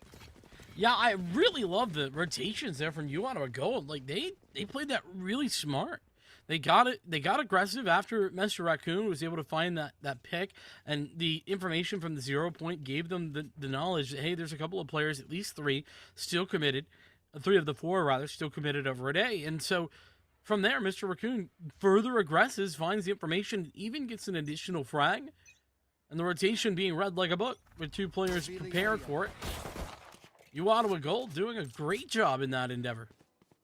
Yeah, and that goes ahead, creates a little bit of concern for me for the likes of Hood College, considering, I mean, you do have these double duelists. You're looking for aggression on the site. You're looking for dedication. You're looking for just a straight W key onto a site, getting these kills, resulting in these plays, finding that space on the map and utilizing that. But when you hold yourself up and you kind of sit around these main areas of the map and these lobbies, it makes things very, very difficult, and you have to double down on yourself. Already Zero, playing it slow, playing it steady, and getting 2 kills there towards the middle of the map on Catwalk. A little bit of a trade out with Undeterred, able to get 1, but still, it's a 4v3. You only got nothing but classics. You need to find yourself some space on the map, but it's very, very difficult to do considering all this utility being thrown at you, and you know another player's holding it close to the Spectre in hand as well. Speaking of close by, nice trade. Undeterred doing a good job of that. Yeah, buy. Ooh, I thought maybe it would have a chance, but no chances. 3 health, a dream. Spike in hand, so difficult to overcome this position. Fragments coming in, and 0 to stop the bleeding. It's 4 for the Marshal. It most definitely is, and that's a huge stance here coming up from Zero, especially to start off this map. We had a little bit of an exchange. You know that players still over towards that A site, maybe not towards main this time around as we saw during those first 2, but still somewhere on that half of the map, and that's a mental note that we can see Hood College possibly making if they do want to overwhelm Zero. Send an eco round where you don't have all these weapons, where you know that you're going to be facing a Blade Storm. You can kind of alleviate that area of the map and know that you're not going to run into that trap there, but what you may run into is a lot more problems if you go over towards that B side of the map where you see all these rifles now being bought for you, Ottawa. They have themselves the buys. They have the money. That was just a last bonus, and they said whatever guns we may lose, we have no problem with. We're just looking for ult points, and we're looking for possibly another round of the board, which is exactly what they managed to get. But Hood College, with an Empress and a shutdown available, they can create the space to get onto this site, and they can push out of the smoke. They just don't want to. And if they're going to rotate, they're going to need to do it soon, because Brimstokes do not go off very quickly. I'm ticking here. 5 players grouped, as you mentioned. It's, well, time for Hood College to do a little bit more waiting, at least with that additional smoke in the way. Unless they want to commit through it, which is, I mean, typically not ideal. The lockdown prepped and ready, though. And I think that is going to be the play. It's just a matter of waiting out the smoke, waiting out the timings. You should run. Here we go. Cutting their vision. Impossible stress. You know you don't have a fragment grenade to concern yourself with, but you do have a Sova somewhere that can go ahead and utilize like shock dart if you do have yourself the right angle. But still, smoke in the way right there towards main. Can't really make the push too much. You do let that KJ go off. The shutdown does result in getting something here, some space more importantly. But you lose a player in the meantime. You take a lot of damage for your Sova in exchange for that spike to go down, which just now comes into effect. So then Empress can be put there towards the back of the map. Looking to push a little bit towards Boathouse. Oddly enough, as you do have and need that one player to kind of be the catalyst, be that big wall, that big row bump there to get that spike defuse going into effect there. But that's not what you get. Instead, you get a rifle into the hands of Zero there, looking to get back on the site, looking for some exchanges, some players to pinch on now. And with all 4 players being just stuck and huddled up inside this site, they're going to go ahead and be picked off according so. You already see 2 of them falling. Zero just goes ahead and makes quick work undeterred. That Empress going ahead and getting shut down and dethroned as Blue Spirit closes things off, and we find ourselves to a 3-1 matchup. 4 players surviving, a huge round on the board for UAuta to save themselves some money. Not only save themselves some money, but continue the momentum. Yeah. Making great work of the advantages that they were able to pull out in the previous rounds, even taking away some of those weapons. But nothing that really typically happens in that bonus round really went to plan. Hood College invested heavily. They put the lockdown in place, undeterred. One of the heavy hitters put down the Empress and said, I'm going to stand back Boathouse. I'm going to take these duels. Unfortunately, those duels just didn't go their way. And UAuta Gold comes away victorious in a big way. Yeah, I mean, Hood College, they're just kind of in this hole they can't really dig themselves out of, and that's just kind of a really bad spot to be sitting in. I mean, they are the favored people in this matchup, obviously, considering looking at their record, but I mean, that doesn't speak all the volumes in the world right now. I mean, Ascent is a very, very big map in terms of, you know, mistakes and capitalizing on it, as we do see that first pick already going through for Hood. So a good little stance there, a good kill already coming onto the board with the Sheriff, and a possible pickup to be made, but you got to push right into the Wolves' den to be picking up that rifle, and that's not a risk I think they're willing to take, considering that spike is already held up in the middle of the map, and you need to make sure to escort that somewhere to get the real value out of it. It's a good point to be made. Very much a slow round from Hood College. They've taken that man advantage, and that's something that, honestly, they need to hold on to. They've been struggling here a little bit. 0 point, though. That should get quite a bit of information for Planet, who should know what's coming. 5 players grouped in the one direction. It's going to be a hit, and here it comes. Left. A little bit of utility to entirely deny that area. Yeah, by with the opener. Zero could play spoiler to this entirety. Oh, but isn't sure who to take a shot at. One enemy remaining. So many enemies, and the targets overwhelm. Gianatron left alive. She's trying to do what she can, but 1v5, Mick. Not the best situation to be in, considering you're in a 1v4, but Unicron can go ahead and make work of 2 players, surprisingly enough, after that one shot was available for Hoodville. But in a 1v3, you have the orbital strike, you have smokes available, you have a stem, you have an incendiary to go ahead and push back towards main. So you got plenty to work with, but you have to make sure to hit those shots most importantly. And when you can't do that against KSEP, that's another, not only round being given over to the likes of Hood College to make sure they get that much closer in this matchup, but even another rifle to give over to one of those players, possibly, as KSEP didn't manage to pick up that gun, sadly, but still has plenty of money in the wallet and the savings account to make sure to buy one here anyways, regardless. So a good stance here for both schools. I mean, we saw the Hood College a little bit of a hiccup there earlier on that first round going in their direction, but as a pistol, you can't really make too much of a read or kind of think about it too much, as everything's just kind of thrown up, and whatever hits and sticks, that's what you roll with. But 3 ultimates now for you out of gold. You see the Tour de Force being employed already, and that's going to be stuck on that A site that we've seen Hood College hit so much and not really had the best success with. And I think that gun alone is going to go ahead and make sure that ratio goes ahead and knocks up a little bit more so. I think you're right. Definitely could be a big factor. Zero spotting out some player, and in addition to that, pulls the Blade Storm. But Zero going down. The Blade Storm not relevant in this round, thanks to Yabai connecting the shots. A 5-on-4 now for Hood as they look to equalize this game. Slow and steady may win the race right here, right now, but you got to make sure to get the picks to follow along with it. And then we've already seen a little bit of result of that from Yabai there in the middle of the map. But I mean, the spike is over towards the B side. You have that luxury. You just make the rotation, but you don't really have too much control of the site. You haven't gotten any information. You have to wait for these initiators to catch up and make sure you have that recon dart or a Sova drone to work with as well. But you have to make sure to employ those. But thankfully, you've gone ahead, you maneuvered around the minefield. You're not going to run into that trap that is the tour de force. You just have to worry about Blue Spirit, who's going to be setting up on this cross with the Brimstone to come out as well. And if the smoke goes in on that field, you're going to be waiting a pretty long time to really make an effect right here, right now. But instead, they go ahead, press the W key, get themselves on the site. Need to get that spike down because if From the Shadow is going to be lurking somewhere in the map and you auto go gold, they're a little bit already stressed for this rotation. Now they're concerned about a little bit more, even though it was all just a fraud. It was a ruse. You have the From the Shadow still on the site, a player, a 5-man stick, and finally one player tucked away in lobby to make sure to spread out all the detention. Yeah, perfectly fine with that from the shadows. Just regroup with the team. Wouldn't have been bad to play, you know, a bit of a lurk either, but no issues here. The Blue Spirit looking to move in as well. Disadvantage, but Janitron brings it back to an even stead. Only there for a moment, though. And a problem inside of main. Got to deal with that issue. Yep. Nothing being connected on the site either, and, well, it's all over. At this point, just got to run, try to get out, but no dice. Nobody can.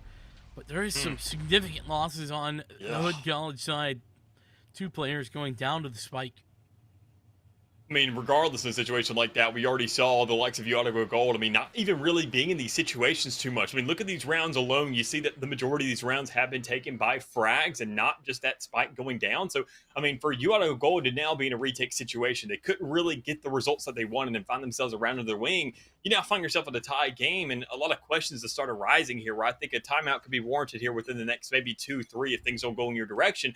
Considering you also have that no command and a Hunter's Fury to work with on that defense, and you auto go can opt to obviously use that preemptively, find that information, get some free damage, maybe push up the middle of the map some. But I got to say, those are going to be outstanding for these retakes. If we do go ahead and give that control over to Hood College, wait for some ultimates maybe of their side to be used, maybe a shutdown, a Hunter's Fury as that counter, which is probably the thing that they're waiting on to really play for, knowing that that's going to be the best option for a situation like that. But the situation at hand right now is that spike. Where is it going to go? What is Hood College going to do? Where are they going to use these ultimates, and how are they going to set that up? And with it already lurking over towards this A side of the map, but still right there towards the middle, we're not quite sure, but maybe with the lurk and maybe with somewhat of a result towards B main, if we do see an overextension, could result in something here soon.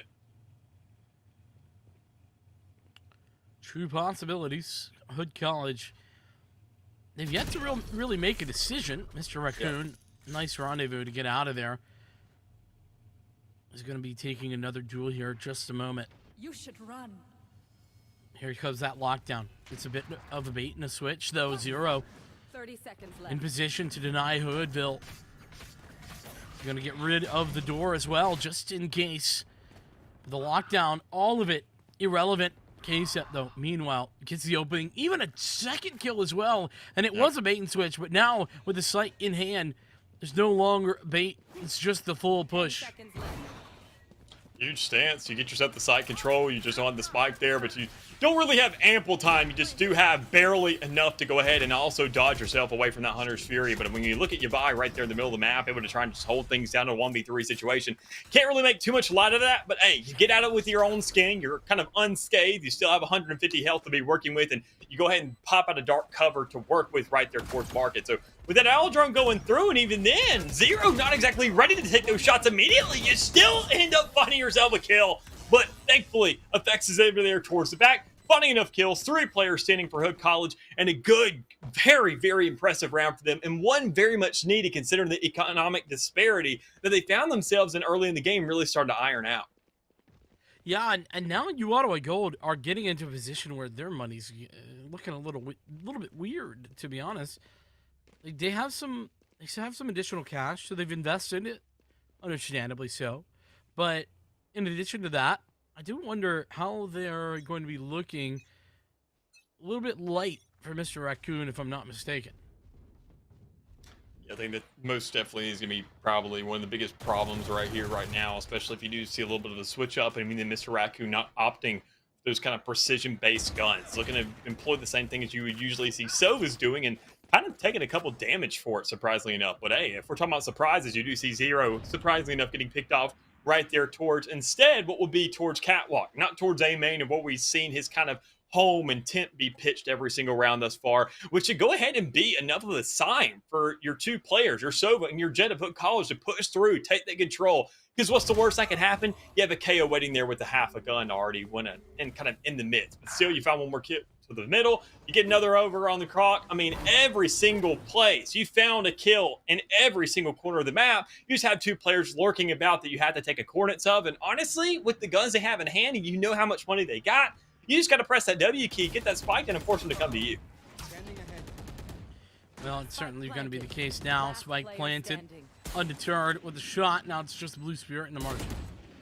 Trying for the no scope. Does actually hit the no scope, but it's just a tag. No frag to follow. 5 rounds now. And it's 4 in a row as well.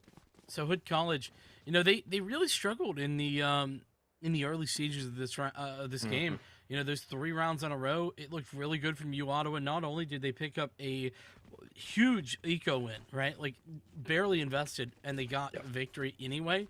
But they won the anti-eco pretty swiftly, and they won the bonus as well. I started to rethink U Ottawa Gold and all of the information that we had thought we knew.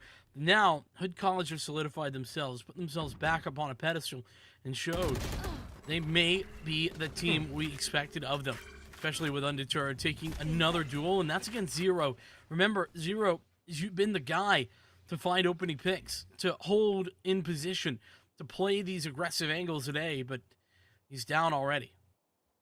But you gotta say, I'm a little surprised to see. I mean, considering that sure, that's a Jet's job. That's what you're gonna typically see them do. I mean, now in this kind of situation, the stance you have a chamber. Hood College doesn't. We're not going to see that level of aggression and easy rendezvous come through. And Ottawa hasn't really utilized that fact of having a chamber yet. We haven't seen these aggressive angles being held. We haven't seen early picks come through. We haven't seen combat incentivized. We haven't seen players looking for this war of attrition. It looks just more of playing off the clock, working around the maps, feeling that ebb and flow here that we're working with, and then making a decision based off that, right? Somewhere around the 30 to 20 second mark on a round-to-round basis, which is all in the hands of Hood College. But, I mean, it's working out for them thus far. But I got to say, I mean, with the composition that you got, the agents that you have across the board, I think you can accomplish a lot more, a lot faster, especially if you're really starting to hit your shots and warm up here. Well, maybe that's the case, but I will say it's strong. This setup from Hood College has been the whole time. Crossfire setup, but underrated. It's going to take those duels and speed things up quite a bit in the retake potential. But anyway, to follow up what I was saying there, like, I think it's valid, right? The way Hood College are playing very passive. Yeah. They're playing passive isn't really the right word. I'd say they're playing very defaulty. They're setting themselves up to gather information in the early stages of these rounds, making sure not to over-aggress anywhere. And, you know, I think that's certainly respectable. It definitely does take some time, though, and I think that's part of the reason that we're seeing them wait so long to make decisions. Yeah, and even then, I mean, with talking about decisions and on that discussion, that note exactly, we see the decision of a timeout being made here. I mean, Ari, you mentioned there perfectly earlier. I can't remember specifically whether it was you, Ottawa, or Hood College. I alluded to taking this timeout there at the 3-3, but I knew that if it went one way or the other with this game starting to iron out, with the full buy starting to look a lot more consistent, teams going ahead, finding their patterns, going to maybe an eco or a full, eco full if you're on that losing side, which we do see you, Ottawa, on. Hood College, they have these 4 ultimates to play off of, and I think it honestly alludes to the composition. When you're in this emergence division, we see a lot of mental games being played, a lot of much slower defaulty, as you mentioned, kind of play styles instead of maybe a lot of aggression with a lurk somewhere scattered about there. And it really starts to play into the mind of these players of saying, okay, where are they coming from? What are they doing? I don't want to overextend. I don't want to give up that free kill for absolutely no reason. And that's typically what your chamber is there for. So I think you, Ottawa, need to make sure to play into that aspect. Utilize some of these early recon darts. Even then, your knives. I mean, you have so much information out of Ottawa to be utilizing early and finding literally every single player across the map without overextending. But that utility hasn't really seen its fullest impact just yet, as we do see one of the ultimates being popped right here, right now, to open up some space towards that B side. Yeah, and remember that interaction you were talking about, the lack thereof. Huntress Fury no longer available, and so the lockdown can get maximum engagement. Poor Janatron, she's detained in the back lines. Dash out, frag in, no, you buy. gets punished for that. The push continues. Fex looking to deny entry through this doorway. Lots of shots following up. Now the Hunter's Fury is alongside the Empress, and it's going to be Hoodville to take a victory on that. Playing it out. Looking for his impact. Looking for frags.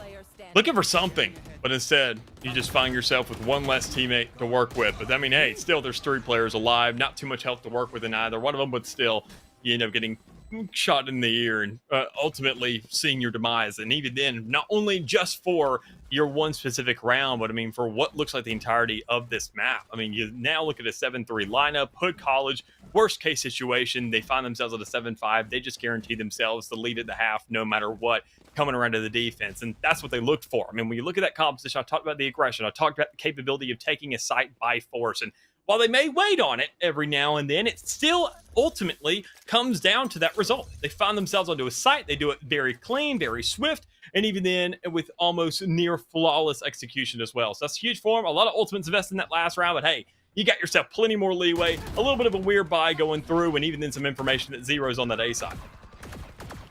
Undeterred, there's that opener. That one's over towards B, and while there has been some posturing at A, it will cause at least a single rotation towards that B site. They can't leave it open forever. Zero had trouble to connect that first shot over it long, but now Catwalk falling. Yeah, by that fragment. Unfortunately, just a little bit too little too late for Planet XD. The push onto the site for free. Genitron. She's caught in the middle of the open there. A brutal way to go down. Blue Spirit. At least able to take one for the road, but it's just a single frag, and that's all that can be found. 8 rounds, now 7 in a row. Okay, so one of these stanzas where, I mean, you go ahead and look at the likes of the standing of the game and what you have to work with, and you Ottawa, you have 3 ultimates in this last round, so they're almost essentially kind of forced. Their hand has to be played and make the impact with those. They don't have the best economy across the board, but I mean, that's where they can make that compromise. They can still have an impact to work with here. They can still have a stance. They can still have a relatively good chance as well to find themselves in an 8-4. I mean, regardless, so 9-3s at the worst, but hey, you want every single last second and every single last inch you can really squeeze in there if possible. So we already do see that Blazestorm being popped because the money isn't really there, but even then the Blazestorm on the other side to possibly use it as a little bit of a backup because, as I mentioned earlier, you just can't do it at any other point.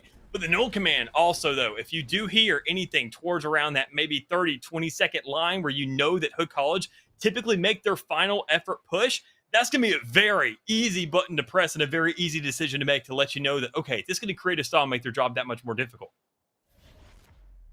It's a good point. I want to be looking out for that, but of course, if you're on the wrong side or if the hit comes to the opposing site, it's going to be hard to use that null command defensively. It's going to have to be on the retake. And there's another lockdown prepped and ready, and that's going to be pulled out.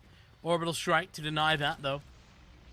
And it's not just the Hunter's Fury, but the Orbital Strike as well that makes it difficult to utilize effectively. Here's that Bladestorm. Up and over, but Undeterred with a brilliant shot. And Undeterred takes the gun back out. The overheal still flying. It's still Ottawa losing out in the long run. They're down by a factor of 2 players.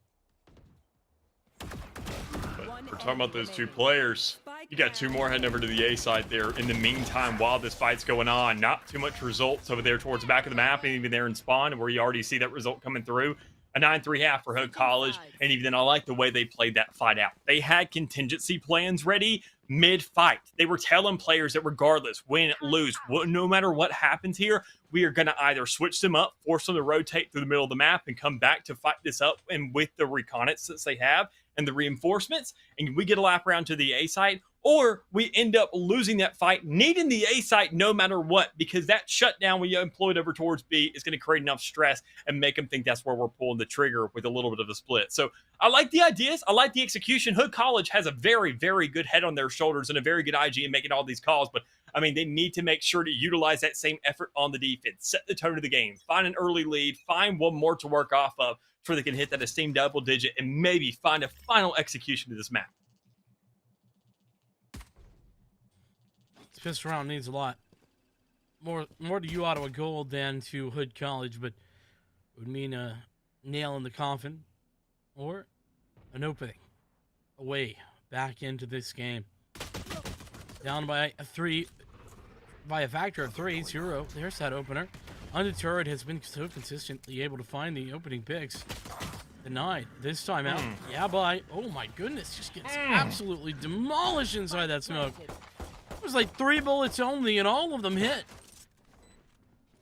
Well, I mean, if you got an opening somewhere on the map, might as well shoot every single smoke you can, because they're probably going to be lurking in one, is what we've seen thus far. But even then, we see a 1-for-1 trade across the board, regardless of the damage done to that Omen. And even then, create a little bit of an opportunity here for the retake. But I mean, it all comes down to Hoodville with that little bit first engaged, no recon dart to play off of. And even then, now no life to work with as well, as we do see everything coming down to effects. Can't really pull things off. Blue Spirit with the execution. And Ottawa able to pull one out here towards the end and get themselves another round on the board and have some more relevancy maybe in this, considering that we didn't see win the pistol round in that last half, but they won a thrifty, a very nice one at that in the last one. And maybe we either see Hood College retaliate with that same kind of effort and that same kind of miracle to pull off to get themselves a 10, or otherwise they'll be waiting for these full rifles and looking to just dominate, with considering that 8-round spree we saw in the last half with those guns in hand. You know, I think that Ottawa's pistols have been phenomenal, actually. Yeah. That's something that I feel like might be a little underrated on. Because even on these rounds where they don't have the weaponry, they've been pretty darn good. Hood College is doing a little bit of damage, underrated. Trying to take a right click or two. Oh, that is dangerous for 0, but still gets away with it nonetheless. So Hood College and their saved weaponry, or rather their lack of weaponry, with the classics and such, are going to be left 2v4. Spike planted. Looks like somebody's ready for the rotate. 0, yeah, here we go. Ooh, a little bit of a mess. You can't let Yabai have that much time. Definitely not, but hey, anytime, any second you can get, considering that you now have that spike down, it's going to be a little bit of a luxury, knowing that spike is going to be counting down. Yabai has now a classic, a little bit of an upgrade, a nice little thing then leeway to give yourself, and even a nice little cushion towards the end in terms of firepower. But knowing that spike is counting down, it's right in the middle of sight. That is a lot of corners you're going to have to check, and even then you know that somebody's possibly holding themselves up towards A main. You just can't really make the impact, especially with that incendiary just top it off on there. So already another round underway, another good round to follow up for Ottawa. Not the best forced round in the world, but I mean, you got 2 players carrying things over, and a huge force to follow it up as well, considering these 2 rifles being brought into the equation to match the equally max out arsenal here of Hood College that they're presenting. I will say I think that round is a little bit questionable for me because of how solo each of those players were playing. Like 0 is on an island right there. Same true for I forget who it was who got caught out inside tree room. Like there just is a lot of positions where Ottawa Gold give away the free potential for kills. Sure, they played it really great there at the very end with that double swing, but a bit concerning, at least in my opinion. 0. No concern here for me is Yabai taken out. Heavy hitter gone. And Ottawa Gold starting out strong, and they've doubled down. But Hood has brought this back, and it's courtesy of effects. Most definitely is. I mean, already good picks on the board, and even a nice follow-up from Undeterred. I mean, you can see Hood College, this aggression that we were asking for the attacking side, it actually wasn't set up for the attacking side. It was set up for aggression on this defense, pushing through the spawns, pushing for control of the map, and just taking Ottawa Gold and ripping the rug right out from under them in their own spawn. So it's found some good results thus far. You've only lost 1 player. That Rain is still alive. Doesn't really have the most health in the world, but with the rifle, a 1 tap, and maybe a press of a Q, you can get that right back to 150 in no time. And it just comes down to whether or not Ottawa Gold want to swing this, considering the massive arsenal we alluded to earlier in the buys that we saw. You have 2 rifles still somewhere about. Raccoon can pick up a Vandal off one of those dead teammates, but you're going to really be overexposing yourself just to get that done. Scary endeavor. Here we go. Push coming in from Ottawa. As they move forward, and they're down and out, both at the same time, nearly identical as they fall. Double digits now for Hood, as it's 10-5. It's still doubled up on the round count. The other thing to note for me is at least you Ottawa Gold, they were bonusing there. Like they did Yeah. not, they didn't invest heavily. They did have a couple of weapons, and you could see the people who bought guns, Zero and Planet, they actually are struggling to buy into this round. But I could argue that it would have been better just to have 5 guns in the last round, but I also could make the argument that it was the right decision to go for that that limited investment, and you were able to have a more consistent buy over 2 separate rounds. It's hard to say. Yeah, I mean, there's definitely a lot of questions and a lot of variables to consider here, to where there is seemingly no right answer, knowing that, I mean, the outcome has to be ultimately controlled here by you, Ottawa. But I mean, knowing that the purchases aren't looking too hot right now, you do see some weapon buys coming through. You do have a Blaze-Stone to work with for Ottawa, and out of obviously, you know, Zero. But when Effects is already just doing that jet job that much better in the middle of the map, you know you have some competition. You have to match that. You have a gun that you bought, wasn't the best one in the world, but it's still something. You need to get those effects with it. Hitting a nice little shot there towards the middle, now being matched up against a Guardian. That Marshall isn't going to do too much as your buy does find that kill. And in a 5v2, that Blaze-Storm that you had earlier, that could have been a potential. That could have been a catalyst, is now lost, but maybe rekindled with Blue Spirit. Yeah, nice shot. Nice little wide swing there. Anticipates the drop. Now, Hoodville's still in a really good position, but Genetron should be able to put down a smoke for this. I'm going to use the stim beacon. 30 seconds Yeah, left. that smoke in position. Wall, or rather, the door closed. Shock dart. Wait, how did that not do damage to Blue Spirit? Somehow, Blue Spirit's missed out on both of those darts, which is ridiculous when you think about it, but still. 2-1-4. Nice shot from Blue Spirit. There's that first. It's going to be undeterred. Coming around the corner, and Genetron now alone. 7 bullets in the chamber. Reloads to refresh that. Swings out a little bit too wide, and Effects going to shut it down. It's 11. Now for Hood College, is the start of these halves have been you Ottawa Golds, but since then, Hood College have not looked back.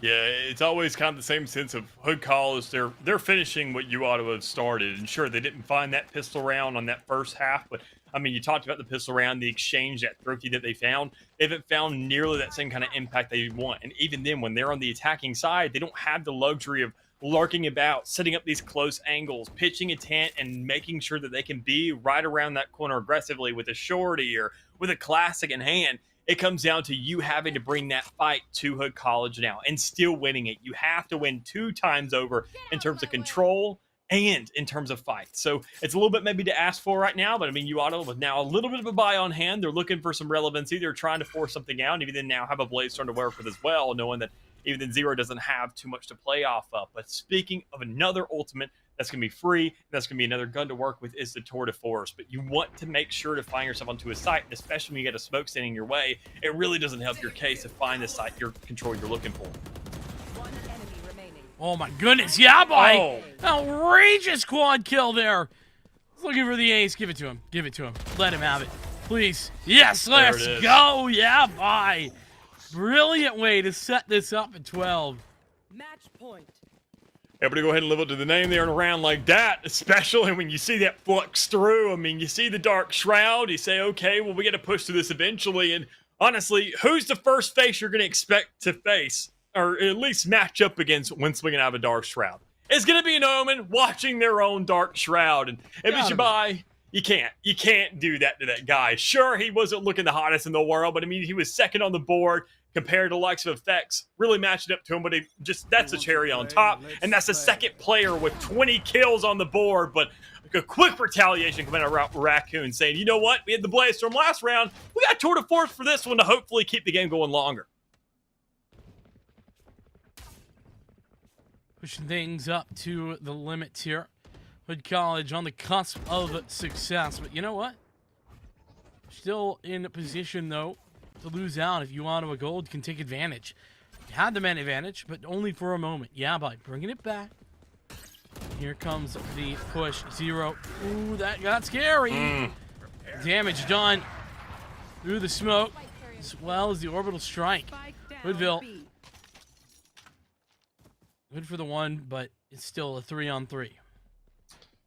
Not really close proximity to anybody here. Some good control going towards the B site, so not the best option for the likes of Ottawa to be making these plays, but when Yabai swings out and inevitably ends up losing his head, knowing that it means Zero was kind of wetting the prowl, you see some good exchanges across the board. You know, an operator's right in the middle of the map. You know, a Jet's over there towards B main. You have to make this transition somewhere, but because there was a lack of information, a quick enough exchange, and real rotation throughout the map, you can see already side control going down towards A. You got a player with an operator in KSEP. You got Hoodville with an Odin in hand. They're not going to be fast about this push. They're not going to be really efficient and swift with this retake. But regardless, they need to find the effects or just say we need to save out considering how expensive these guns are. Actually, I swap over to a rifle. I'm not mistaken. I saw that. Yep. Case up. Going to the Phantom. Time ticking. Well, I don't know that they're going to check Garden here.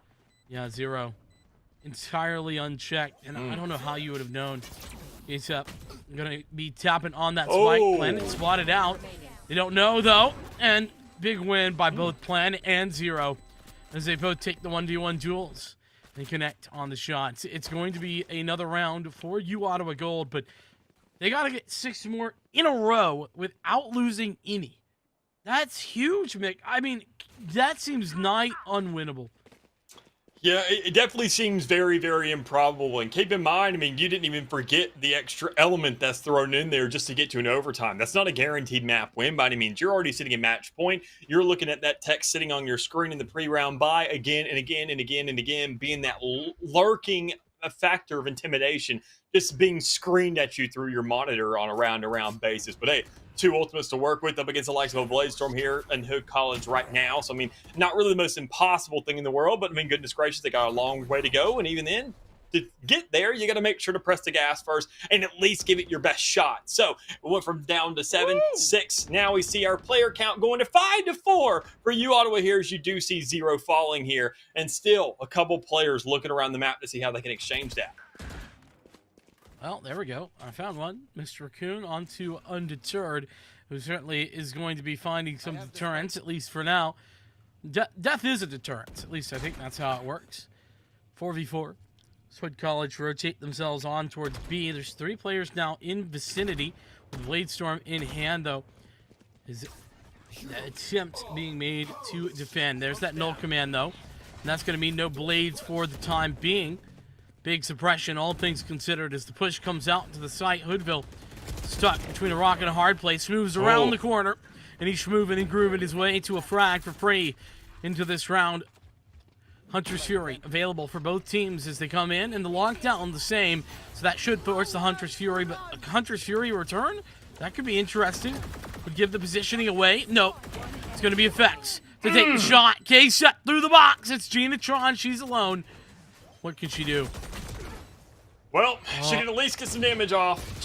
She can go ahead and get an idea where some players are, but can't really hit those shots. Can't really execute against a 1v3 when everybody's pinching on top of you. And can't clutch out to get one more round underway when you see an execution of 13-6 on Ascent.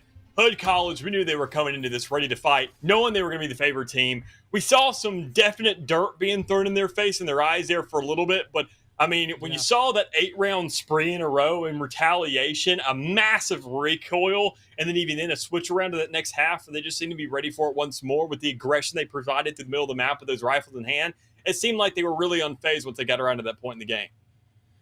Yeah, I think that's a really good point that you made, right? Like, you know, we jumped out to the lead there for you, Ottawa, and I was like, okay, you know, this is a very different look than we had anticipated. I think their strengths in those pistol rounds really coming to the forefront in that anti-eco, and they win it even, thrifty win, and they win not only that, but the following gun round as well. And that turns all the expectations on its head. And you saw Hood College, you and I think both of us felt it at the same time. Hood College were terrified there for a couple of rounds. Like, they were playing really, really, really slow. They just didn't push anything. They were terrified to make the wrong call, and they were very much not looking to make any mistakes. That changed over the course of time as Hood College made the better reads and was able to kind of get warmed up into the game. But as that happened, you, Ottawa, also fell by the wayside a little bit, which a little bit unfortunate, but ultimately the expected outcome. Yeah, and even then, I mean, you got to look at these compositions I talked about once more. I mean, the aggression that we saw kind of warranted out of that double duelist. There is a aspect of aggression that you were expecting from that composition, and we saw the default again and again and again. That default, because we saw it occur so early, we didn't know if it was reactionary or proactive. We didn't know whether it was going to be something that they did just to say, okay, we lost that second round. Not something we really expected or really wanted. Now we need to give them their respect and step back. Probably in a situation where they win those first two, lose that third, they may actually press that W key again and again and again and commit to a site, because we didn't see too much of a spread until that fourth round came around. But, I mean, when it came around to that second half where they're on defense, we saw them push out immediately. They said we either play for the latter end or we play right off the get-go. And retakes, knowing that their composition is set up for defense more than ours is, we can't let them get that spike down. We can't let that occur. We need to push out as much as possible and just trust one of those sites to KJ. That's exactly what they did, and it found them very, very efficient results across the board and a very, very swift win for themselves. But the series isn't over just yet. That's the first map. We got a little bit more underway. We may have a third underway as well with Breeze, but we got Haven coming up next on the other side of this break to see whether or not U Ottawa can really clap back and keep things going. So we'll catch you here in a minute.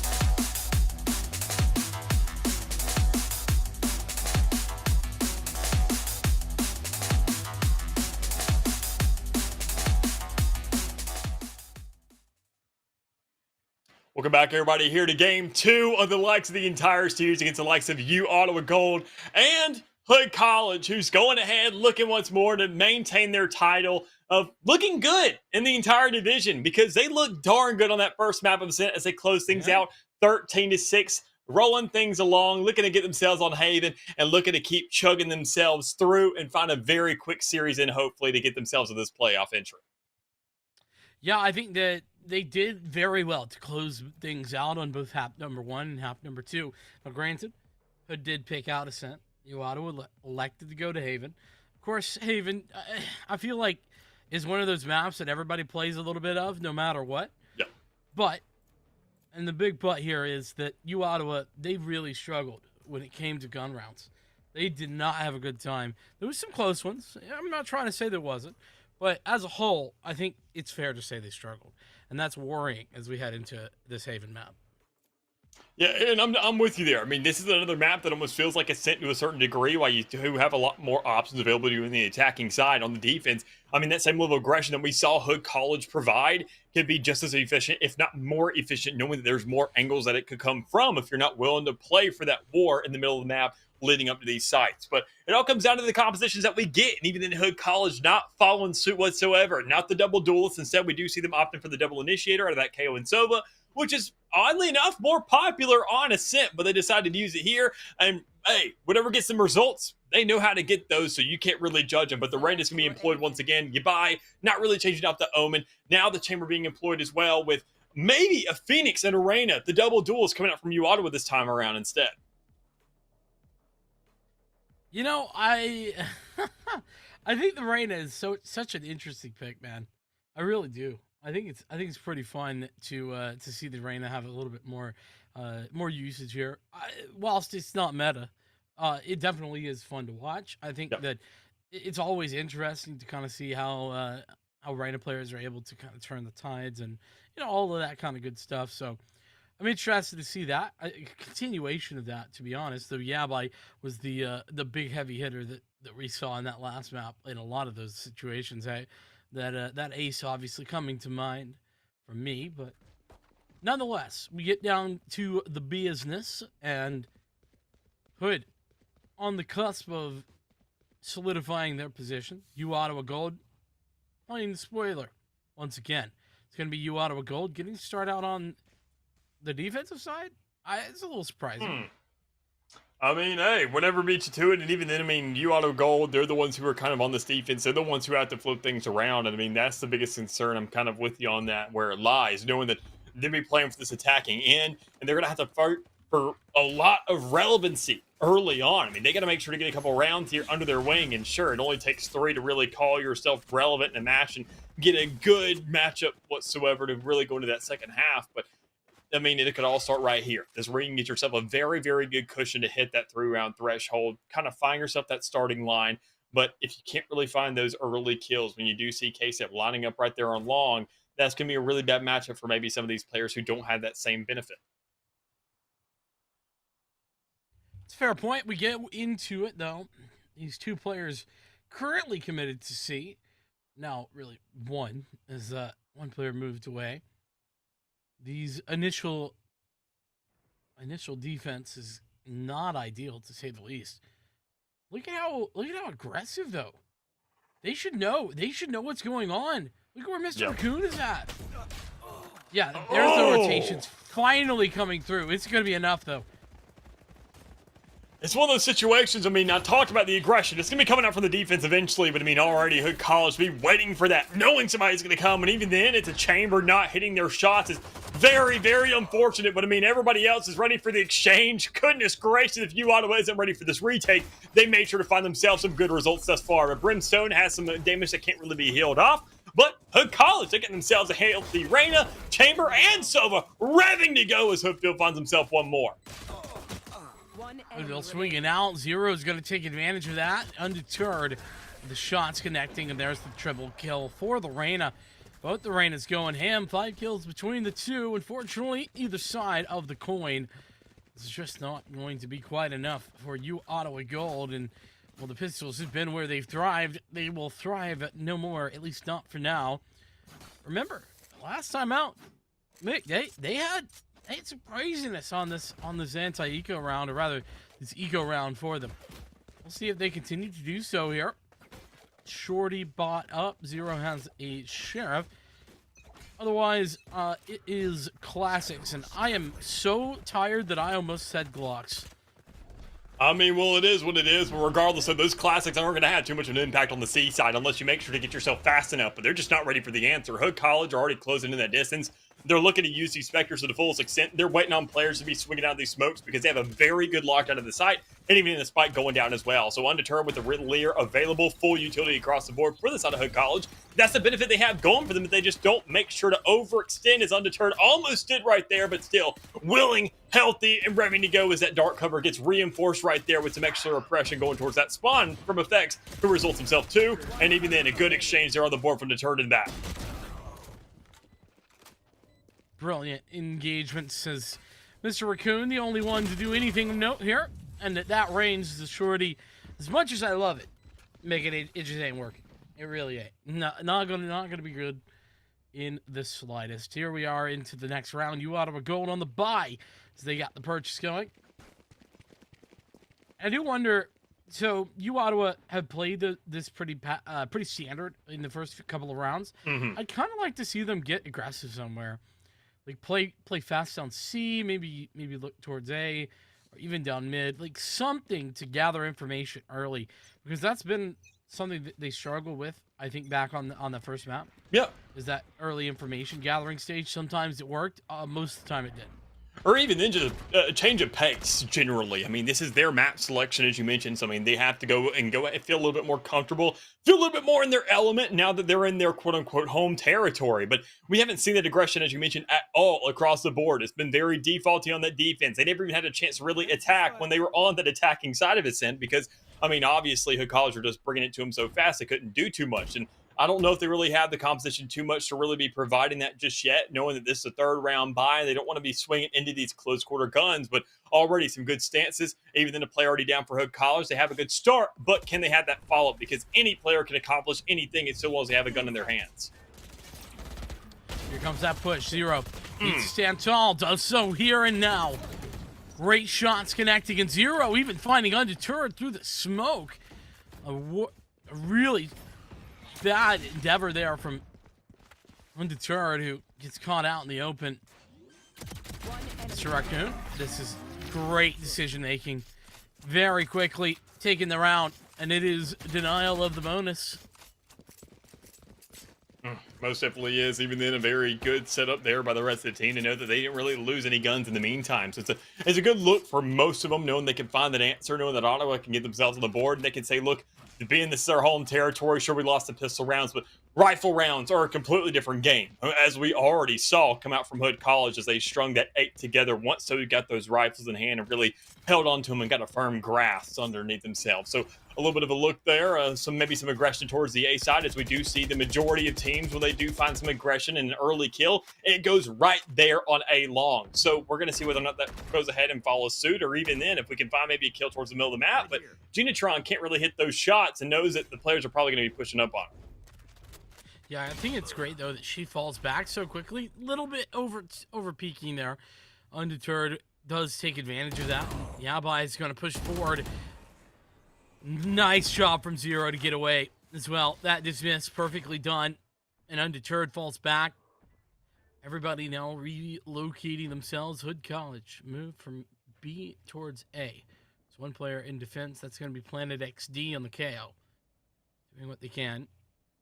Utility-wise, there should be plenty on the cards. Yeah, 0 Point just came back online. One kill rather, will equal a no command, and the fragment as well is on the line.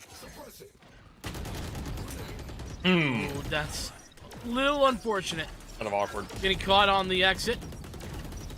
Hey, you're still alive, though. You can still hit shots. You still got a gun in hand, so you can still make an impact in this round. But when you got an Empress already going ahead, sticking right to your face, looking to go ahead and send bullets down range, and everybody else kind of swinging around that middle ready, not great. There's just not much you can do until finally some exchanges. Blue Spirit Mr. Raccoon able to show up to the site, find some kills, and clean things up. They give themselves one more, saying, no, this is going 1-3. We're tying this thing up and taking the lead once more in our own home. Mr. Raccoon as well with a double kill to close out the round for the Yep. second time in a row. What a huge step up, Mr. Raccoon. I won't say I don't want to say like had no impact or anything in the map prior, but definitely wasn't having the same impact we've seen in the last couple of rounds. Yep. That can continue. We're gonna see a very different U Ottawa Gold. They've tied up the game for the first time here in the second map. And even then, I'm excited to see the potential of these players, knowing that we had that tour de force underway, that we're expecting Mr. Raccoon to start stepping things up on this defense, get those early aggressive kills, get those positions, get those setups. But instead, it's Zero doing it again and again and again. And that's exactly why this player is at the top of the leaderboard for his squad thus far. He's been very successful in these early kills, in these first bloods, resulting in those trades, and creating the catalyst, being that foundation for the rest of the team to find these easy one-to-one trades. But Yabai and KSEP find a very, very clean exchange there, but still not the best guns in hand to really follow things up and pick it up and find that site control, considering that U Ottawa Gold still have 3 members alive, all fully decked out with ultimates. Yeah, they are very spread out though. Planet XD gonna maybe catch someone. KSEP seems to be reading the situation, but isn't quick enough on the trigger finger. Goes for the reload. Now have players coming in from both sides, multiple angles. KSEP disconnecting the one, trying desperately to turn around the curveball. Just too quick to connect. It'll be a couple of ults invested, or actually really just the one. The tour de force, that to be specific. And U Ottawa Gold take the lead, 3-2. But Hood, they're not done yet.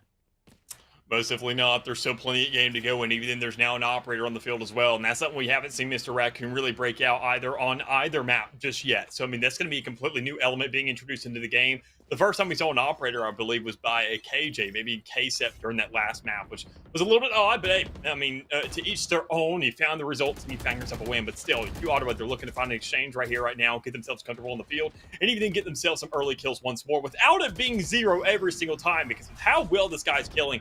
You can't have a round completely be forfeited just off of his single death alone. So you're looking for some diversity. You're looking for a setup across the map. And you're looking for maybe a different kill going through. And there it is. Hood College found the entry just now. And even then pushing through Godge with it as well. Coming out of Yabai, looking to bring that pressure across the entirety right to that spot. Yeah, by jumping up there and finding that kill is a little bit ridiculous. Gets away with one there. The shot's connecting. Now the plant is down. Spike in the ground. It's up to the retake. Everything being set up. They know Yabai is here, but they can't do anything about it. At least not yet. Genitron not interested. There goes that push. Zero defeated in the moment. The paranoia is so good for Yabai. The chance at another ace is there, but Mr. Raccoon does it again. Stops the bleeding. But this time, he's requiring 5 kills in a row. He's already got the first, but the op in hand gonna fall back. Just shy, still an operator in hand though to work with, and I think that's what Mr. Raccoon's going to opt to go ahead and save out. As you can see, that timer ticking down. The rest of Hood College dispersing from that site, knowing that that spike is going to go off regardless. Not even a man to go ahead and stick around and stay watch, but that's because there's no time literally remaining. So still, Mr. Raccoon, he does go ahead and end up living that last round, able to pull that operator into the next. But I mean, you knew that the rest of your team is now taking a sacrifice to that to some extent. A Marshall over there at the bottom of the barrel for Blended XD. Zero, not really having enough money to buy at all. Maybe going ahead and asking somebody else to pitch into the cause, knowing the effect that Zero's had in this game thus far. But that's not going to be the case. Genitron goes for that buy instead. So we're going to see some weird exchanges, maybe some very odd setups, knowing that 1,700 isn't even really enough to buy a Sheriff and have enough for the next. That's a good point. Yeah, You want to play? Let's play. not too sure about the investments being made, but hey, look, if it works, then I'm perfectly fine with it. Here's from the shadows. Yabai gonna be up in the heaven position. Certainly thought about that they might be there. Planet XD can't do a darn thing about it. Zero though, playing the defend position. Nicely done, at least doing something. Yabai, Spike planted. it would be bad for your health to swing out. Unfortunately, health now dissuaded. The Blue Spirit moving in. Bit of additional gun speed there with the Sim Beacon. It's up. Able to move up onto the top, and there is effects to close out the round. It is the lead regained after 3 in a row for U Ottawa. Yeah, big stance there. Even then, a better round underway, knowing that you invested that running back even there. You knew that Blue Spirit, you heard that ultimate expire, you heard that fire go ahead and dissipate, so you knew that a spike was not being stuck. You knew that even then there was enough time to get it to half. So looking at the stance of the field, looking at what's going on right now in a 4v3 situation with Hood College looking good and having themselves a lead, you got to look at the Ottawa, you got to look at the ultimates they have available. More importantly, the money and the arsenal they have to back that up. Can they create opportunities? Can they get enough kills to open a space for these? Can they use them as complementary, or are they more of a cornerstone that they have to rely on? And I think right now that question is still up in the air, but it's leaning a little bit more towards the ladders. Even then, some early kills already coming through. Underturned able to go ahead and result in one. Doesn't really have to use anything for it. It's just free kills across the board, seemingly.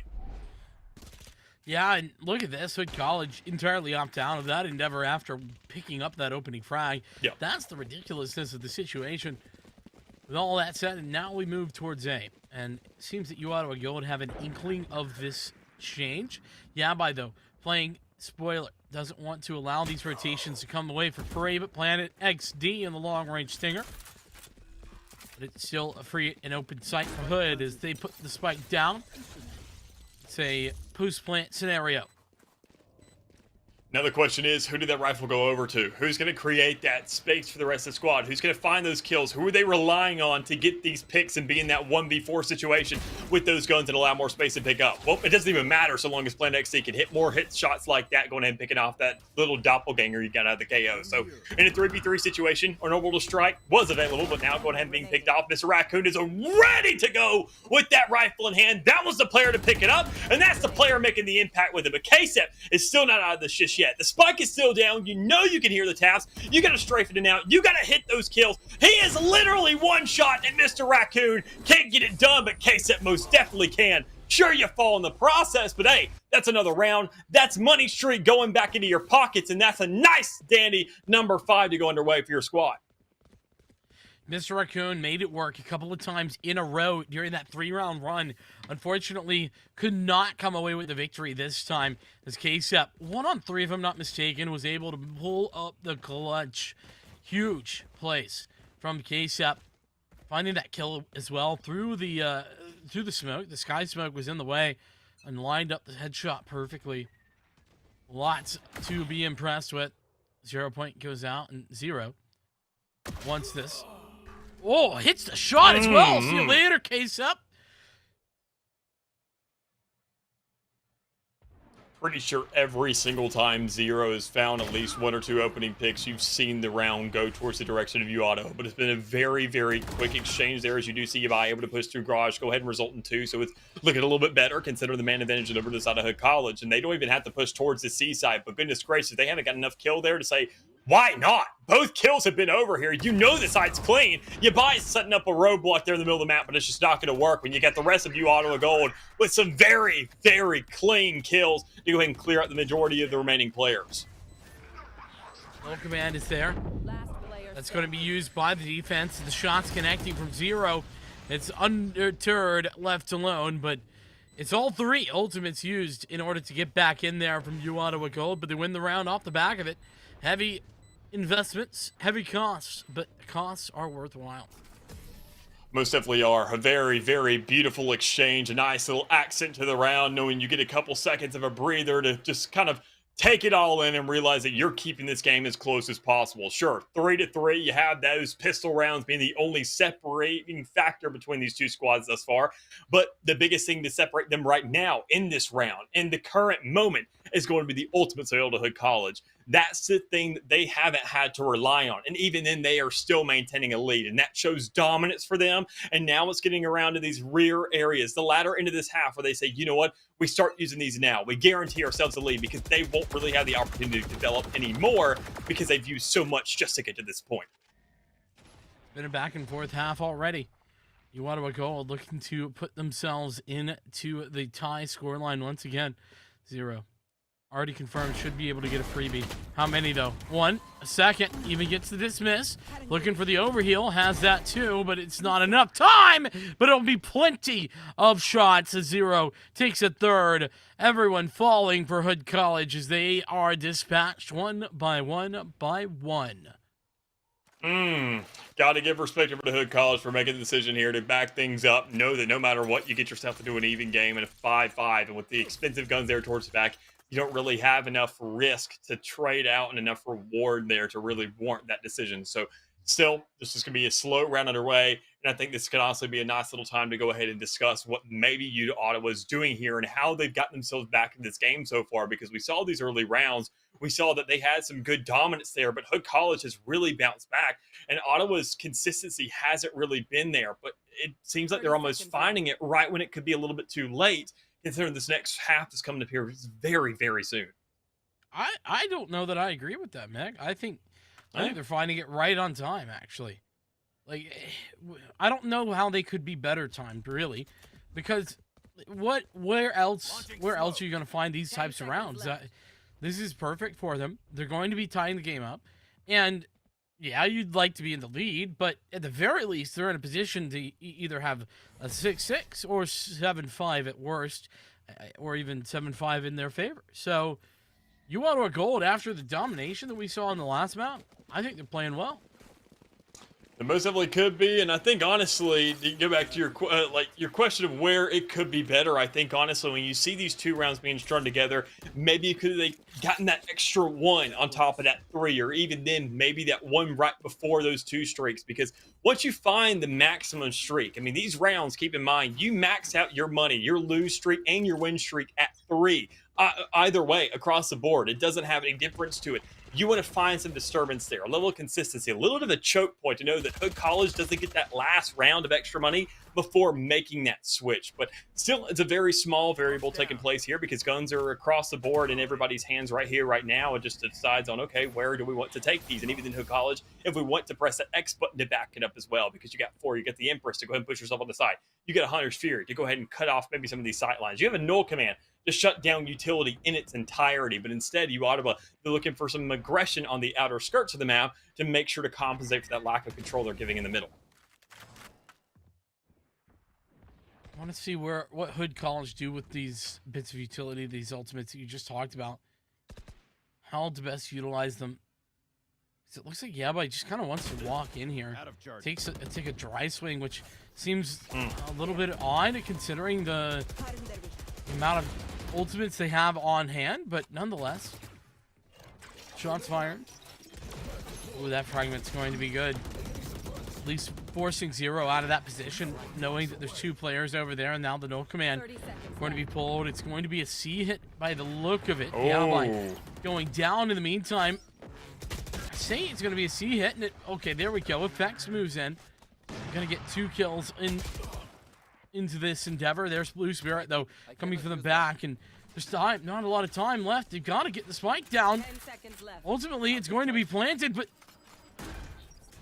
this is at a heavy cost. Yeah, this is a little bit of a sticky situation, to say the least, with the Spectre and an Operator in hand. But KSF can go ahead and make work of one. You got the Spectre close. You just got to spray things down. Protect your chamber, but it's just not going to be done. It's Hoodville with 11 health, trying to go up against the likes of Mr. Raccoon, who has a full Phantom and armor to work with, and an ultimate in the rear end. But you need absolutely none of it. You just take a couple shots, close out that round, and finally get that esteemed lead that you were looking for once more after you lost a round 5. I'm not really sure I understand what Hood College are thinking there. Like, listen, Hoodville has an ult. Like, there's a Hunter's Fury.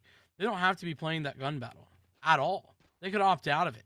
Same thing's true for those initial duels. Why take dry swings at B when you could have ultimate? You can use your ult to get in, or use it toward a force, or use a Hunter's Fury. Like, there's just so many options, and I think Hood maybe a little bit caught up in just the aim battle right now, because they definitely are not making the most intelligent decisions about where they put these ultimates.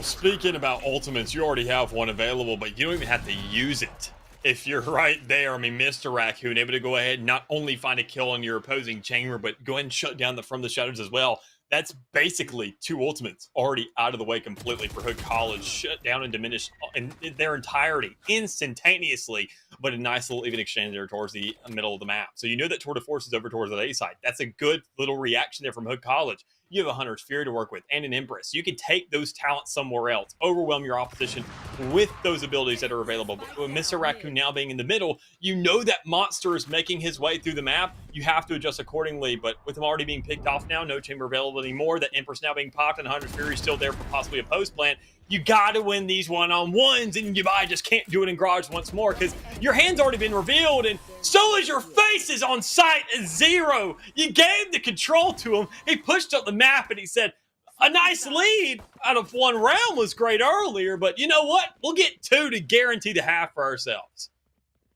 As mentioned, I don't think U Ottawa Gold could have done much better there, especially the close to the half. Brilliant, in my opinion. They pick up everything in those last 4 or 5, and Hood College left wanting in those situations. Zero, by the way, hitting 18 and 8 in the first half. An outrageous performance being put down. It's a big reason why U Ottawa Gold are currently in the lead. Mr. Raccoon, clutch factor is huge. 3 clutches in the first half as well. Yeah, big play so far. Even then, Zero able to go ahead and get a lot of those early kills, as you mentioned. But, I mean, even then, that's because it's a trick up the sleeve. It's somewhere where you know you're winning that 33% that they're running right into your grasp. But in a situation like this, it comes down to the flip of the coin of whether or not you're actually going to hit those shots when bringing the aggression onto the site, knowing that somebody's expecting you, that your doormat needs to have a bear trap on it. And that's just not the case. Zero just repeating history once more, opening up with a pick, creating that space, pushing onto A site with 150 health in the back end. Genetron, nice shot and planted as well. U Ottawa Gold, this is looking flawless onto the site. Their pistols have been good all along, but this is even better than good. This is great. Last player standing.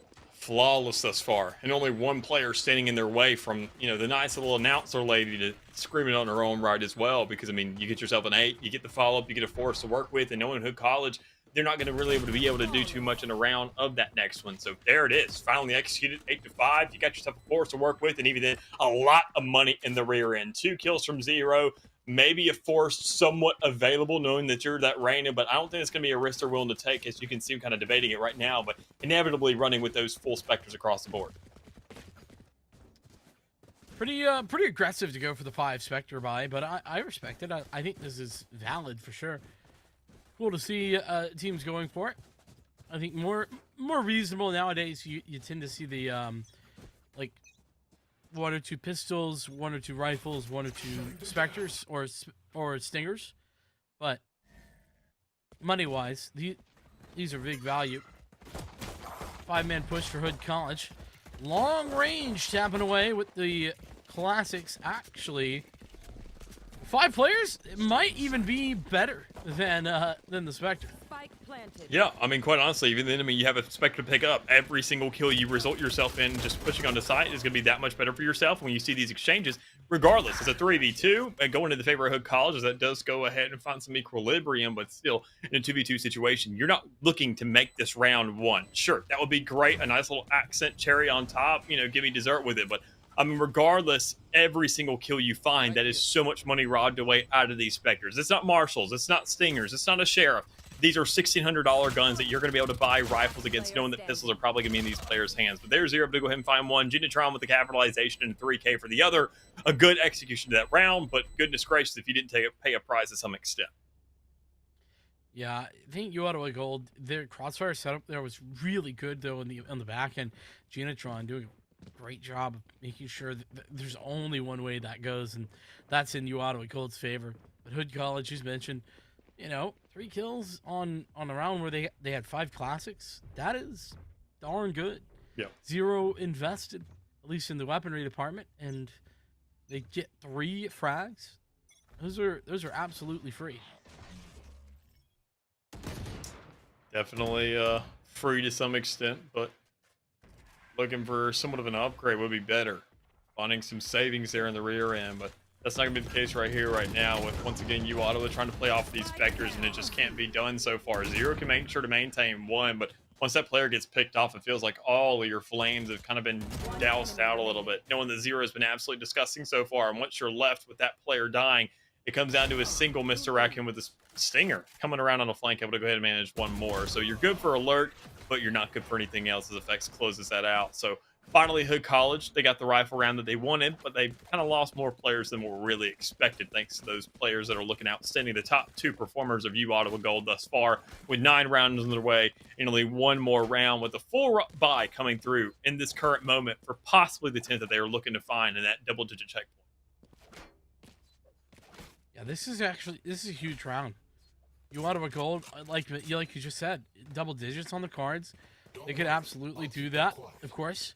On the other side of things, the potential to win not only a round to start making this comeback happen, but also you push the U Ottawa economy back. You make sure that they are saving for the next round, and you give yourself a bit of a advantage in your own economic woes. So, all things point to importance here. Janatron looking for Yabai on the aggression. Not going to be giving it for now, but a lot of information confirmed off the back of this for Hood College. Their positioning tells a story. That story is that A is just not going to be where this push is coming for now. Yeah, it's going to be a little bit of a wild card, I'll say, but whenever you go ahead and get yourself on the B, there's a good chance you finally control that site, but the retake is what really hell starts to unleash, so you got to be prepared for that. The double smoke already down, you got to make sure to have somewhat of a backup there to keep that cover where you can, or set up in these crossfires and look darn confident on them, and you can already see that kind of going ahead and starting to pan out a little bit. Chamber's going to have a difficult time lining up those shots as you got undeterred, already hitting that shot in their own right. You Ottawa Gold now being in a 1v1, and in terms of kills being made, and a good orbital start to come through to buy out that time as well, but it's just not going to result enough as Hood College is just running through these players, and it comes down to 1v4 almost in the blink of an eye as Blue Spirit is just stuck in a nook and a cranny, rocking a hard place, and even then another round given over to the side of Hood. Nicely done from Hood. I mean, they made that look pretty simple. It looked almost pedestrian at times, right? Catching the timing. Like we saw Planet trying to flash in, or at least flash defensively. They catch the timing of Fax, able to take that frag, and underrated with the win against Mr. Raccoon in the early stages. Gets the overheal, beats out the additional peak. Like all of those small things working in the favor of Hood College is huge for them. But as mentioned previously, importance of that round not to be understated. We've got a limited purchase because of the economic situation from U Ottawa Gold. In addition to that, we're going to see some aggression from Yabai, paranoia setup. But could actually get hit with the 0 point, so suppressed for the time being. And it will be a rotation from U Ottawa Gold. Most definitely will be. On the budget round underway. Good stance here for Hood College, considering they had that ultimate there in the rear end as well. So every single one of these kills for any other player besides that KO, you're going to be thankful to be getting that much closer to it. And even then, if you go ahead and kill 0 early, make that the first kill of the round, you know that that is a rally point in its own right. You get another Empress to work with on top of it to really match 0, who isn't even on the field anymore. So it's a good look for him. You got a little bit of a scatterbrain team, and U Ottawa trying to find some control onto his side as they are trying to lap around and maybe get a little bit of a split going on the C side, but that's just not going to happen. Ibai was a little bit of a flank, gets 2 kills, and makes only 2 remaining. This has looked almost perfect from Hood right now. Like they haven't done anything wrong in this round. They've gotten ultra aggressive in moments, and yeah, by pushing all the way through A there, but it's not a problem. And he's going to be able to use the Shrouded Step to get the heck out of dodge. Swinging close range, that was maybe a questionable decision. Had the chance to get out. Instead, goes for the fight, loses out. Maybe then a rifle to pick up, so you can make sure this round could possibly be that much more expensive if you're not ready for that trade. As you mentioned, could be a little bit of a weird decision. Even then, you know that because of that one player giving over that rifle, that's undeterred down as well. Maybe a spike. No spike really there and available. Could have been maybe playing in the post round, but you want to keep fighting. You want to maybe make this round more expensive. You can't really manage that, but hey, regardless, you went from 1 ultimate in that last round to finding yourself a darn near flawless before that little chain of dominoes started to fall over. But regardless, though, it's a little bit of a compensation. You found 4 ultimates to work with this next one to possibly get yourself to a tie game. That's a great point. And actually, we're seeing a timeout being taken. U Ottawa Gold, they feel the importance of this one. Yep. The ultimates on board, 7 out of 10 from both teams, additively. That word's very difficult for me for some reason. Nonetheless, a a whole plethora of ultimates to be pulled out into this round, and it's very important because you instantly will be forcing a save if you out of a gold lose this one again. So not only will it be a tied game, but then the potential for Hood College to actually take double digits first. Yeah, I mean, even then, I mean, looking at the ultimates you have available, you got to consider when they can be used more times than not. You're not going to use a running back really too much once you get into that post plan, unless you're doing it while the plant's going down. You're pushing into spawn, you're looking for kills, setting up those roadblocks, buying that extra time in the front end. And I think that would be a good utilization. Problem is, every single ultimate they have, there isn't really too much for a post plant or really for a buy situation. They have to utilize them aggressively because this is the kind of combination they've set themselves up for. This is a sacrifice they have to take that they have really just almost applied themselves to and really signed, sealed, and delivered on. And even then, Hood College, they have much better of a diverse setup they can do. They can utilize a Hunter's Sphere for a retake, and which really isn't the best case scenario, but still, even they can use it preemptively right here towards tunnel. But in, when you got nothing in a buy finding two, no ultimate at all, it doesn't matter. The left click is the most powerful thing in the game for him. Just aim, shoot, and click. That's all that needs to be done. Yeah, but you're going to get shot in the back of the head to close things out. But it'll be a confirmed 3-on-3. Shock Dart doing a little bit of extra damage, taking out the armor. Now, the chance for the retake. Hunter Fury online. Null Command the same. Vex going to put this down. That will at least confirm one suppression. Yeah. Yeah. No way to get out. 24 HP as well.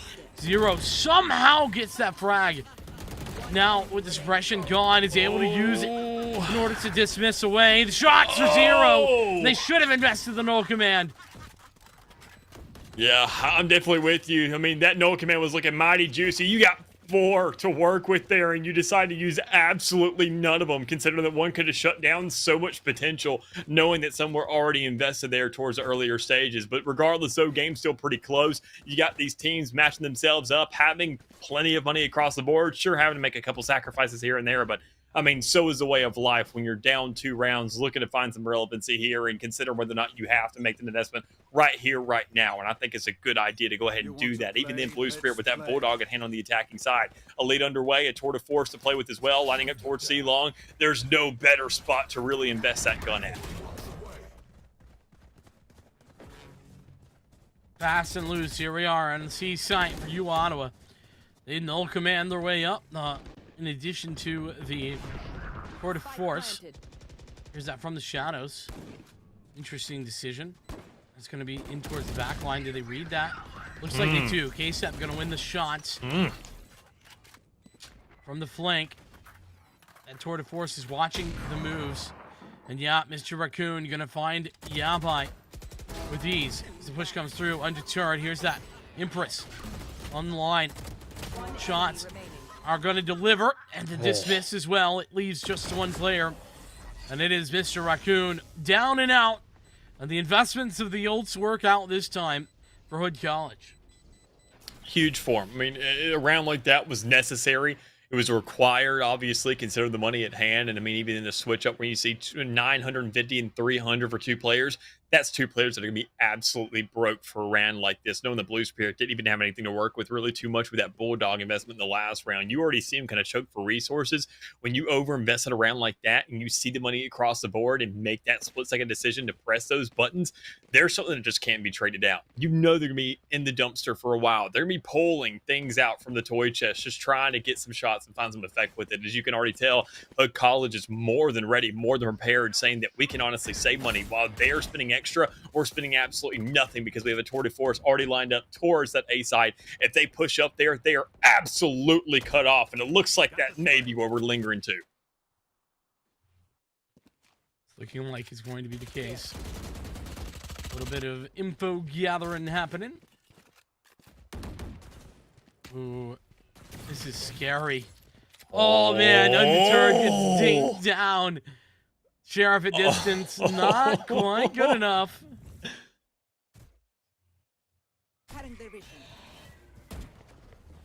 Nobody peeked there. I guarantee they were under the Tour de Force. But I mean, just purely off those players' presence being there, a little bit of spook going on, it just results in an entire rotation across the map. 50 seconds remaining. You got more than enough time. It was a little bit too much exposed out of the hand, a little bit too early, as you do lose that player finally out of deterred or undeterred. So as you do find Genitron getting that plant down, affects knowing somebody's in that smoke, the spidey sense is kicking in, and saving rears left and right as another one comes on top of it. That's just a little bit of insult to injury there with that KO looking disgusting. Orbital Strike, though, prepared and ready. That could play defense, so they're going to have to really step up the pace for the retake. Close and personal is the Blue Spirit. There we go. Shot's going to fire, but KSEP finds Mr. Raccoon. Long range. And Yabai takes the time. Orbital Strike, here we go. But this timeline is simply not fast enough. Genitron, going to need more. Just that. Shots fired. Genitron, she just cannot do enough. Oh, maybe.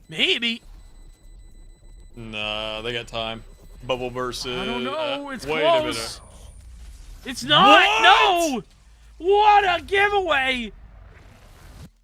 That was not even on the majority of the spike. How does... Whoa. Three How does Hood players. College give it up? 3 players line up off of the spike just to play defense for nobody who's defusing? Hood, you can't let that happen. No. The players defusing got hit with the molly. They got mollied, and then... But the It's a molly didn't brim. You actually know hit. a molly's coming in. Like, let's be real here. No, I know, but the problem is that I just don't understand. I wish we had a replay. I wish we knew, but we don't. So I'm going to leave it at that. Big mistakes from Hood.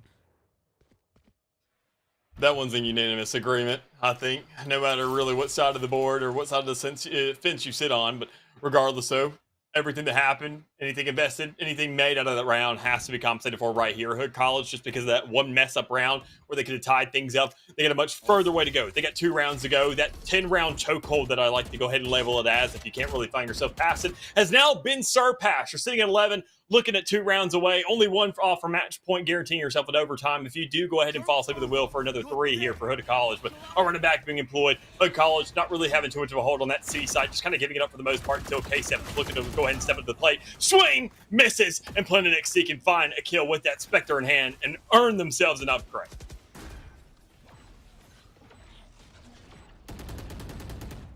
Nicely done here.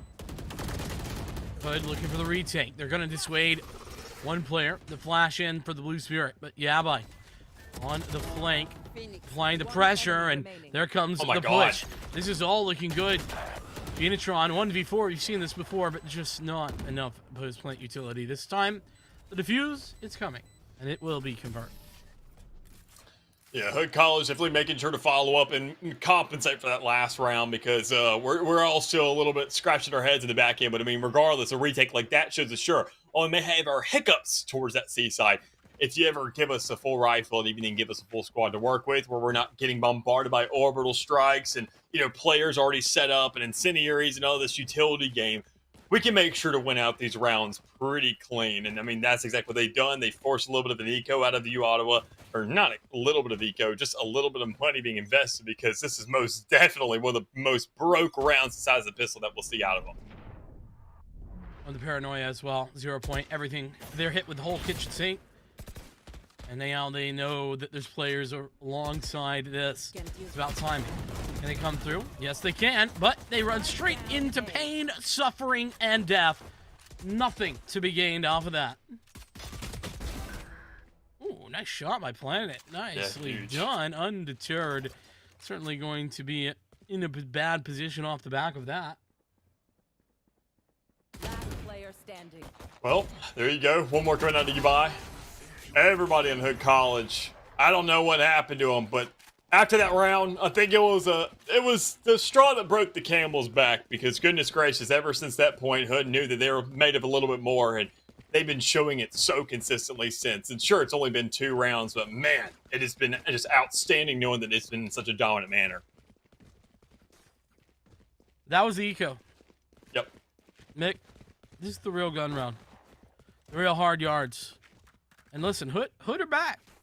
They have the ults. Mick. No way they'd throw it away again. I mean, if an orbital strike gets on the board somehow and Genetron's only one away, maybe. And even if they do, they just gotta avoid that Stop C talking, site. Nick, stop Gotta talking. hold things down. Oh, No way. No way, Genetron, Ace is here, This is that absolute problem as a Brimstone. She's been good on She on has. the back end of it, but so difficult. Yeah, but you gotta stop doing this, man. Like at some point, they just know you're here every round.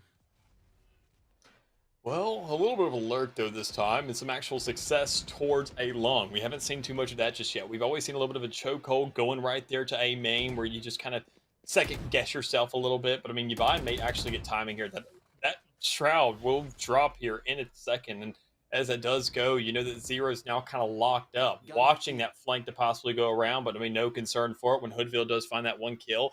That you still have the Empress available and Null Command as well. Undeterred gets that one more kill. Honestly, you can just go ahead and pop every single thing you have under the sun, so long as it just buys a couple seconds, because you're only sitting at 30, and these teams have to run it down to C. Oh, but there's the double entry. 3-on-3 now. From the shadows, going to allow the quick rotation. Don't know if anyone's looking for it, but Mr. Raccoon looking to hold back the push. No denial. Yabai missing the shots when it's so critical to hit them. Yep. The plant will go down. And low HP, sure. The Empress should and can be popped here, but guess what? There is the orbital strike. There is an Empress as well, though. I mean, everything being on site, you don't have that luxury of being off towards C long anymore. You can't really set up for a post play anymore. You just have to go ahead and face the opposition that's right in front of you, looking to match you down, and Undeterred can go ahead and result in one. The player that's off site is going to be that chamber. You get the peek towards Genetron. She can hit that shot, but there needs to be one more that's hit in the meantime. It's Mr. Raccoon towards Garage. It's a half fight that has to go ahead and occur, and it's just not going to happen. That's a 3K for Mr. Raccoon. A 12th round for Ottawa Gold, and one more away from taking ourselves to a third map, or maybe a little bit of an answer to come out from Hood as we could bring this into an overtime, knowing they want the timeout right now to possibly bring it there. They are on the cusp. Ottawa Gold could push this to a third map. What a way to spoil things for Hood College. Remember, there's 3 teams, 5 and 2, and that means 3 or 2 potential teams could be in that same, assuming Hood College were to win out Breeze, could be in that same 6 and 3 conversation, or excuse me, 6 and 2 conversation. And these are all map differential, round differential, all of that matters. Yeah, I mean, looking at the way these games have been panning out, I mean, I'm liking the exchanges. I'm liking the way these are kind of going underway. But, I mean, even in Hood College, it seems like, they play in spurts. They haven't found a level of consistency yet. And that's going to be a really tough thing to find in an overtime when you're switching sides again and again and again and again. Sure, you're going to have buys every single time, but they've already had buys every single round. They've had a cushion. They've shut down the economy on such a consistent basis against the likes of Ottawa. But problem is, Ottawa, they're just getting scrappy with it. They're winning these little clutch moments. Hood is swinging in isolated bases. They're not executing these sites together. But when they do, it almost seems like it's unintentional, but yet it's somehow the cleanest things we've seen out of the group. You want to play? So, Let's play. Ottawa Gold, they have the ult economy. Null Command alongside the Tour de Force, which is already pulled. And we talked about it in the previous round and how impactful Genetron and her orbital strike have been. They look to do that one more time here. Could be for the last on Haven. We could be headed to overtime. Not going to check it. A massive whip. A huge frags, and Yabai steps up in a massive way. 1v3. This is looking like overtime is guaranteed unless the Blue Spirit can do it all alone. Just needs a single frag to have the run it back, though. And this seems maybe possible, and actually there's no frag needed. The plant will give it to him. And most definitely will. The biggest thing they have to really result themselves to right now is, the 1v1 situation, the scenario that we mentioned earlier, not really helping them out. But whenever you have Blue Spirit swinging into them on a 1v3, it makes that job nearly impossible, as you do see the result coming through. So we're moving ourselves into an overtime, people. This game isn't over just yet. Hood College has not resigned themselves to go on to the likes of Breeze. As much as I love the map, it's still a possibility, but Hood College wants it by no means necessary. I'll be honest with you. You Ottawa Gold have got to be kicking themselves there. They just lost that round with 4 ultimates available. Like, sure, they had pulled the Tour de Force, so like that one really doesn't count. But man, does that hurt to have those ults in the back pocket and not be able to use them. But what's gone is gone. What's done is done. And Mick, it's overtime now. Hood College and U Ottawa Gold going the distance here for our final series of the day. We've got it. And it is U Ottawa continuing their defensive setup.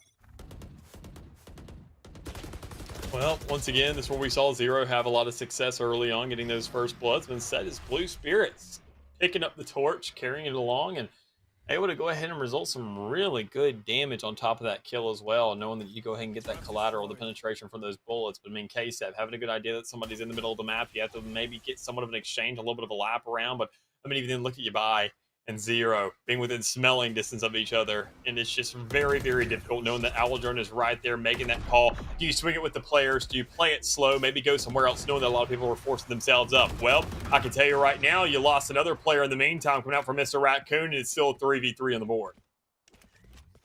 3v3, but look at how spread the defense is for U Ottawa. They are very much one player a sight, and this is why it's so poor for the defense to lose out on those early picks. Is because it just doesn't favor them. Not in 3v3s, not in 4v4s, not by a long shot. And oh no, look at this gamble. U Ottawa, they've gambled towards A, and they have gambled wrong. This is why don't gamble, kids. Well, I mean, if it's in Valorant, there's nothing really on the line. Never really hurts too much, but I mean, this is a collegiate conference. You got scholarships available. You got playoff spots underway.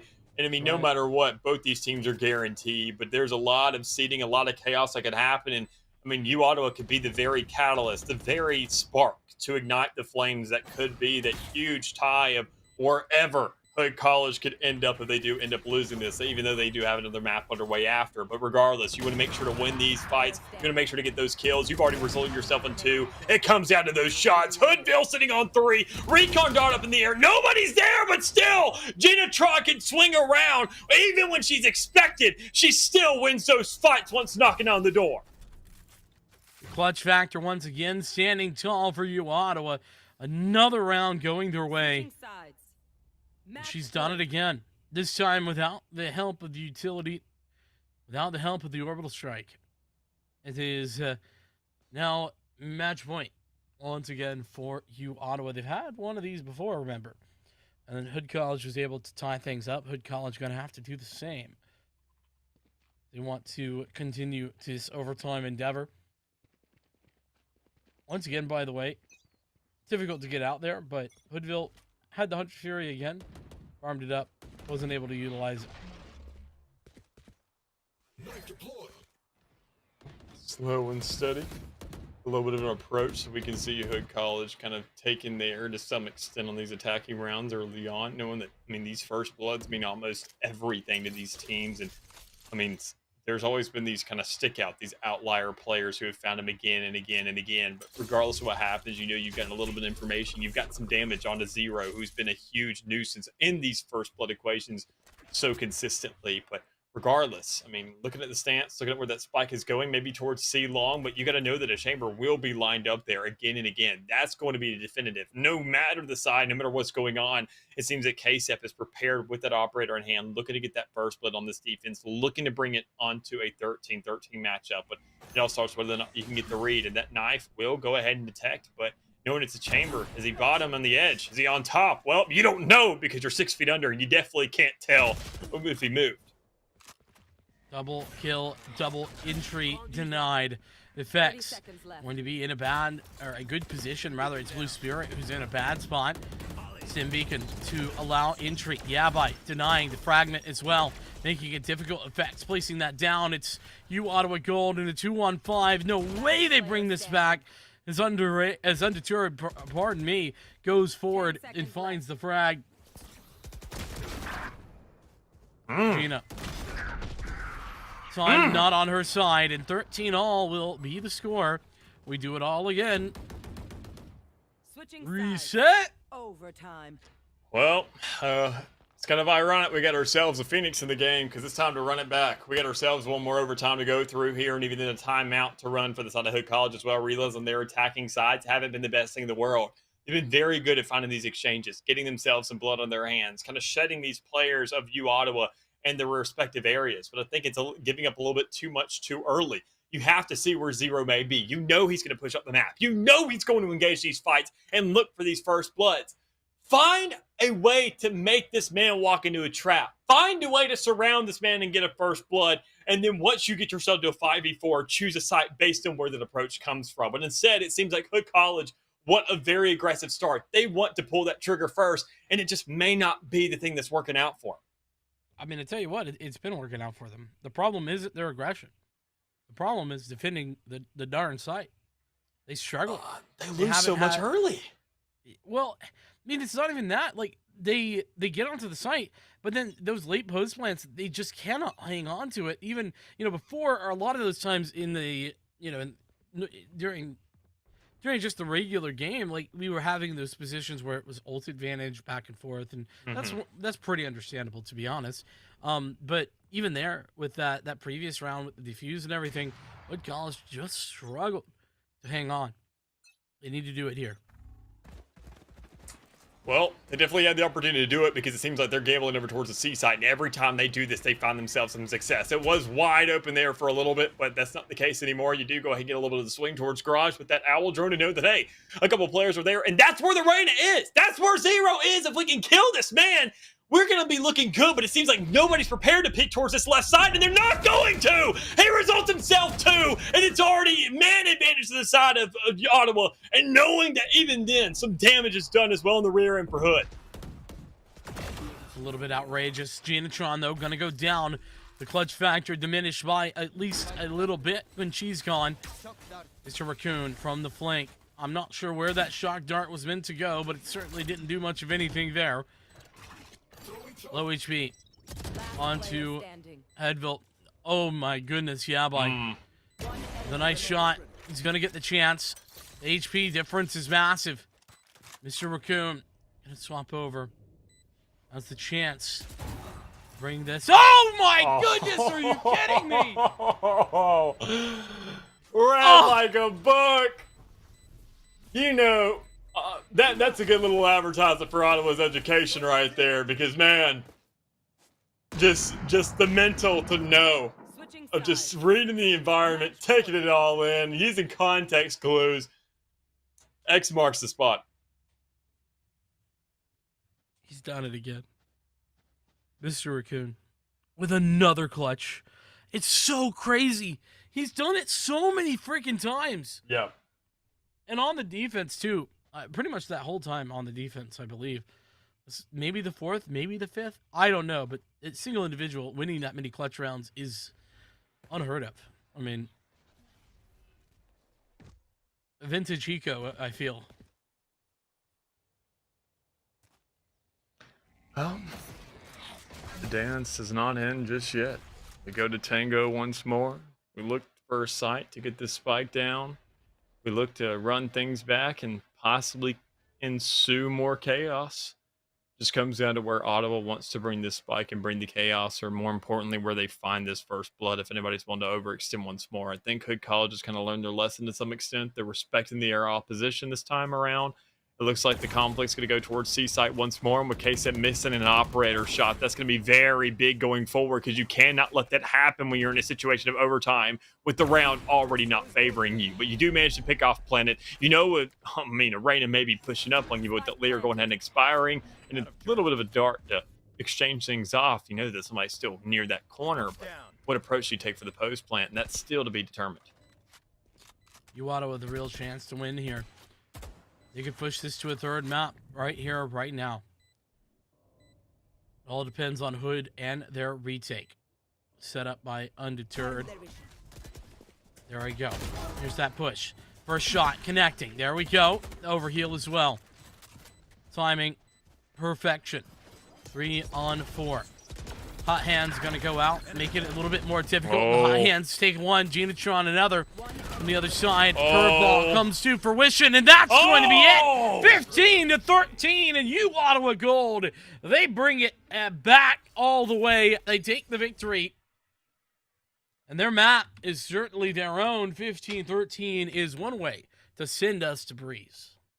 It most definitely is. I mean, I think that's the nice little axe at all this for me is if we're going to go to a decider, I want it to be on Breeze, and I'm happy that's the layout we get right here, right now. But more importantly, an overtime situation, I got to say, for a map like that, where it seemed like both teams had a very, very definitive grasp of victory at one point or another. We talk about those latter rounds where we saw so many ultimates available to the side of Hood College when they were getting themselves the economy running their direction consistently, and they blunder around towards that seaside.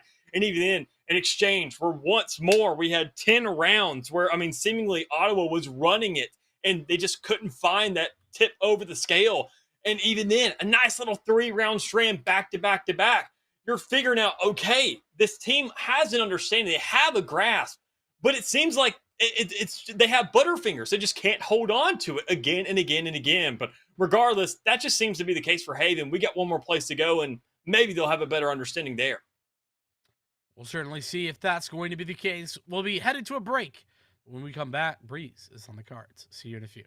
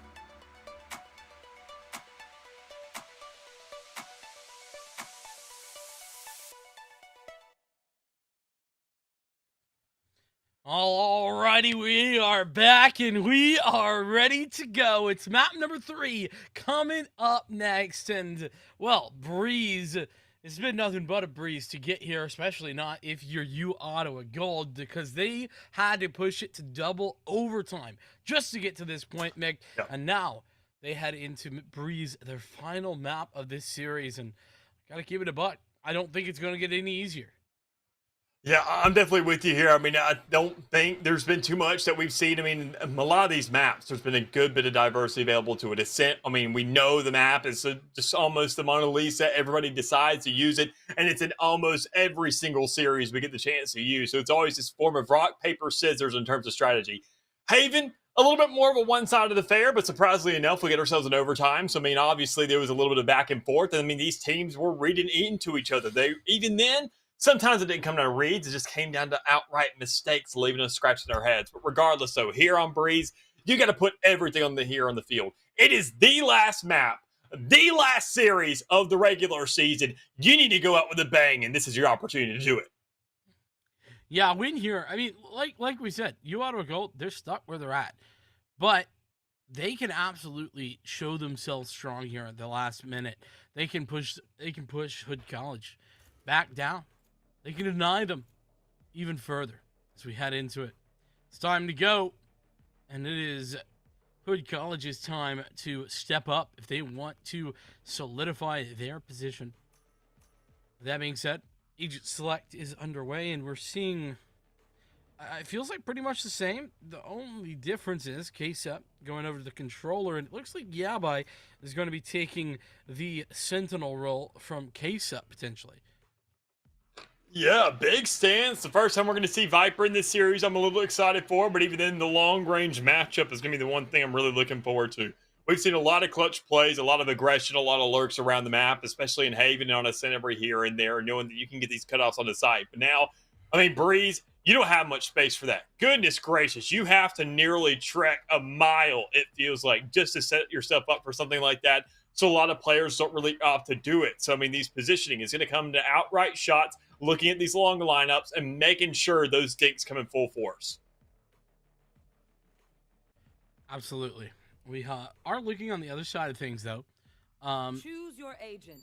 Pretty much the same. I think the Blue Spirit, the real difference maker, him and Planet sort of taking each other's spot, and Genetron. So I guess now that I'm thinking about it a little deeper, using my couple of brain cells, pretty significant wholesale changes in the actual individuals and what roles they're sticking with for U Ottawa Gold. So I do wonder if that's going to matter.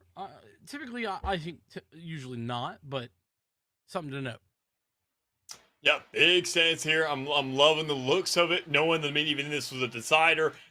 Nobody should be favored here. We don't really have the statistics to break down specifically off these two teams to know what the outlook is for both their squad, but even then, it seemed like they were both confident to an extent to know the layout, to know the composition they need here to find at least some extent of results. We haven't seen anything really be one-sided, no real influence towards the defense or towards the attacking side, but I do got to say the one thing I saw in that draft that really stuck out to me once more was that double duelist, knowing that raining out with that Lear, having an unlimited range. I talked about the prominence it could have and the potency it would most likely contribute in terms of taking mid control on Ascent. Well, here on Breeze, I got to tell you, that Joker gets a lot more powerful, knowing that it can come out at any second and there's not really anything you can do besides just shoot at it. Yeah, ain't nothing that can be done. We are underway. 0 Point doing its job of covering off the two players moving forward for Hood. As Undeterred is just that, moving into position. Going to collect the orb, and the Owl Drone goes out to find positioning. Dash in as well. Effects. Ooh, nearly catching out the Blue Spirit. But Yabai does that on their own. 0. Ooh, it feels like it's also close, but none of these shots connecting. Able to go ahead and maintain one more. I mean, surprisingly enough there from Mr. Raccoon, kind of intervening there from the edge. I mean, still, it's a 4v2 situation. Ottawa, I mean, these pistol rounds, there's nothing really guaranteed to be done just yet, especially if you have a ghost in hand, considering that Planet NECC does have that, able to maintain one more kill and Gina Trump being on the rear end. She has been an absolute menace to the side of Hood College, able to go ahead and pull off a lot of these good clutches and making sure these rounds can be in a huge toss-up. But as it seems thus far, with going ahead being shut down and effects come alive, get a 3K and kill Planet as well. That's a first run underway. That's Jet getting a good bit of kills on the board to make sure to get that Blowstorm to work with, and a nice little follow-up for the Spectre buys as well. Yeah, nice stuff. We'd love to see exactly all of that from here, but it looks like we are seeing a bit of a tack pause, actually. Or rather, a technical pause. Excuse me, I can't speak. Yeah, I'm dumb. Apparently, we have a crash happening, but hopefully everybody will get things going as quickly as they can.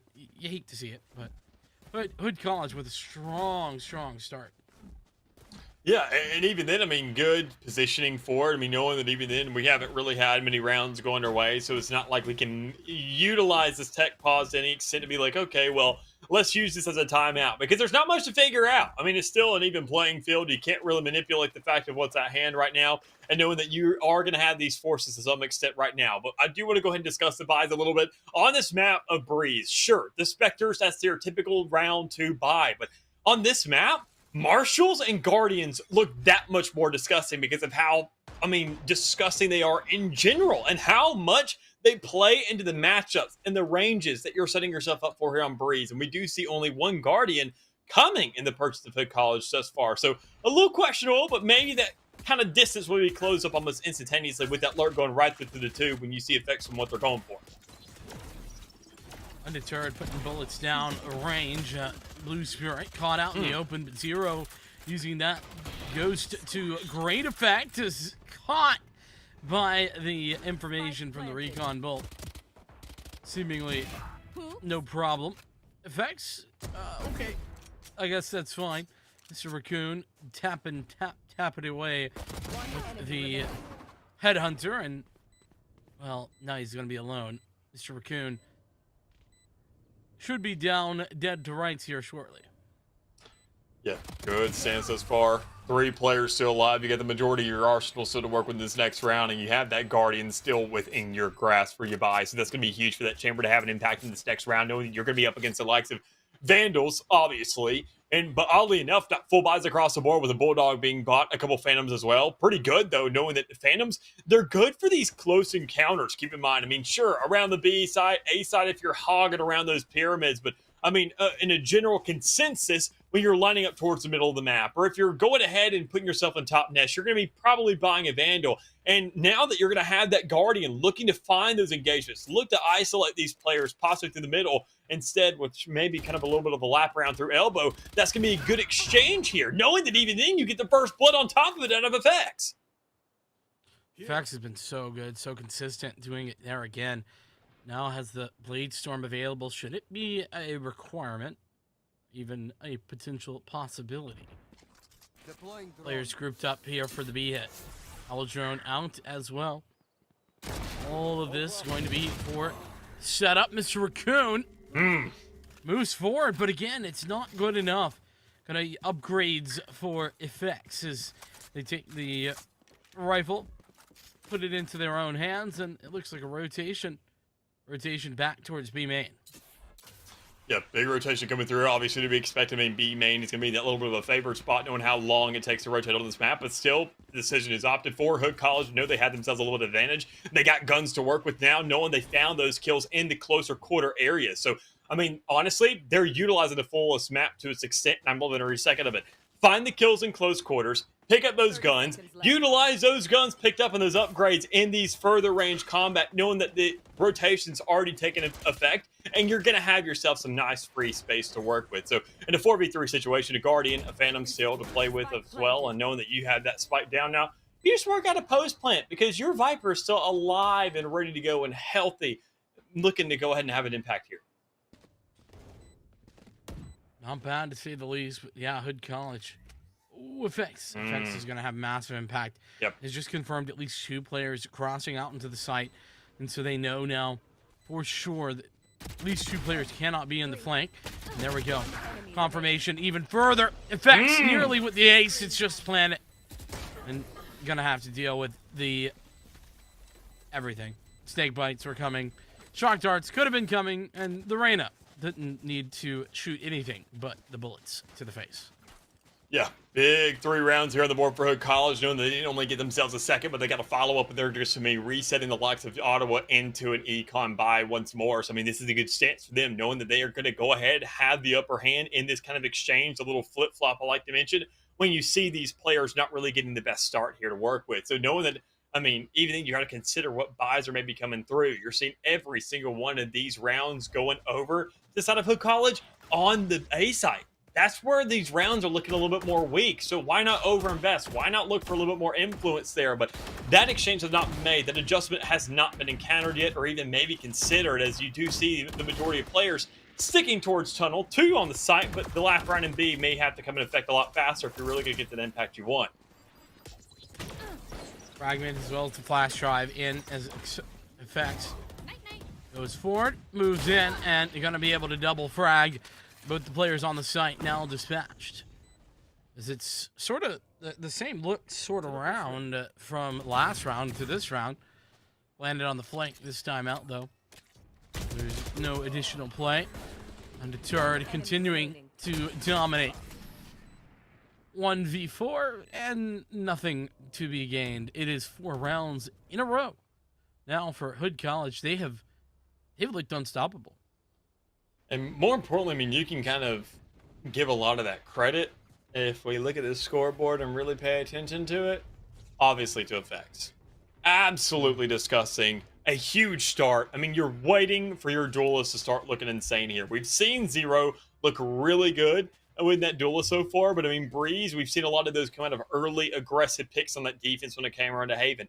You don't get that luxury too much here in this map. Either you're swinging outside pyramid where you're expected to be there, double doors, up in nest, no matter what. You're not going to over push that because there's not very much space to really say that it's an appropriate amount to sit in when extending past that site. So already a Viper's been deployed and a Tour de Force, both on opposing sides of the map. I like the allocation of the resources. I like the fact they're considering what's being used and kind of playing into each other, but still, that leaves the middle of the map wide open to really utilize to possibly get a flank through. A lot easier said than done, though, of course, in this endeavor. We get down to the wire here, and we're past the 1 minute mark. Effects through the mid area, in towards the nest. It's not going to be anybody there, at least not playing defense yet. Is playing it inside their pit. They don't have any actual opening. They might, this timing, I don't know if you Ottawa are going to have an idea. Gina certainly does. She's connected to the shot. The flash drive comes around the corner. The blue spirit.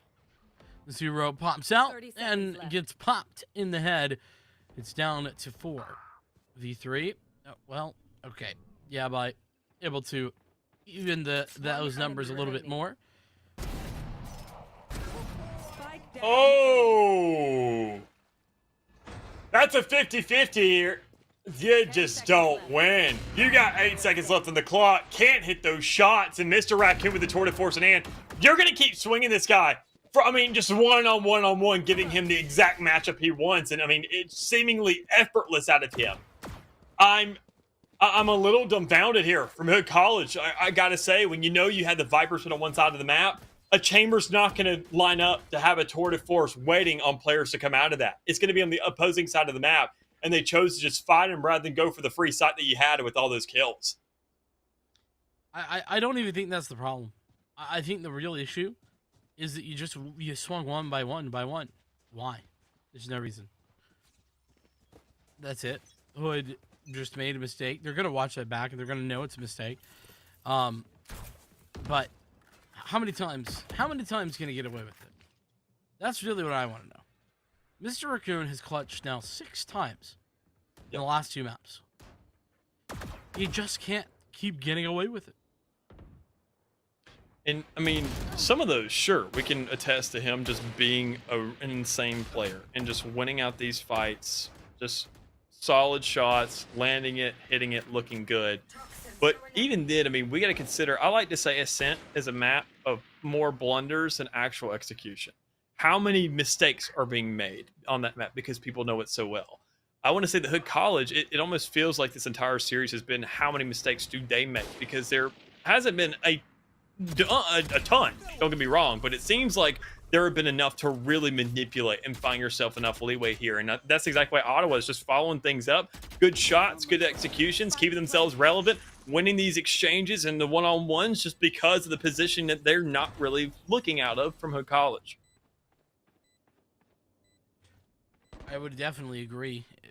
A situation of limiting your own mistakes. Yeah, bye. Looking to do that here.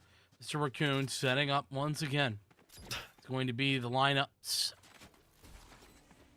Yeah, lineup situation. Shock dart prepped. Oh, that's going to get a free one. Nice shots, and now the 1v1. And it is going to go K-Sep's way. Big round there for Hood. They instantly bring it back after what was a pretty darn tragic ending to that previous round. With Mr. Raccoon winning 1v5.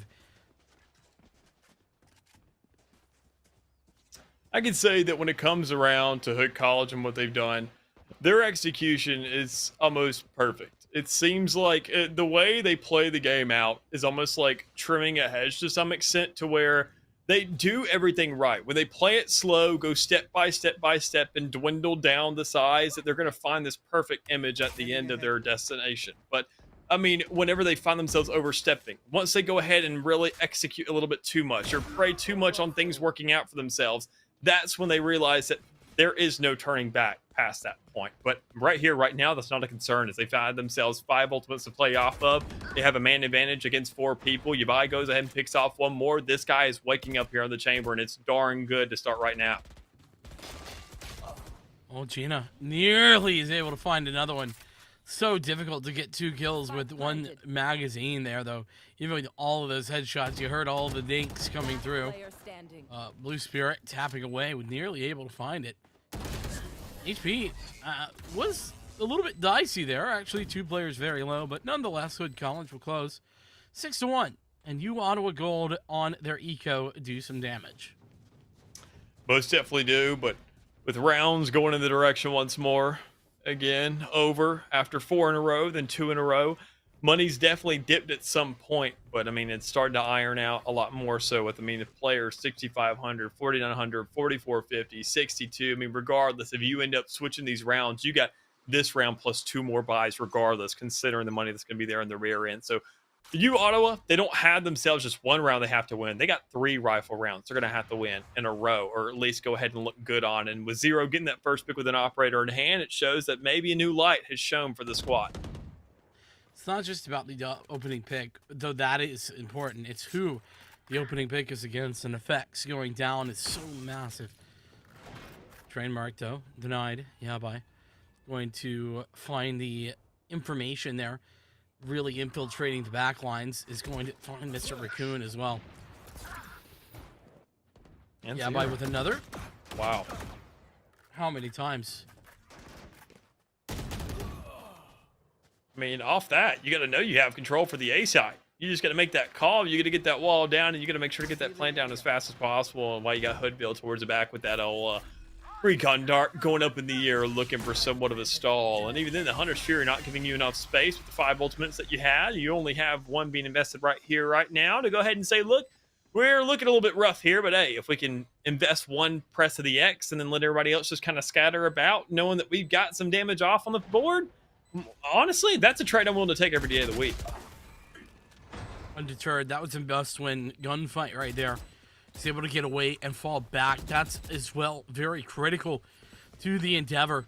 Now that you have to deal with that possibility coming through every moment. Face up on the site, sticking around, playing enough time, and it's going to be Case up to help win it out. 2 frags on and inside the pit.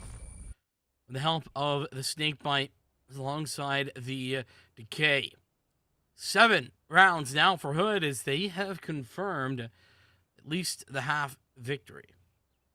Yeah, I mean, rounds like those obviously are huge across the board. You see the allocation, you see that there's no real pressure on Hood College right now.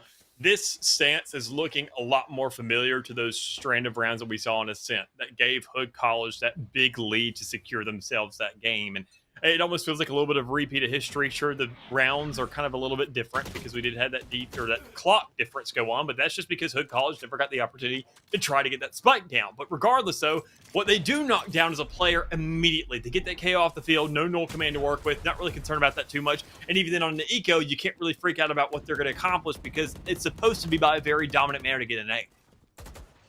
Well, we've really seen Hood College expose that A site time and time again. Yep. It's been rare that the B site hit has come through. This one of those moments. 5 on 4. Janatron. Nice shot with the Marshall. It's going to be effects, though, in the corner. Yabai is about to... Okay, was about to confirm this round, but instead, effects is still hitting shots and taking names.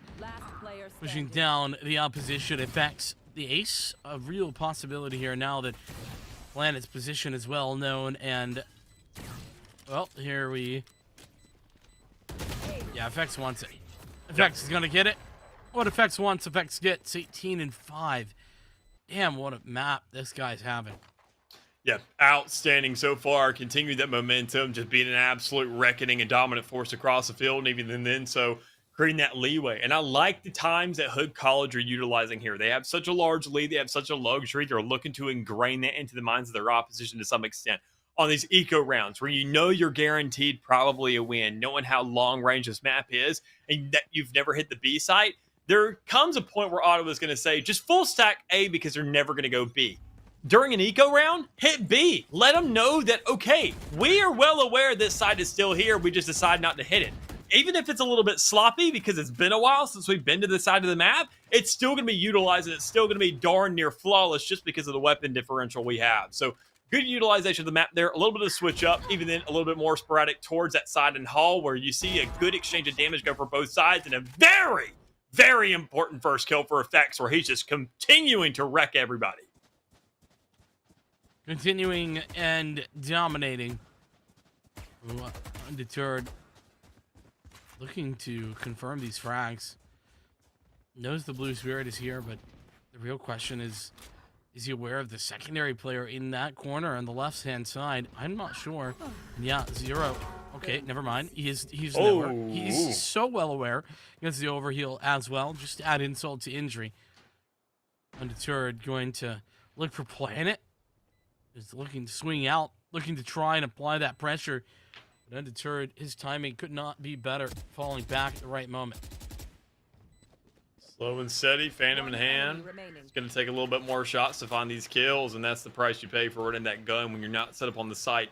And you can see Planet paying the price right there with their own life. But Recon Dart up in the air, maybe a little bit of a lineup. Kind of curious to see where that goes. Still, is it going to be on site is the biggest question. Will it get that peak? Huh?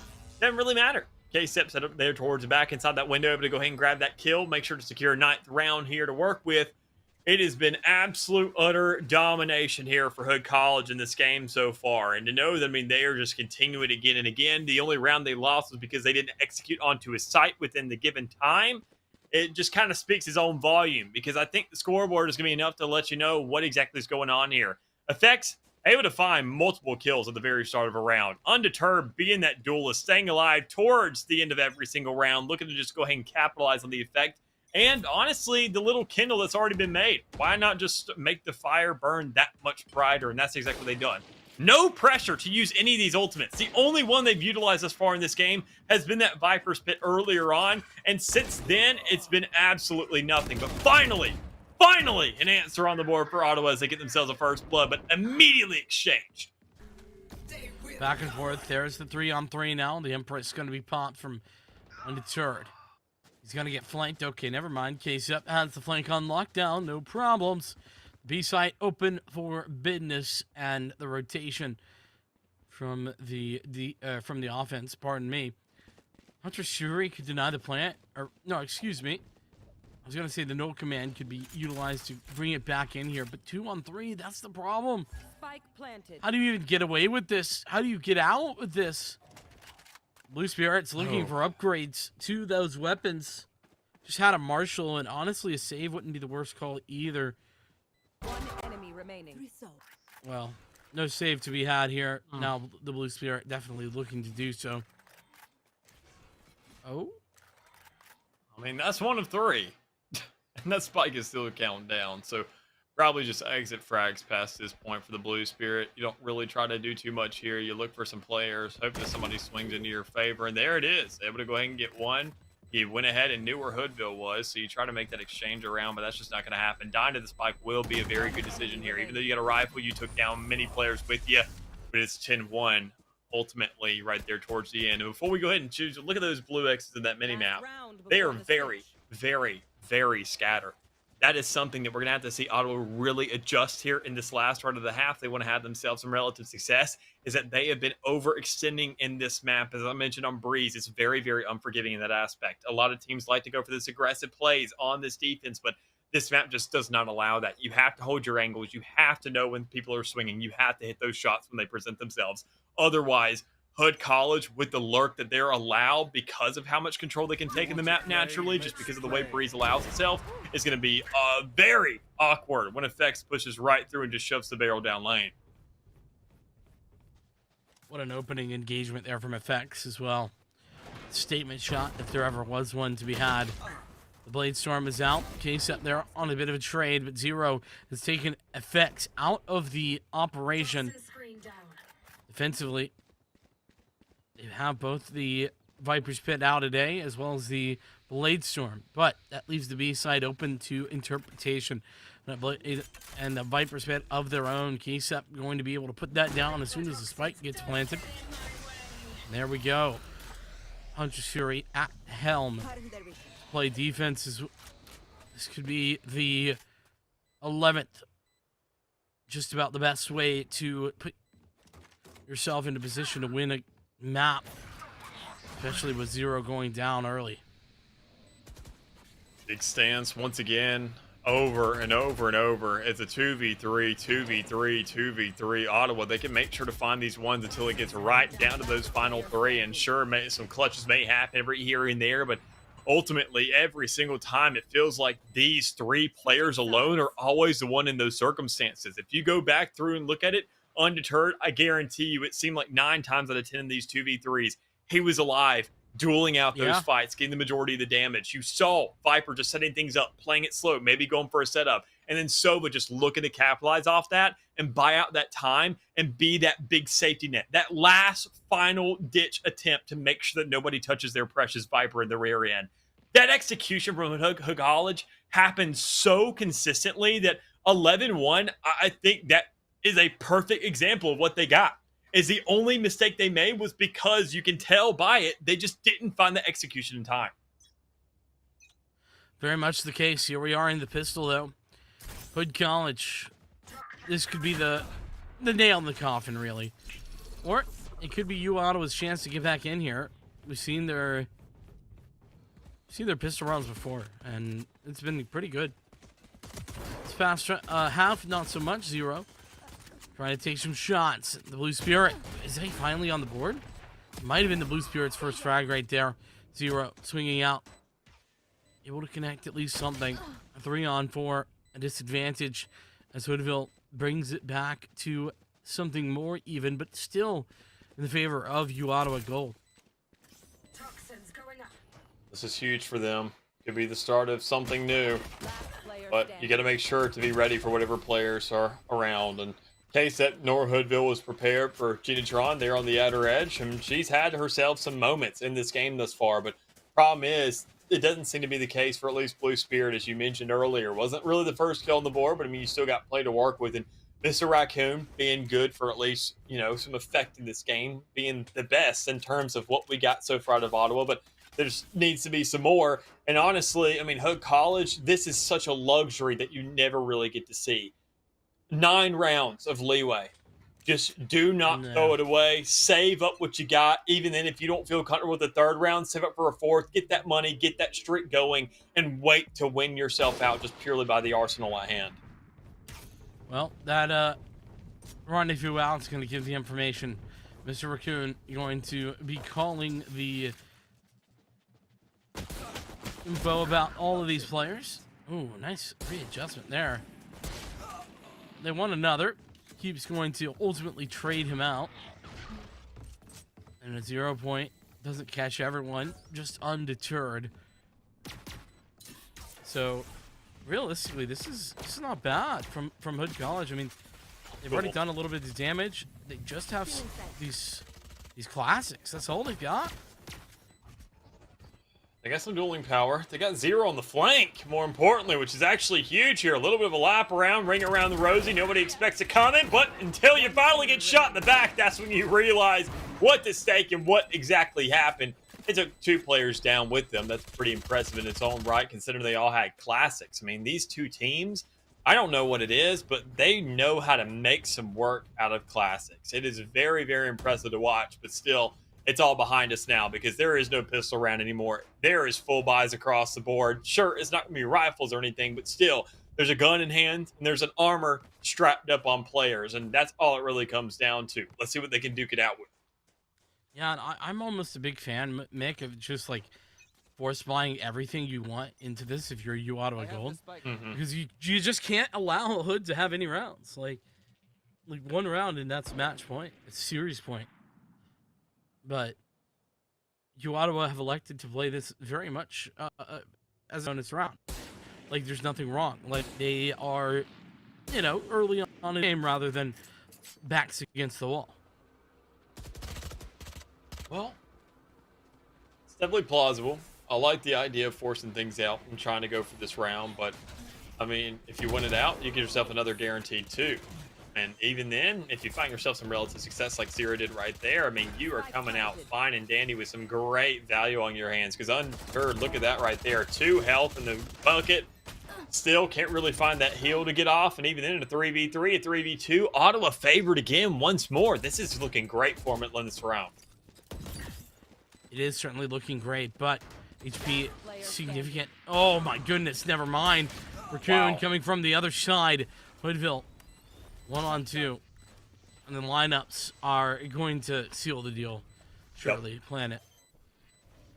Yeah, there's a tap. Planet going to be mentioned to call it in, and that'll be the round.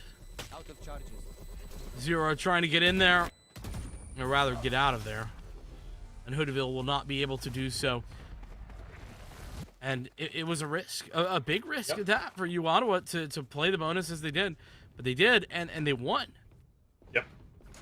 That's really big for them. Knowing that, I mean, they can go ahead, get this stance, get these guns, force Hood College into an eco. It's a little bit, I got to say, reminiscent of what we saw in that first half. We don't see 3-0s very often, especially here in the NECC, especially considering the stakes that are at hand in this week specifically. And even then, we're seeing 3-0s right now on this field on both sides for the attackers, which is crazy to see, showing that, okay, obviously there's an advantage to this attacking side, but can Ottawa manipulate that to the fact to really replicate what Hood College has done in an 11-1 league? It's hard to say. That seems maybe a little bit out of the realm of reason, but hey, I don't want to say it's not going to be possible because, that'd be lying. Case up. Might be able to get one. Oh, hey, there's a spike. Found what?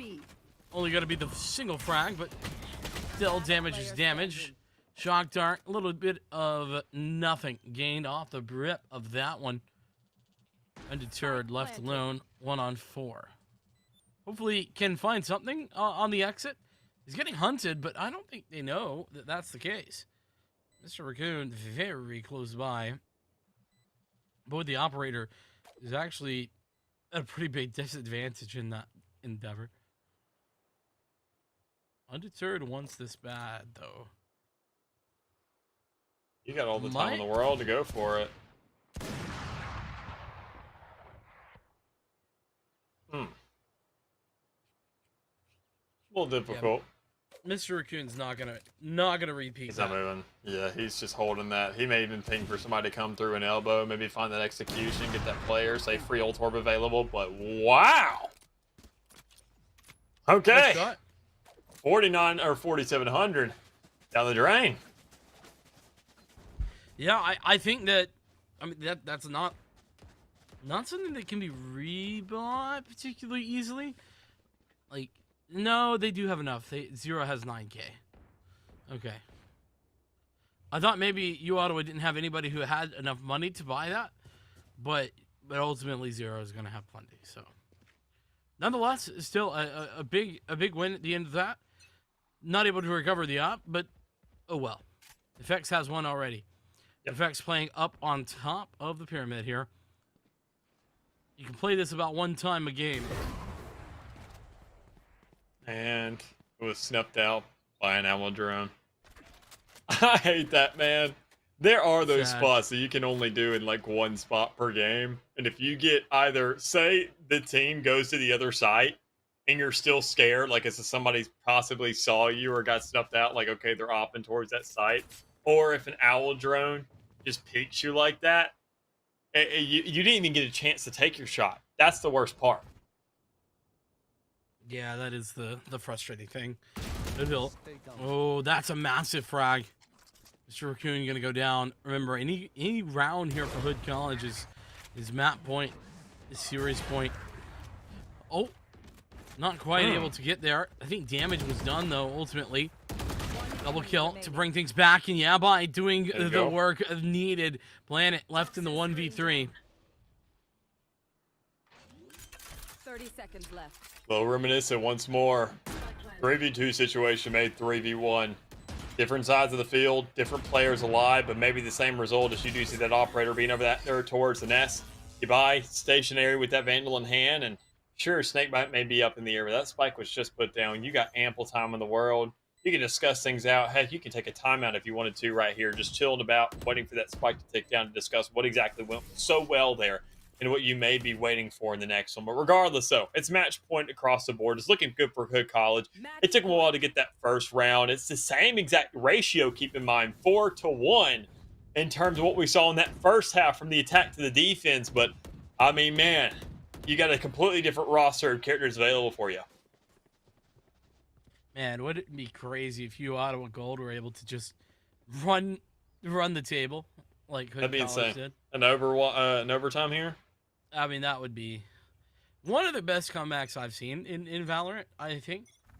I've seen, I think, one 11-1 comeback. FX says no to the Blades. Those are not allowed, my friend. Put them away.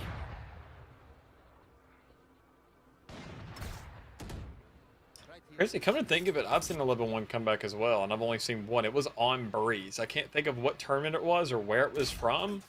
I remember it being on this map, but regardless, it may not look too good right here. No. Maybe. Maybe. You Ottawa? Maybe. Able to do so. Big fat maybe there, though. There's the tour de force on A. That's going to be problematic. Rotation of the jet as well that has the blades on the backpack. But this might not be... Okay, well, I was going to say it might not be in a hit with this mid posture, but surely it will be now. Well, you got time, you get a recon dart. You know there's a chamber with a tour de force waiting on that A site. Now, does Ottawa make the same mistake as what we saw Hood do and swing one at a time, or do they all push out? Well, it seemed like they almost completely forgot about him, but that's not even the case. Effects looking to go ahead, maybe a wombo combo mid-air, but that's not going to happen because that's not how an operator works. You're going to have a full push coming through, and Hood College will only down to one player for this retake. Yeah, wow. I can't believe everything turned on its head so quickly. You Ottawa, with a chance, KSEP, looking to... You're going to retake on their own. 1v3. Setup's pretty darn good. And Mr. Raccoon, the lowest member of the defenders, was able to win it out on their lonesome. No need for more. So you Ottawa Gold, they walked into there. I feel like they had a pretty significant disadvantage. A mistake made by Yabai. In addition to that, FX gets maybe a little overzealous, takes that burst shot. I must not have hit the headshot because the blades didn't reset.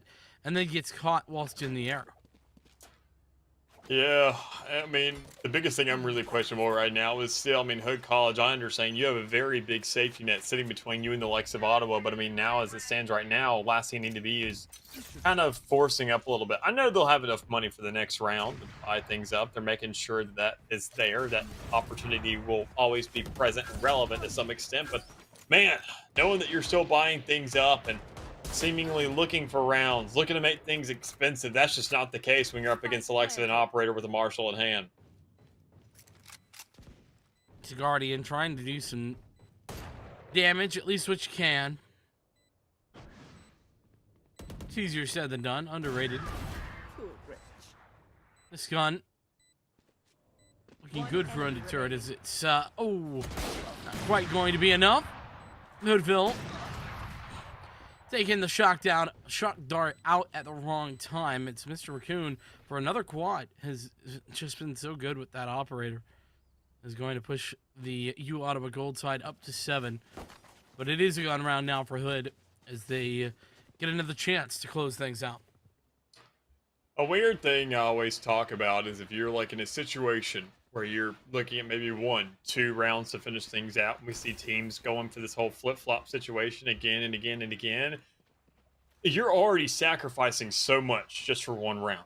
For a little bit of relevancy that I always kind of think and talk about the possibility of maybe just sacking an extra round.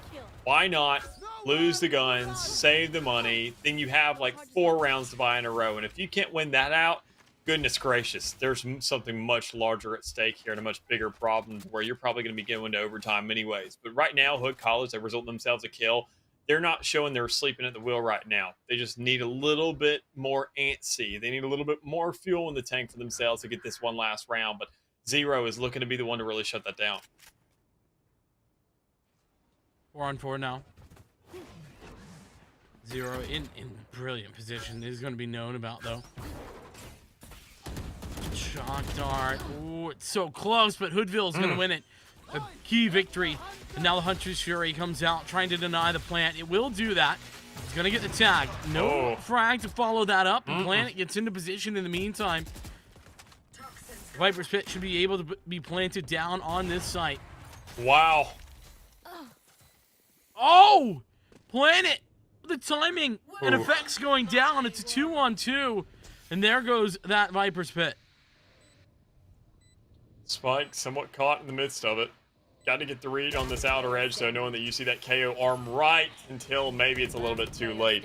That knife is going to go ahead and not really seek out everything you need. You buy and may be in a clutch situation, has to tap that Spike, has to go ahead and alert that Viper to possibly go on the outskirts and go for something crazy. And you're going to see Planet go for it here eventually, but it's half available in the equation until then. It most definitely was, but only for about a millisecond until Planet finds that kill. Viper's Pit finally invested there for another round, keeping things going. We see the strain continuing once more. A round that was invested, an ultimate that was invested. That one ability created enough opportunity for everybody else to go ahead and stack on top of each other. 78 credits, 5,700 credits, 4,600. There are enough buy rounds here to the end to at least get Ottawa to 10 rounds if they keep this thing going, and especially if there's a little bit of a bump in the way. But they can't let that happen with it being just match point for Hood. You have to keep on playing this perfect game, and I don't see any kinks in it whatsoever thus far. Yeah, you Ottawa, they continue to do it. They continue to get away with it. I can't believe it, but they do. 5 marshals being bought into this round. Zero walking through. A little bit of a difficult spray, but Zero eventually going to connect the shot. The marshals not doing that what you would have hoped. Undeterred, at least take Zero out, but it's at a pretty hefty cost to the rest of the team. Plan on B finally going to go down. It's a 3-on-4. Very, very, very mixed emotions about this thus far. Good to go ahead and get yourself at least 1 kill in the meantime off from around like this, knowing you're going to be saving a lot of supplement. You do see Junatron able to go ahead and supplement get at least 1 more. You saw Yubai trying to have that Vandal in hand to at least get 1 more kill and make sure these rounds are being expensive, because that's how you can make sure that these rounds that don't go in your direction can go ahead and turn around. But Mr. Raccoon with an operator in hand, that's going to be 4 players alive in the rear end of a round. That's going to be now getting themselves this 9th round. This was 11-1, keep in mind. I know if for anybody tuning in, this half started at 11-1. I know you joined a little bit late to the party, but goodness gracious, it seems like people are just now popping up.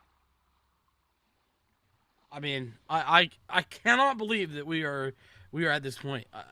I in the back of my mind, I feel like Hood have to be closing this, but you know what? It seems like they're struggling in every manner to close this game. I'm not honestly sure what's going wrong for them. Feels like they're doing most of the things right. They've been close rounds, you know, the exceptions being those eco rounds, but on the gun rounds, it hasn't been one-sided. you Ottawa Gold have just been able to edge it out. The clutches have been phenomenal. We've seen clutches from just about everybody, and it feels like just you Ottawa Gold are peaking at the right time.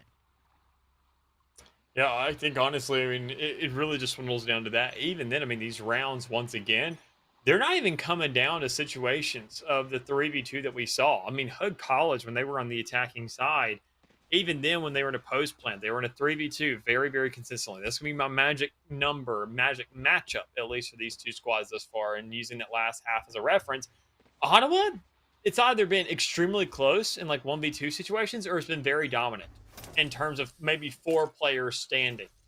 I mean, very rarely have we seen the 3v2 situation. It's always somehow gotten down to a 3v1 where you're going for a retake in a situation like that and you're requiring a player to go ahead and pull off a miracle, per se. So, I mean, that has to be adjusted. You have to have more players live. You need to make sure to keep your players in this game because we're just not seeing that, not only just from a round in its entirety, but by the time that spike goes down and you see that red icon at the top of your screen, that's where it feels like the match or the rounds are already over.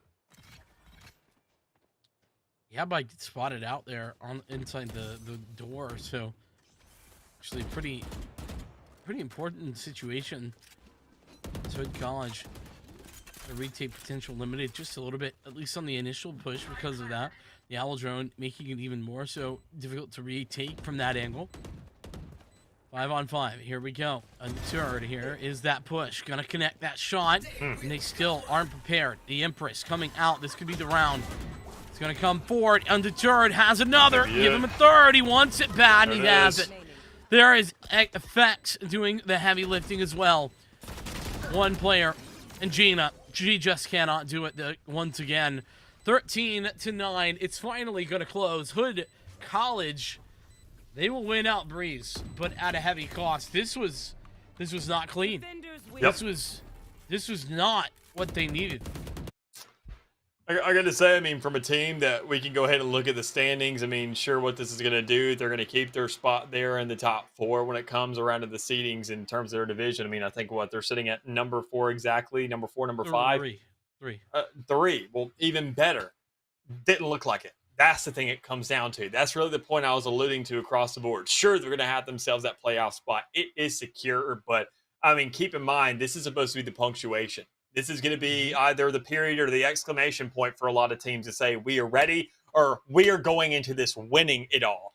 This right here, this one map alone, it felt more like a question mark. This is something that has to be figured out because playoffs isn't just a one-series situation. There's going to be multiple stages you have to go through, and considering that you just struggled that much to close things out, I mean, I'm not going to go ahead and completely disregard all the effort to get here. Their ascent looked outstanding. They really had that unlocked. The Haven, they had a little bit of a rocky road, but I mean, hey, they brought it to overtime, showing they can at least get to that 13th round threshold. This right here, man, it was a completely different story. Yeah, and I mean, listen, at what will end up being just a +7 map differential, I think that there's a possibility that they could move, depending on how Montclair and Robert Morris play, and their outcomes, right? They could move down up to 2 different spots. So, listen, I think Hood deserve congratulations. They won, of course, right? Like, I don't want to take that away from them, but against a team that was 1-6 and now 1-7, I don't think that they performed as well as they could. It was clear that they struggled to close some games, and if you're Hood, you need to be watching that back and thinking, how can we figure out how to close some of these games? All that being said, they have some time, Mick. They're not going to be running straight into the playoffs. They have some time to figure out what went wrong, to try to find out what the problems were. But Mick, it's just about time for us to say goodbye. It's getting late over here, buddy. It most definitely is. So with all that being said, thank you all for tuning around. Playoffs will be coming here soon. Do not go anywhere because that will be in effect. But regardless, though, we're just in the NECC alone, we still got games throughout the entire week. Obviously, Tuesday, Wednesday, all the way up to Friday, we got more action coming through. Just because it's the end of VALORANT in the regular season here, we still got more regular seasons to come to a conclusion everywhere else, and even then playoffs to follow up here soon. You'll get more details on that. Follow us, NECC, on the socials. Get notified of when we do come live and bring all that information to you, and even in the standings of what the conclusion of that will be, because that's going to be interesting in its own right. But regardless, though, we're going to wrap things up here for the night. We're going to see you guys here later. Not sure when, not sure how, but you know that our two pretty faces will be at least somewhere on this broadcast, and we'll be looking for it until then. Catch you around.